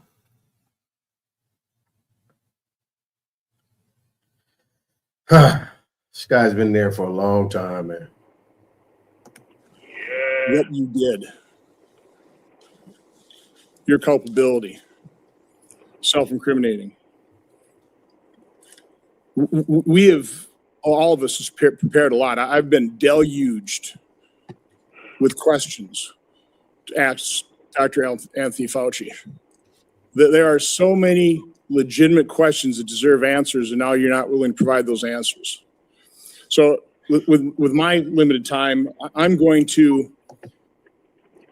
He's did what Isner said. He's pled the fifth every single time.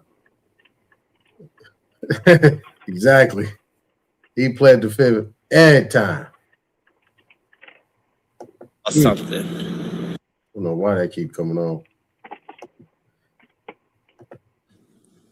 Talk about things that my investigation have revealed that have not been adequately answered and, quite honestly, haven't been adequately covered by the legacy media. I'll kind of combine the questions into kind of one, but you know, I certainly let's put up the last COVID chart. I was warned pretty early on about the dangers of the experimental gene therapy that you've called a vaccine, but it really falls under the definition of gene therapy. So I was going to ask you, I mean, were you carefully monitoring the safety surveillance systems like VAERS and vSafe that literally were deluged with complaints? You know, currently, worldwide, there have been almost 1.7 million adverse events reported to the VAERS system. Of those, over 39,000 were deaths. And of those deaths, 24% occur on the day of vaccination within 1 or 2 days. 24%, which, by the way, just happens to be the same percentage that a Rasmussen poll pointed out. The American public believe 24% of the American public believe they know somebody who died of the experimental gene therapy. So again, I was certainly interested in asking you whether or not you were following this as carefully as I was. It was not my responsibility to follow safety surveillance systems, but I did. And by the way, when I published, this is actual government information. When I published it and people had me on their shows, they would be censored by Facebook. They would be deplatformed. I think largely at the behest of the actions you took to make sure that disinformation wasn't spread. This wasn't disinformation. This was the truth. So I was going to ask you whether you knew Dr. Marks. I think you do know him. He's the head of CBER. He's the man who's in charge of approving vaccines and surveilling for the safety. My investigation shows that on March 1st of 2021, less than 3 months after the emergency use authorizations, he was warned by Dr. Anna Scharsman, data mining expert, that the algorithm they were using to analyze VAERS data was going to hide in mass safety signals. 26 days later and 3 months consecutively after that, they did data runs with a new algorithm that unmasked those safety signals. They showed dozens of safety signals. including sudden cardiac death, cerebral artery occlusion, basal ganglia stroke, agonal rhythm, Bell's palsy, and pulmonary infarction. Your diaries now show that you actually suffered pulmonary infarction in, I think, probably June 2021. I was just wondering whether it ever went through your mind that maybe that injection, all those boosters you took might have caused that. And the question I was and I'll ask this question, were you ever made aware of the fact that Peter Marks was warned that the algorithm was going to hide the safety signals? And were you told that senior FDA officials were given shown dozens of safety signals associated with the COVID injection? We're looking for people 40 plus who want.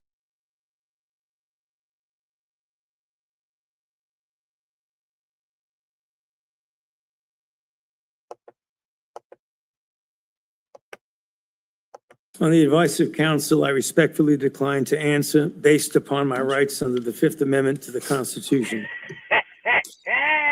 Next area I want to go through is in that same month of March 2021, an employee at NIH, Dr. Nath, led a team of researchers who were diagnosing and treating individuals who'd never had COVID or were severely injured by the genetic therapy injections. Fifth Amendment to the Constitution. What color's the carpet in front of you? Like this shit. This is funny. You like taking victory nor defeat. Thank you for your service, Dr. Fauci. I yield back. Senator Alling. Thank you, Mr. Chairman. Well, nothing says honesty like taking the fifth, huh, Doc? Let's try something. What day of the week is it today? On the advice of counsel, I respectfully decline to answer based upon my rights under the Fifth Amendment to the Constitution. What color tie are you wearing? On the advice of counsel, I respectfully decline to answer based upon my rights under the Fifth Amendment to the Constitution. What color's the carpet in front of you? On the advice of counsel, I respectfully decline to answer based upon my rights under the Fifth Amendment to the Constitution. Let's just get one thing straight. You don't have any rights under the Fifth Amendment because you've been pardoned, as you very well know. As the Supreme Court has been clear for a century and more, Brown versus Walker, 1896, when he has been pardoned, he may not stand upon his privilege. You know that. Your lawyers sitting behind you now shifting nervously in their chairs. They know it. This isn't about the Constitution. This isn't about the law. This is about contempt. Contempt for this body and contempt for the American people. But I think I know why you're doing it. It's because you don't want to answer questions. It's because you did all kinds of terrible things. It's because during the pandemic, you got rich, didn't you? You got rich while people were dying, hundreds of thousands of Americans, over 1 million in the end, and you were getting rich. And not only were you doing that, you were using federal employees with taxpayer money to apply for and solicit cash prizes for you personally, cash prizes totaling over $1 million. You did all of that during the pandemic, didn't you? That's a question. On the advice of counsel, I respectfully decline to answer based upon my rights under the Fifth Amendment to the Constitution. You remember Greg Folkers? Who was that? On the advice of counsel, I respectfully decline to answer based upon my rights under the Fifth Amendment to the Constitution. Your chief of staff is the answer. Do you remember Patricia Conrad? Who was that? On the advice of counsel, I respectfully decline to answer based upon my rights under the Fifth Amendment to the Constitution. She was your personal assistant. And what were these individuals doing in the depth of the pandemic in November of 2020, when millions of Americans were suffering from COVID? What were they doing? I tell you what they're doing. Folkers was on your behalf soliciting and gathering information for a cash award. Let's look at it. We've got his email right here, right over my shoulder. Folkers says, I'm working on this nomination for the Dan David Award for Fauci. We need to beef up the COVID part. Do you have language in the can that you could share that delineates how we responded in new ways to COVID. He sends this to multiple federal employees. What was the Dan David Award? Do you remember, Doc? On the advice of counsel, I respectfully decline to answer based upon my rights under the Fifth Amendment to the Constitution. It was a $900,000 cash award. $900,000 cash award. And he got it because he used federal employees to get it. And this wasn't the only award, was it, Dr. Fauci? In fact, you applied for and received at least 8 other federal cash prizes on federal time using federal employees and federal resources. Here they are over my shoulder. Besides the Dan David Award, you've got the Partnership for Public Service, you've got the Adelson Prize, you've got the Smithsonian Award, you've got the National Academy of Medicine's Award, you've got the CDC Foundation. In fact, you turned your staff into a full-time application machine. You actually wrote to people and said, do you think maybe I'd qualify? And you got cash for all of this. And it wasn't just 1 or 2 employees, was it? In fact, you used 8 separate federal employees on federal time using federal resources to solicit cash awards. Isn't that true? On the advice of counsel, I respectfully decline to answer based upon my rights under the Fifth Amendment to the Constitution. Here they are right over my shoulder. Here's all of them. The people that you use, federal employees, so that you could go and get cash money. And the most hilarious part is that you weren't content to even dragoon them into applying for all of these cash awards. You then had them go out to the ethics agencies and ethics watchdogs and demand that you be able to get the money. That's right. We've got it in your emails. Your staff and employees on federal time using federal resources being paid with federal dollars are soliciting cash for you. And then they're turning around and saying to the agency, we don't want just an answer. We want to get to yes, because Fauci wants the money. He wants it. We want to get to yes, and yes takes time. This is your chief of staff again, using federal email to pressure the agency's own ethics people so that you could get money. So that you could get rich. And it violated the law, didn't it, Dr. Fauci? Didn't it? It violated the law, didn't it? It is a question. You can answer. Go ahead. California needs a permanent fix to this wildfire crisis. The state's fair. For the work that the CDC for all them fucking years. Just being the main. So what other motherfucking diseases did this motherfucker make up? AIDS. That's why I had played that video of the guy. Respectfully decline to answer based upon my rights under the Fifth Amendment to the Constitution. Federal law, as you very well know, prohibits the solicitation of cash awards or other personal benefits for federal employees. And it certainly prohibits using your own employees to do this. 5 CFR section 2635-205B. It says it right there in black and white. You cannot use federal resources, federal dollars, federal employees, federal offices, federal email, federal time to solicit cash awards. And you did all of it. And the worst part is thousands of people were dying while you were doing it. You use federal 5-2 for federal employees. That's why I came straight. You got that, Natty? You got that? You heard it? I'm gonna play it again. Please. And it certainly prohibits using your own employees to do this. 5 CFR section 2635-205B. It says it right there in black and white. You cannot use federal resources, federal dollars, federal employees, federal offices, federal email, federal time to solicit cash awards. And you did all of it. And the worst part is thousands of people were dying while you were doing it. You were supposed to be the nation's doctor and you're playing one on TV, but this is what you were doing with your time. That was 5 CFR 26 what? Oh, I'll rewind it. These 5-2 federal employees. And it certainly prohibits using your own employees to do this. 5 CFR section 2630. Got that? 5 CFR section 2630. 5-2. 35. And I think there's a dot right there. 205B. 205B. It says it. You got it? Yeah. Right there in black and white. You cannot use federal resources, federal dollars, federal employees, federal offices, federal email, federal time to solicit cash awards. And you did all of it. And the worst part is thousands of people were dying while you were doing it. Oh yeah, I got this. You got that? You see, this is Yeah, this, I got this this how in you, one of my docs and one of my okay. my papers. Okay, yeah. This is how you know that these codes only apply to these public officials.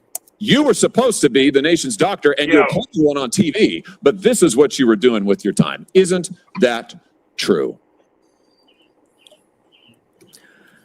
On the advice of counsel, I respectfully decline to answer based upon my rights under the Fifth Amendment to the Constitution. Yeah. Yeah, I can see why. I can certainly see why. You know what I can't quite figure out is that why you were so obsessed with it, because you're already rich. I mean, and your scheme worked here. I mean, your net worth now is north of $12 million.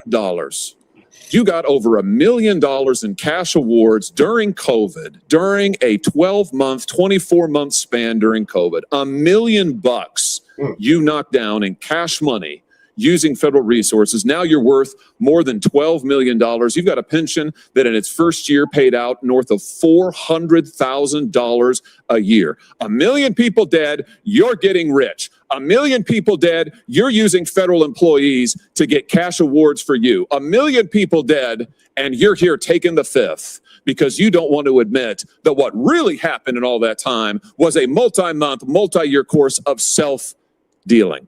Isn't that true, Dr. Fauci?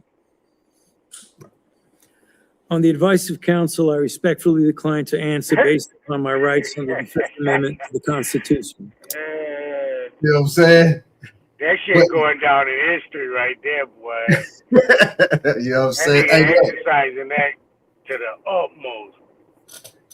Yeah, but he's already been pardoned, so.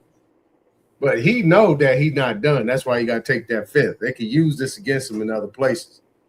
So that's why he's still pleading that fifth. And he know that that pardon that Biden gave him was some bullshit anyway. So, but this is classic. And you look at Fauci's face. If you know Fauci, because I'm going to find a video when he was talking back and forth earlier when he still had some power. He was arguing, talking shit back to Rand Paul. But you look at his face right there, he really want to say something. You know what I'm saying? Because that's Fauci. Fauci just got that. He got that short man's complex. He don't like being talked to like that. And they beating his ass up too, and he got to take it. He got to take all that. He getting his ass whooped. That got to take all. He got. Look at his face. He's like, oh man, if I could, I'd come over there. Ah. Yeah, well, silence is admission. And here's the real thing. At the end of the day, it wasn't just about the money, really, was it? It was really about a power trip. I mean, through all. See, told you, power trip. All of this, you want to be the most famous scientist in the world. You were so focused on getting every award and every drop of cash that you could, all because you wanted to be on TV. You wanted to be the sun god of science. You wanted to be the guy who was in charge of it all. You wanted to lambast Trump. You wanted to make sure that nobody else stole your spotlight. You wanted to be the guy. You had time to sit for InStyle magazine. Here's what you were doing with your time. You could sit for InStyle magazine, but you can't answer questions for the American people. You could sit for InStyle magazine, but you're here taking the fifth. You could sit for InStyle magazine and get $1 million in cash awards, but now the cat's got your tongue. I bet he does. I tell you what, here's my conclusion from all of this. This was really all about you the whole time. Somewhere along the way, you lost your way. You may have been a good public servant at one time. I don't know. But I can tell you from reading your emails now, from looking at what you did, how you used your employees, somewhere along the line, it became all about you. You became a narcissist and a megalomaniac and a liar. And you've lied to the American people, and you've lied to this body. And you've disgraced your profession by doing kind of maniac? Go famous back. scientist in the world. You've done more to harm science than anybody in my lifetime. I hope you go home and write that in your diary. What? A nymphomaniac? Mr. Chairman. We call him, I think he said a megalomaniac or some shit. I thought he called him a nympho. I really say he called him a megalomaniac. Okay. And that part, that's what I was trying to find, boy. He torched his ass. Who was that white boy hitting him like that? What's this dude's name? Man. Oh, Senator Hawley. I think that's Senator Hawley. Senator Fetterman. ChatGPT, what's the best? Man, I'm gonna get to that in a minute, isn't it? Hold on, we're gonna go past him. This guy gave it to him too.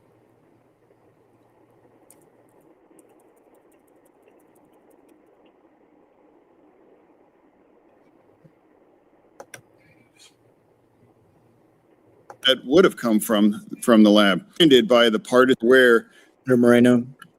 Thank you, Mr. Chairman. And I will echo Senator Johnson's comments about your opening statement, Mr. Chairman. I think it was dead on. Very, very well done.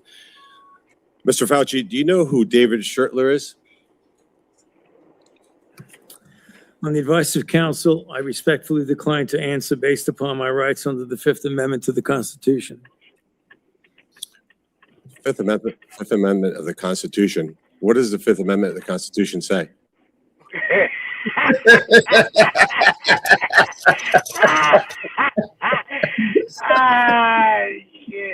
Look, he gonna plead the fifth to that question too. Yeah, what? Let me see.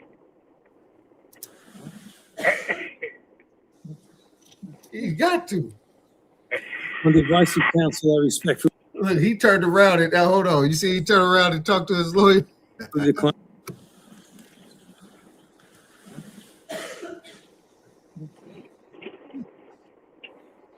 On the advice of counsel, I respectfully decline to answer based upon my rights under the Fifth Amendment of the Constitution. No, I'm just asking you what it says. On the advice of counsel, I respectfully decline to answer based upon my rights under the Fifth Amendment to the Constitution. I'm going to give the Constitution to my aide. He'll bring it over to you so you can have it for future reference. I think it's something that every American should know what the Constitution says. Do you know who wrote the Fifth Amendment? On the advice of counsel, I respectfully decline to answer based upon my rights under the Fifth Amendment to the Constitution. You're invoking a right that you don't know who wrote it or what it says. Is that correct? On the advice of counsel, I respectfully decline to answer based upon my rights under the Fifth Amendment to the Constitution. Goddamn Fauci, call his phone. The audience, because he was ejected by the chairman. He's a high-profile criminal attorney. He's represented some really great people, like Senator Bob Menendez. Maybe that's somebody who my Democrat colleagues may remember took gold bars as bribes from the Egyptians. And there's an article here in the Washington Free Beacon that talks about why you would hire a guy like David Schertler. And the comment is, if you're in deep shit, that's who you call. Do you feel like you're in deep shit? Who you talking about, a lawyer? No, he's talking about you on this one. This dude was cussing. This dude right here, this was good.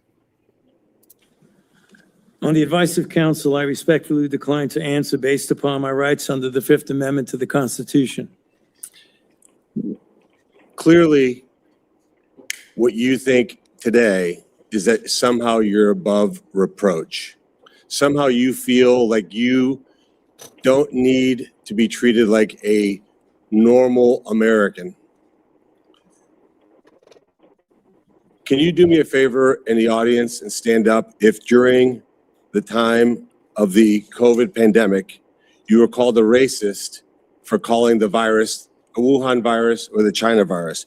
If you thought the 6-foot rule was total crap, if you thought the vaccine wasn't something that you should take, if you thought it was outrageous the way the mask policy was rolled out, if you were fired from your job for not taking that vaccine, including members of the military, if you thought closing schools was catastrophically stupid, and that you thought that during these times saying these things made you somehow a lesser human being.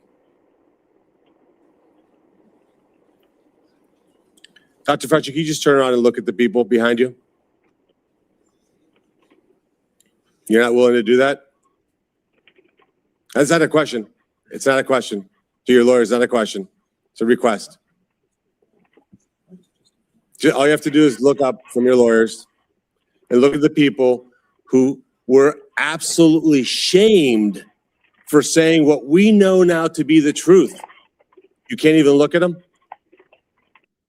That's a question. Are you able to look at them? You can sit down in the audience.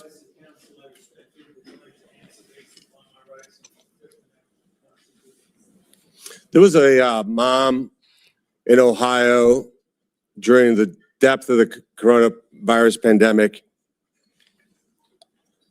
decided to go to her high school football game for her son. They hadn't been out much. The kids had been learning at school, and then the school got shut down. They hadn't really gotten much out of that education. As any parent knew, that remote learning was no learning at all. But it was a Friday night. Her son wanted to go watch a buddy go play football. So they went to the stadium. They sat alone, far from everybody else, just a mom, a dad, a few kids. They didn't feel they needed to wear masks because it was stupid, because they were outside. They all live together. They're not near anybody. Dr. Fauci, do you know what happened to that mom and that family? That's a question. My God, it worked? It worked, dude. I told you.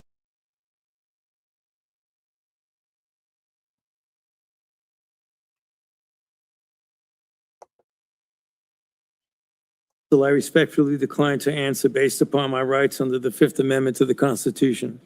They were dragged out of that stadium and arrested. Those policies were put in place because you had moronic politicians that listened to the words of a megalomaniac who was more interested in having met a Kardashian than the suffering of the American people.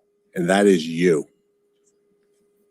Your advice to communities like that, to idiotic politicians who enforce those rules, arrested that mom for watching a football game with her own family outside. When that story broke, I said to myself, I cannot stand idly on the side and watch this happen. It was about 6 years ago today that I decided I'm going to give up my businesses, sell them all, run for office, run for the United States Senate. Here I am sitting in front of you 6 years later saying, who the fuck do you think you were for doing that? Yeesh. Yeesh. All right. Tell me how you feel. Come on now. Tell me how you really feel.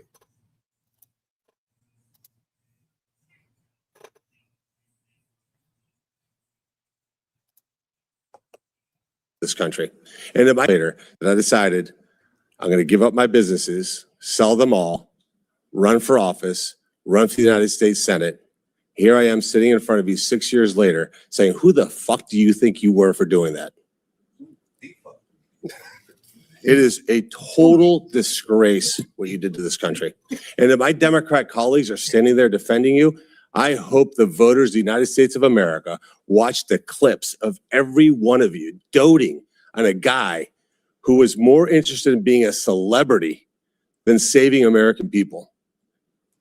I will make it my mission to make certain that every single one of those Democrats who did that will see that clip over and over and over again. Because there is no defense of what you did. You may have had a 50-plus year legacy of public service, but it ends in total and complete disgrace. So let me ask you an opportunity to answer one question. Will you apologize, just apologize, to the people who you harmed through your actions? Will you say, do you have the dignity to just say you're sorry? On the advice of counsel, I respectfully decline to answer based upon my rights under the Fifth Amendment to the Constitution. So you won't apologize to the military members who Joe Biden summarily dismissed from the military for not taking the vaccine? On the advice of counsel, I respectfully decline to answer based upon my rights under the Fifth Amendment to the Constitution. Will you apologize to the business owners that lost their business, shattered their lives, and they'll never recover? On the advice of counsel, I respectfully decline to answer based upon my rights under the Fifth Amendment to the Constitution. Will you apologize to the moms who had to force their infant children, 2, 3, 4-year-olds, to put masks on, and what that did and how that traumatized those kids?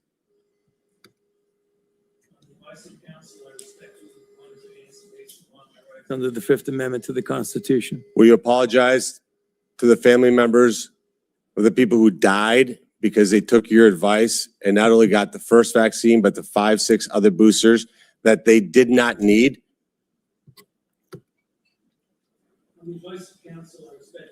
To answer based upon my rights under the Fifth Amendment to the Constitution. Will you apologize to that mom from Ohio for being arrested for watching a football game with her family? On the advice of counsel, I respectfully decline to answer based upon my rights under the Fifth Amendment to the Constitution. So you didn't know who wrote the Fifth Amendment. It's James Madison. Lived in this town. I can only wonder what he would think of somebody like you invoking his writings to shield culpability for the actions that you took. It's no secret why you have to hire the biggest dirtbag attorney on the planet, because of what you did. I hope you're paying him well. And I hope that one way or the other, somewhere, sometime, you answer for your crimes. Senator Ernst. Whoa, what's that?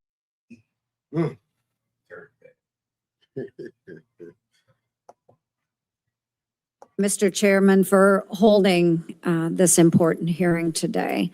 All right, I'm gonna go back to this one real quick.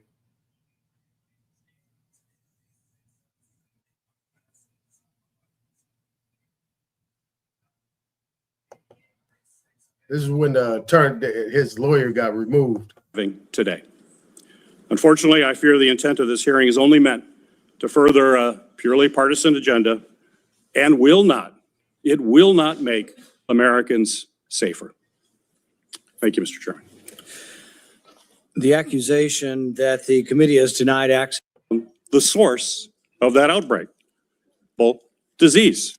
We have a hantavirus scaring and could one day call actions to, and are also hitting agencies and inject to be looking at moving back to that and think about to provide, including this committee, today's exercise, withheld information that I sent to you. I think today administration, fortunately, nation safer, and I hope that we can restore by doing these kinds of activities.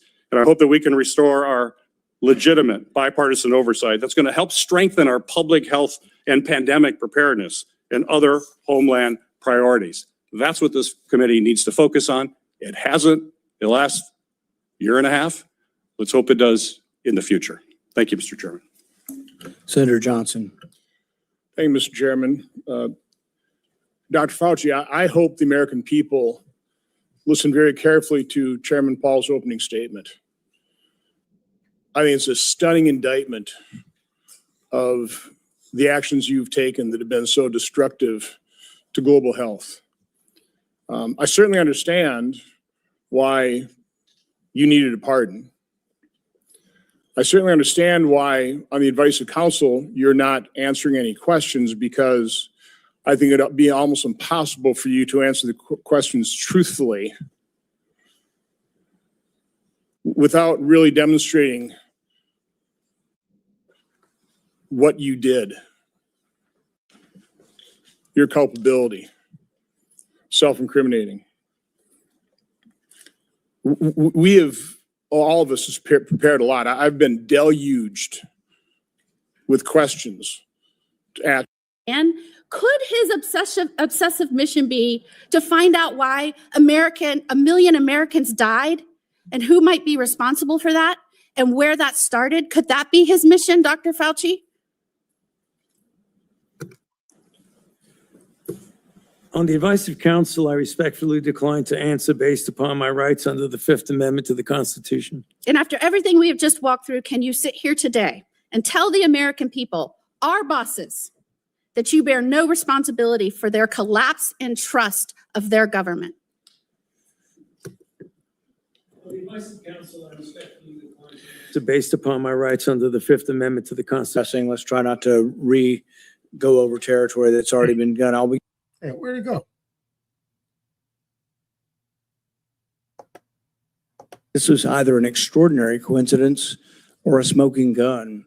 Evidence that the Chinese had created code. The reason it hasn't been accessed is no Democrat ever signed up for it.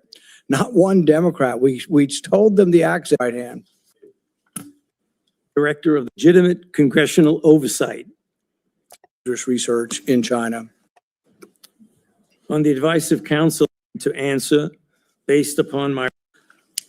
When we look at the research that have humanized cells, a virus that could have become oversight or lab based upon the idea to under room for research project that we didn't even aware of that published about 50 didn't the decision is bitten function worth the benefit Constitution and your supreme to our shouldn't be doing very felt and a function Constitution stand on being direct. If you are unruly, you will be removed from the. You're not recognized. You're not recognized. If you are unruly, you will be removed from the proceeding. You are not recognized, and you are not recognized, sir. Sir, you are not recognized. You are not recognized. Security. We'll hold off. But you will respect these proceedings. You were told not to sit at the table. You insist on sitting at the table, and we told you you would not be recognized. You are not invited here for testimony, sir. You are being disruptive. Would you behave this way in a courtroom? No, because the judge would put you in jail. I can't do that today, but I can have you escorted from the premises. So I would say, sir, sit quietly and don't say another word. I said, sit quietly. You are not recognized. Another word and you're gone.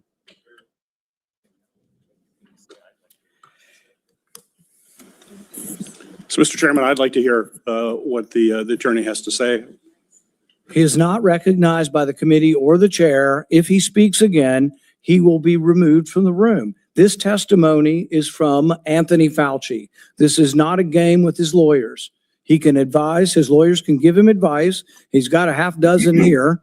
They're all allowed to talk to him. Yes. All right. But the attorneys are not recognized. In fact, the attorney was told not to sit at the table, and he's not obeying that recommendation. There's a row behind you, sir. That's where you were told to sit, and you're not. And now you're disrupting the proceedings. And so, look, this is the way Anthony Fauci wants to be remembered, for a lawyer not listening to the rules. That's the way you want to be remembered, and that's what you're going to do. You are not recognized, sir. Security, please remove him from the room.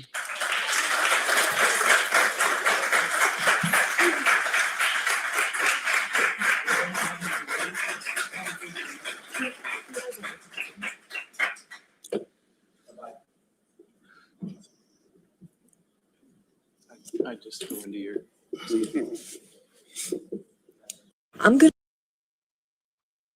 Damn, what he's got in commercial.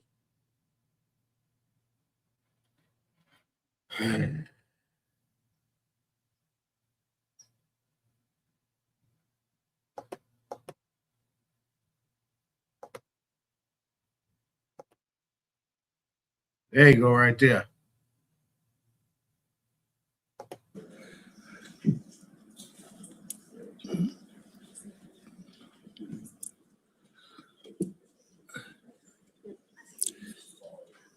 Let the record state that Dr. Fauci will still have the advice of the other half a dozen attorneys that he brought along today.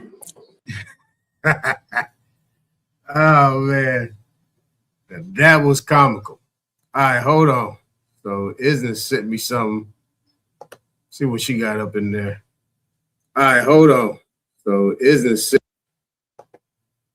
hold on real quick. Hold on, let me remove that. Bam.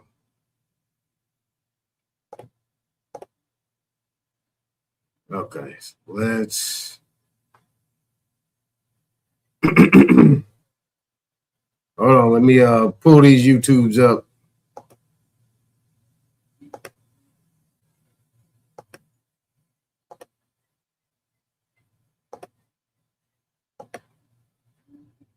All right.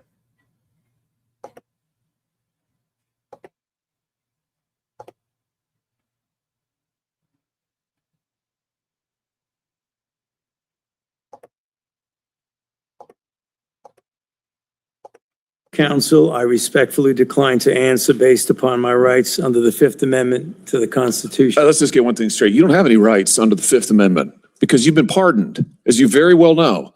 As the Supreme Court has been clear for a century and more, Brown versus Walker, 1896, when he has been pardoned, he may not stand upon his privilege. You know that. Your lawyer is sitting behind you. People were dying, hundreds of. Okay, so we saw that. All right, let's look at this one. Plead the fifth. Plead the fifth. Plead the fifth. I plead the fifth. Plead the fifth. 5, 1, 2, 3, 4, 5. Anybody? Hold on. Hold on. I want to make sure it was playing. Hold on.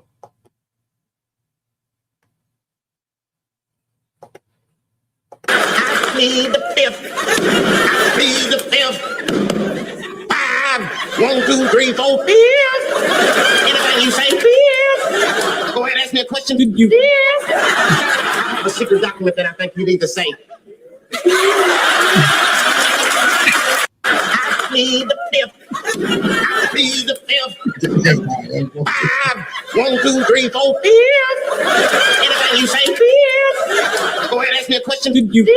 I have a secret document that I think you need to say.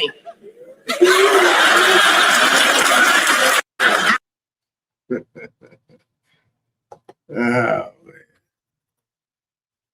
man. Look. Might have videos. I don't know. We did so. That was cool.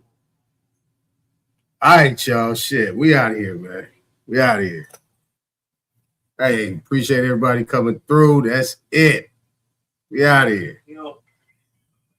We out here. No songs, no exit, no nothing. We out of here. So, I don't know where y'all at, but I'm going to go ahead and just drop y'all down myself. Peace to everybody. Peace to everybody. All right, y'all. Y'all have a great one. Everybody that I know that said something or didn't say something. Peace.